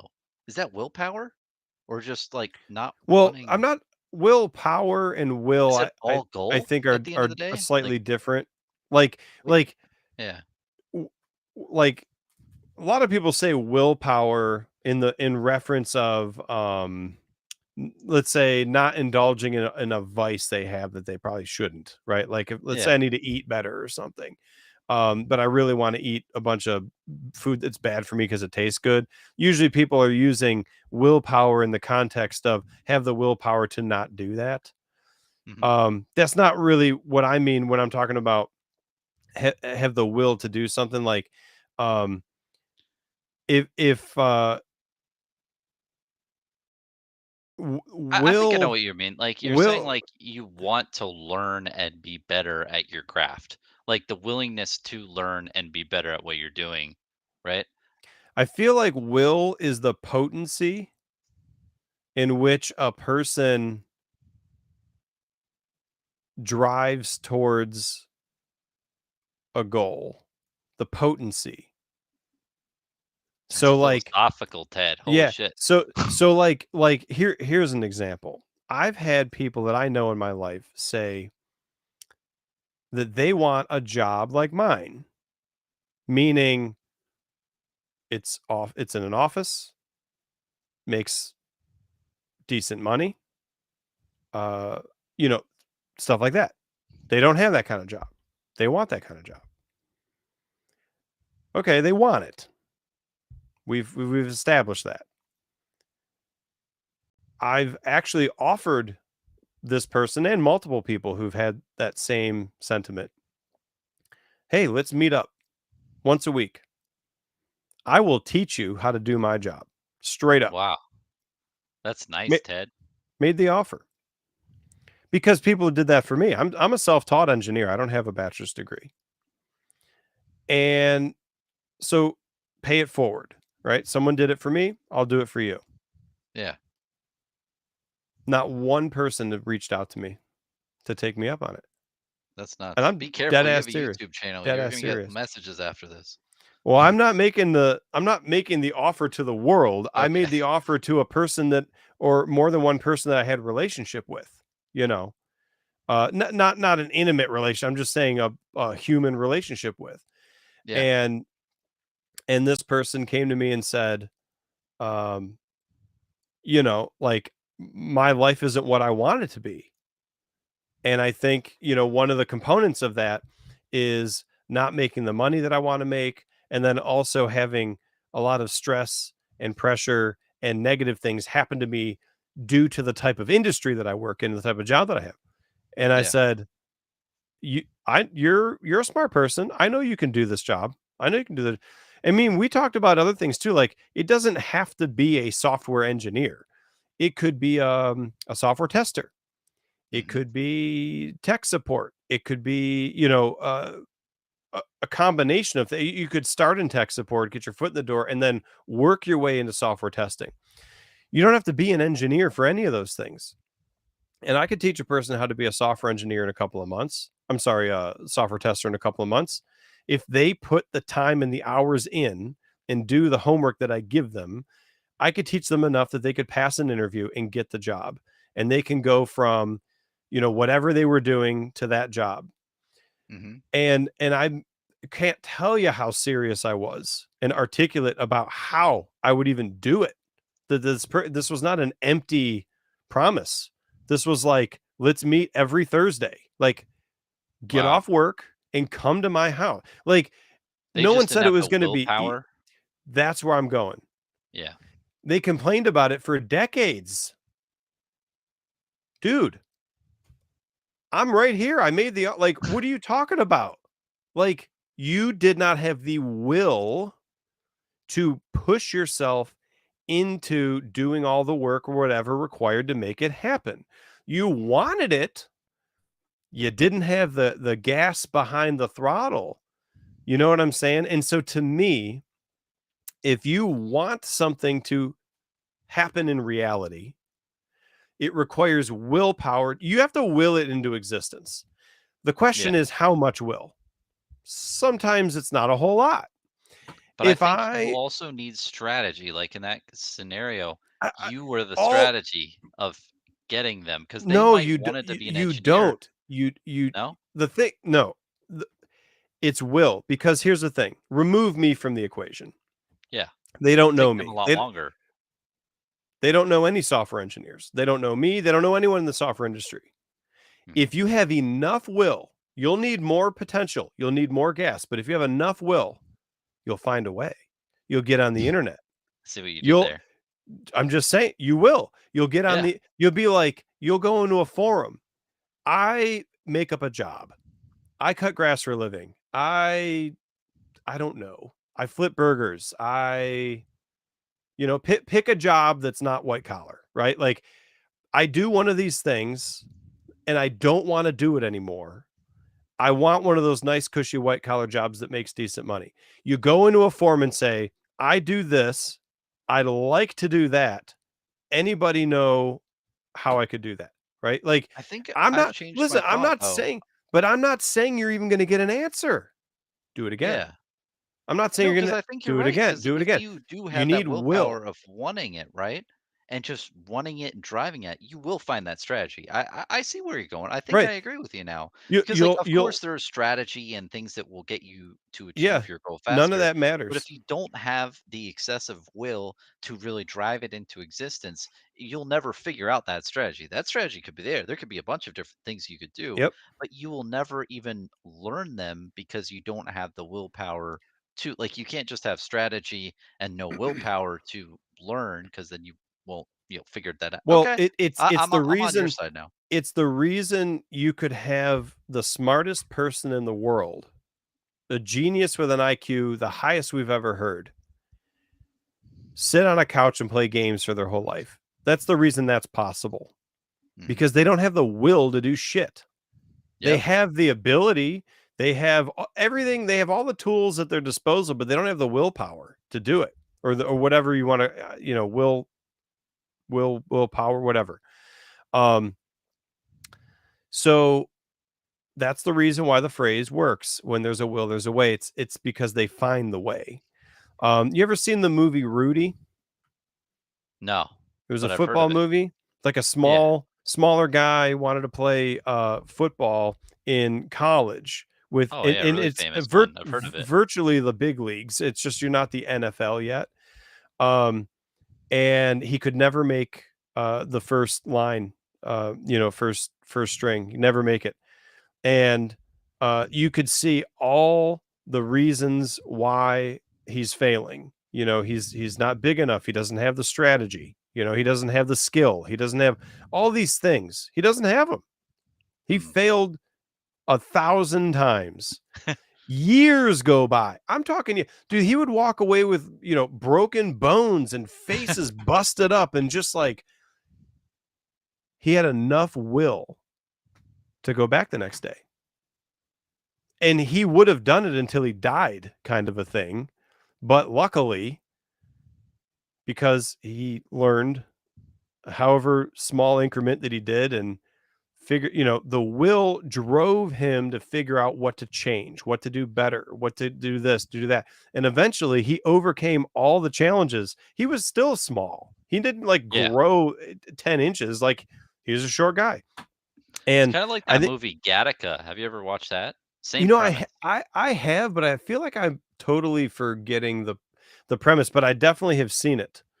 Yeah, and it's just all about willpower. And like this guy was born with like, it's in a futuristic state where people said like, oh, okay, when he was born they did tests and they said, okay, this guy's gonna die when he's 50. He's gonna have heart failure.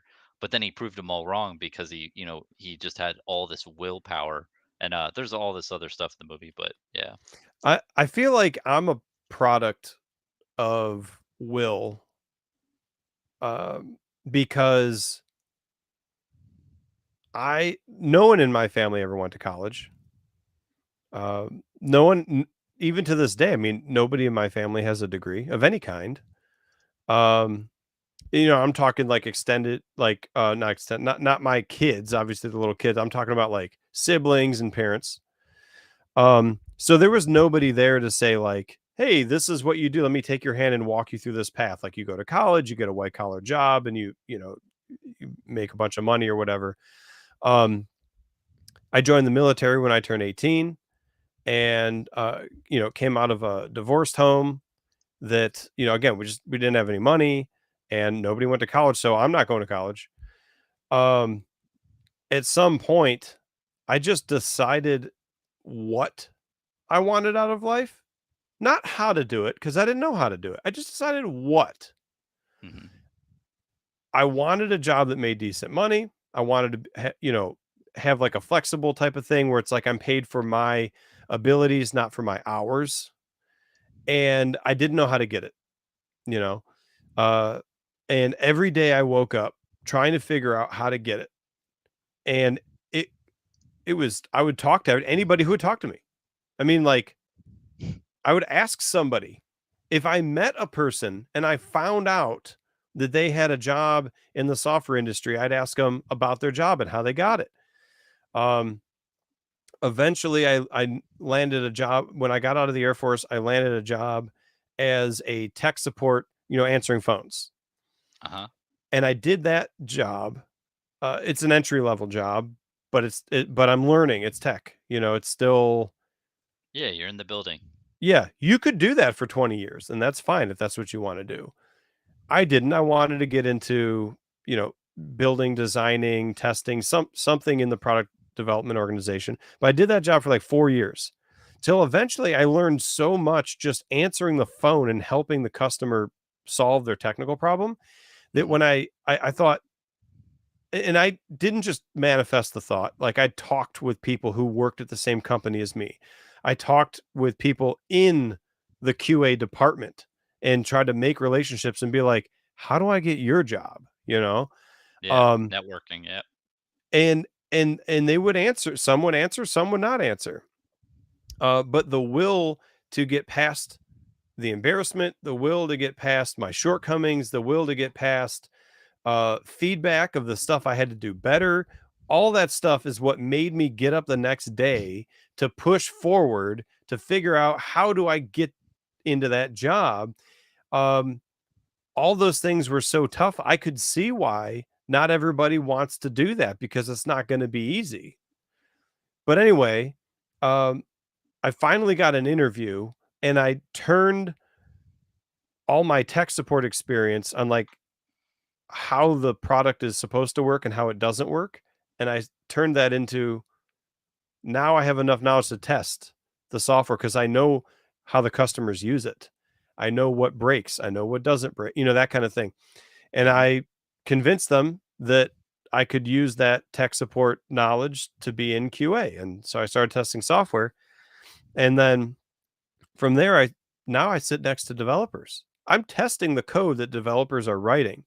So then I'd look over my shoulder and be like, hey, developer over there, uh, could you tell me how I get your job? Like, how do I do that? And they would start showing me, like, it was mind blowing, the different, like, to know how to write code and design software versus test it. I Oh, was it's like, completely different. oh man, like they're on Mars and I'm on the moon. We're in total. Now I need more willpower. Now I need a stronger will to go figure out, how do I get on Mars? How do I get enough knowledge that I can go into an interview as a developer and convince that hiring manager that I can write code? So I started self teaching. I started using my relationships at the company to uh, like actually build mentorships where like some senior Mm. engineers would sit with me at lunch and we'd like chat and I'd be like, so I just learned about, loops. Like this is Oh, loop intriguing because statements. yeah. And Yeah, those are and wild. because yeah, because there's all kinds of different loops where you could be like, in this condition, do it again, right? And so I'd be in like, just like we'd be like eating at Chipotle, and I'd be Yeah. like, so this loop is crazy because if I didn't have the right condition, it would run forever. And the developer Yeah. would be like, yeah, it's called an infinite loop. And I'd be like, what? Like, what happens? And he's like, well, it could fill up the Computer memory dies. in the computer. It could crash. And so the point is, do that now for 3 or Yeah. 4 years. You're between talking with the mentors and the people I built relationships with and just those little anecdotal nuggets. I'd go home. I'd look up loops and I'd be, watching TV with my wife or whatever. I had my laptop on my lap, and I'd look it up and be like, "Oh, there's like 4 kinds of loops. There's multiple kinds of loops." And I just start going down the Google path of learning and just asking more questions, and they'd answer one and then I'd get another question. The will to do that. So now I'm doing that till midnight. So when everybody else worked an 8-hour day, I'm working a 16-hour day. That's Do that inspiring, man. Your now. origin Do story is like deep. That's really cool. And that it does if show you. willpower. And what It's I like all about will, dude. Yeah, It's what I all like will. about what you just said is there's so much free information out there from Mhm. reliable people that like you just have to ask sometimes. Like when I went into college, right? I don't look that great now, but I wanted to get in better shape. I want to learn how to get in shape. What I did is literally in the first class that I had, I went up to a guy who was like really built, right? He was like Hmm. a tank. And I said, "Hey man, you working out?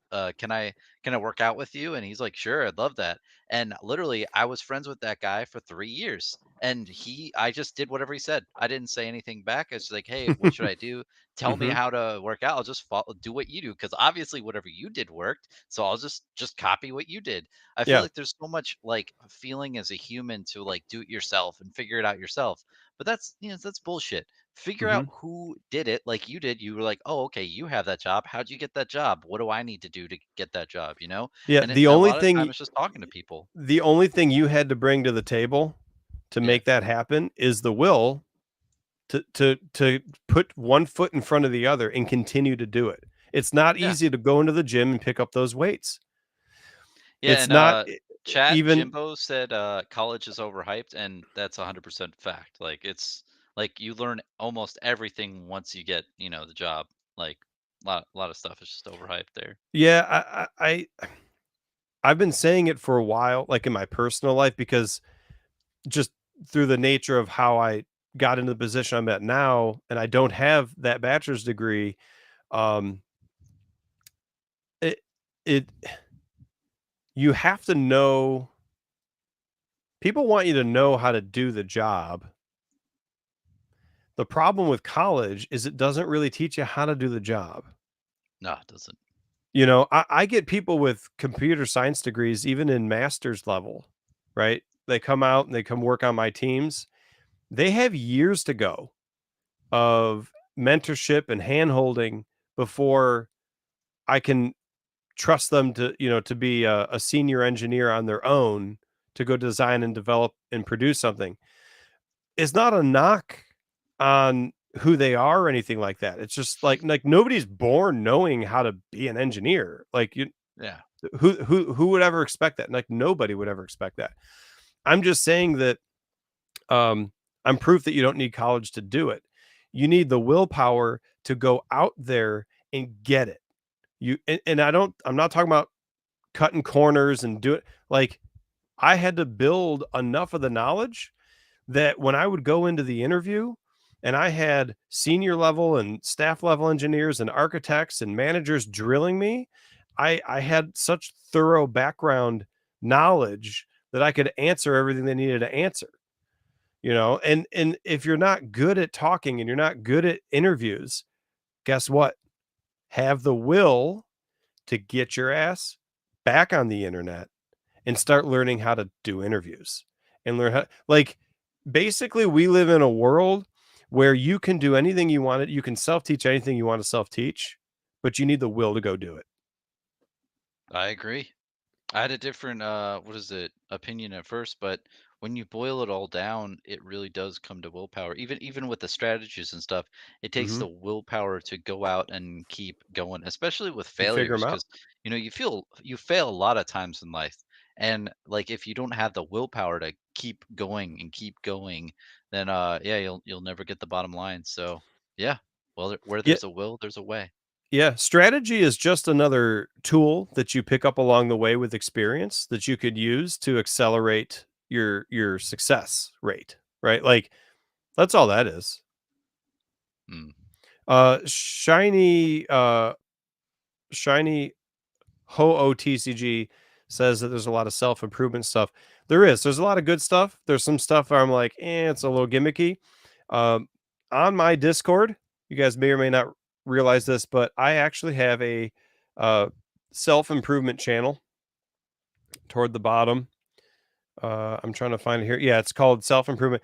So I'm gonna throw I want to throw a little something up on the screen here because I've never showed this before. I don't think a lot of people know about this. Um, okay, let's see. Where could we go? Let's do this. Okay. So, um, the self-improvement channel is literally where like anybody can post things. I think it's anybody. Maybe it's just me, but I thought anybody could post things that they find that has inspired them or they feel like it's not like gimmicky, but it actually has like decent, content in or whatever. But all these other interests are stuff like home improvement. like this is a panel I just worked on for somebody. I learned how to run. I learned the electric code and how to do this stuff when I was a kid because my dad needed help on work that he was doing That's to cool. make money to to keep the lights on and stuff. So from the age of like 13 to 18, like look at what this some contractor did this. Isn't that nuts? And they left it that way. And so I came into this person's house, and this is after I was done with it. And Oh, where's the dang. other one? You cleaned that up. Yeah, I did the most of these runs in here are like from the house, but like I did all these boxes. So I brought everything up into code boxes. But anyway, this is home improvement stuff. This is another person's house. I just did this a couple weekends ago. That's awesome. This is my house here. I had bees under the window. They came in through the outside. This deck got rotted out. I had to fix. And so a lot of people don't realize I have all this other stuff on here. You get to it by going up to unlock channels. Every one of these things in here, any member of my Discord could come in and react, and it unlocks the channel. Now, most of the stuff up top are different TCGs. But once you get down here to the lower part, it's like, let me access the food channel. Let me access the pet channel, promotional content channel. That's if you want to see other content creators' content in here. The travel channel, home improvement channel. I was trying to do vlogs. Every once in a while, I'll still drop one in there. So if you guys want to see this kind of stuff, you can go in there and unlock these things. And then you're going to see that other stuff down here below. Oh, no, let's see. That's general. And it'll show up for you if you unlock it. So I've never put that on a video before. I've never explained to anybody That's cool. how to unlock these other things. One of my favorite ones, this is my smoker. Oh man, I love That smoking looks legit. meat. Let's see. Sometimes you just get grilling. So and anybody can post in here. So like I didn't make this. This was Doug posts in here. This is my Blackstone.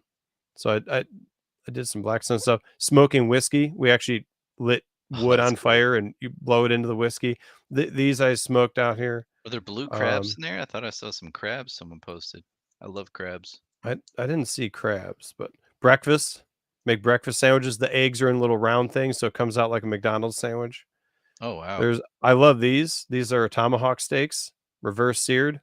Look, they're the size of the plate. They're like, I don't even know how many pounds eat. Look at this. That's nuts. So anyway, like this is probably like my favorite. It has nothing to do with TCGs. There's my smoker, loaded up with brisket and pulled pork. But a lot of people don't realize like there's a lot more than just TCGs that go on. I in love the basement. in the basement's got everything. Man. Coffee. I do espresso, and I'll post on my Instagram different espresso drinks that I make. And here's sushi. I taught myself how to make sushi overnight. I watched Oh, like wow. 10 YouTube videos and figured out. Then the next day, ordered all the stuff and made sushi. Your jack of all trades. But it's the willpower thing. Like, here's another sort of an interesting example. I've been wanting to learn how to. I wanted to get my ham radio license for like the last 4 years, and something was always I never had time.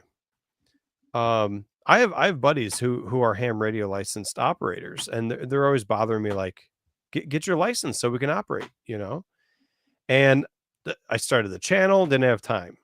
A couple of years ago, I started my other channel over camping stuff to learn how to use YouTube. Didn't have time. Something happened like a few weeks ago, and I was sitting on the couch and I was like, I want to do it. Like nothing's gonna. I'm doing it. Yeah. And I asked one of the buddies I knew, and I didn't even need to know anybody. I could have just Googled how to get a ham license. It's very easy to just Google that question, right?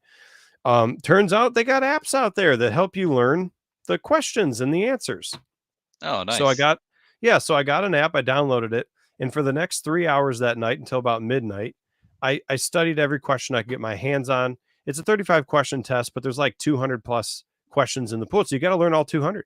So I learned like 100 of them in 3 hours, just reading, answer, fail, do it again till I pass. If I Mhm. fail again, let me research why. What's the right answer, but why, you know? And I fall asleep with this thing on my chest. I fall asleep at like midnight. Wake up the next day, pick up the phone, I keep going. I don't even get out of bed. I just kept going for another 3 hours. So now I got 6 hours in and I finished Damn. all 200 questions. And I was like, well, that's crazy. I guess I got to start over again because repetition, right? And my buddy was like, just take a practice test, see where you're at. You know, you only need 70 to pass. So he's like, if you That's consistently not get too bad. 80%, yeah, then go take the test, you know? So I took it and I got like 60%. And I was like, Yeah. oh It's man, close. it's close, but like, I got to go back to the drawing board. I got to learn more. I took it again and I got 94%. I was like, Hey. oh, that's sweet. I took it again. I got 100%. And I just started going in this, and this is only the second day. I'm in the next day, right? So 3 hours, fell asleep, woke up 3 hours, and now this next day I'm just like doing practice tests as I can. I'm doing my work, I get a break, do a practice test, go to the bathroom, do a practice test. On lunch, do a practice test. I did 15 practice tests by the end of the second day, and I'm averaging between 94 and 100%. And I go to my buddy, I'm like, I'm 15 tests. I'm averaging between 94 and 100%. I've been doing this thing for like 24 hours straight now, basically. Do I have to do anything else? Because I feel like I'm just gonna schedule a test. He's like, I've never heard of anybody studying for the ham test in 24 hours and passing it, but like you're 15 times, you're giving the number. Like, just go do it, go try it. You Yeah. know, they don't ban you if you fail. So I scheduled the test for 2 days later, took it and passed it with 94%, and I have my ham license. Nice. And this is I'm only like it was like a week ago, maybe 2 That's weeks ago. awesome, man. It's crazy how you can like get up It and with the sheer willpower just get it it was done. just will. That's it. Yeah. No, nobody can say, "No, you did it because you're smart."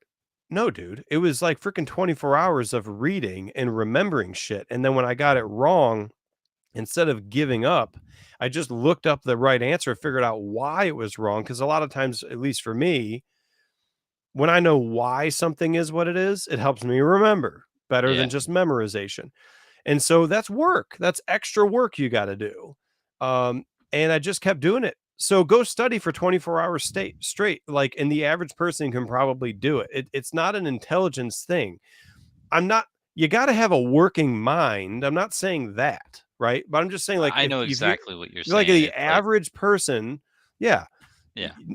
I just Like needed the you will could to be press really through. smart, but if you're lazy, then you just don't get what you want, you know? But if you just Right. have sheer willpower, it's amazing how much that can like override or make like your situation better just by having that alone instead of, other things set up for you. But yeah, no, Yeah. Ted, I mean, I'm totally in your camp. Like it's interesting how that is like how like the human mind if you're totally will it to be. But man, I gotta head out, but dude, it has been a Four and a huge half hours pleasure. in. Yeah, it has been a huge pleasure and honor to be your co-host on the Expo number 3. Dude, I really enjoyed it, and I've enjoyed even talking to you after this like a lot. You have no idea, like it's really cool to talk about the industry and everything. But yeah, anyway, do you want to say anything or Well, yeah, I just wanted first off to just say thank you. Appreciate of course. the kind words, and it is genuinely an honor as well to have you on. Because I don't know if you know this or not, but the way I found you was through a video where you had mentioned me, and Really? yeah, um, and I was like, oh, he's being like very objective and cordial, and like just you're just being like a nice human being. And um and it was around a topic that there was a lot of controversy at the time, and the fact that you just chose to be on the side of objectivity and benefit of the doubt, that kind of like good etiquette kind of stuff. I was like, I'm gonna reach out to this guy. Like, I don't know if he'll even talk to me. Yeah. You've been on YouTube, I think, longer than me, so there are a lot of respects to where I look at it like, you know, you've got this experience that I don't, um, and I don't know if he's going to reciprocate. So, in all true reality, I appreciate and am honored that another person who takes YouTube content creation seriously, accepted the invite to be on the show. So Yeah, of course, man. And I mean, overall, throw it like right when I back watch at you. your content, like I just feel like you've got something here with like the expos and all the things you're doing in this technology studio type thing. It's really like it looks so professional, the thing that you do. And the way that you interview people and just have a conversation, I think I definitely see the Joe Rogan type podcasting, doing well for you in the future. And I'm looking forward to seeing your growth, man. Like there's something here. It's just Well, really cool to be a part of. I appreciate it. And I don't even know if it's going to be TCGs. Like, I may need to evolve the basement. I don't know that they ever need to go away, but like maybe I need to add other things and passions and hobbies. Like maybe it's a hobby podcast. You know what I mean? Yeah. Maybe it's something that has to grow, something that has to evolve to get to that point. Um, and again, thank you. Uh, I will tell you, if you go back and find my first video, I'm sure it just looks like absolute garbage. Mine Um, does too. Mine's yeah. horrible. Do you know why it has a Joe Rogan feel? Because when I said to myself, I know what I want. I want to be like a Joe Rogan style podcast. I just watched the shit out of him, and I was like, what is he doing right, and what is he doing wrong? Yep. And I've just been learning and learning and learning and learning for the last year. That's what I've been doing. Why does it look more professional? Because I'm just watching him and I'm trying to emulate that, but be me, but do it with my actual personnel. I'm not trying to be him. I'm just trying to figure out what are the right etiquettes that a podcaster should do and what they shouldn't do. And then I find other YouTubers that do good with stuff like green screens and audio and video, and I'm just basically just taking from them. I'm just Yeah, learning learning from the people from who them. already have success. It's smart. Yeah. So when you say that, I'm doing well with it, it's not really me. Like, I get it is me, but it's not. I'm just watching everybody else, and I'm taking the good parts, and I'm just trying to put it in my channel. That's it. And then, hopefully I let enough of my own personality come through that that it becomes, I'm not a copy of somebody else, it just becomes me. So Yeah. that's all you're seeing right now, I think, to be honest. But Humble as it, always, and that's why I'm still a subscriber. No, I was just it's kidding. it That's why. the fact that comes across as being humble, it just is what it is, though. You know what I Yeah. mean? Like, it is what it is. Thanks again, man. 4 hours and 40 minutes. I don't know if this is a record. I have been known to do some long ones. This is pretty serious. I think we were longer than the Expo. I think so. or we're getting real close. To the people who are still watching and who gave us your time, hopefully that you got something valuable out of this, whether it be entertainment or utility or both. Really appreciate you guys. I Without think KFC's been here the same whole time. Same KFC, way with dude, Jimbo and I don't even know how you're doing at KFC. Like, and yeah, Jimbo, I saw you on for maybe even from the beginning. For yeah, I the think people, so I too. don't even Thank understand. you. Yeah, for you to carve that time out, I'm honored I that wouldn't you. listen to me for 4.5 hours. I'll tell you that much though. That's really nice of you guys. No, I appreciate it. No, I can't thank you guys enough. Without viewers, we have And nothing Cheeto. here. So Yeah. yeah, and please, everybody, make sure go check out Bronson. If you've been digging what he's been saying and you're vibing with us, uh, he is right now on this show the same person on his channel. I mean, you're I'm genuine. just a So that's normal all I could guy. say. Yeah. So go check out his channel. And make sure to hit that subscribe button. You got to be getting close to 1,000. I hope that you get pushed over that hump soon and join the YouTube partnership program. And with that said, have a good night, everybody. Thank you again, Bronson. You too, man. Have a good night, everyone. Peace, everybody. See you guys in the Peace. next one.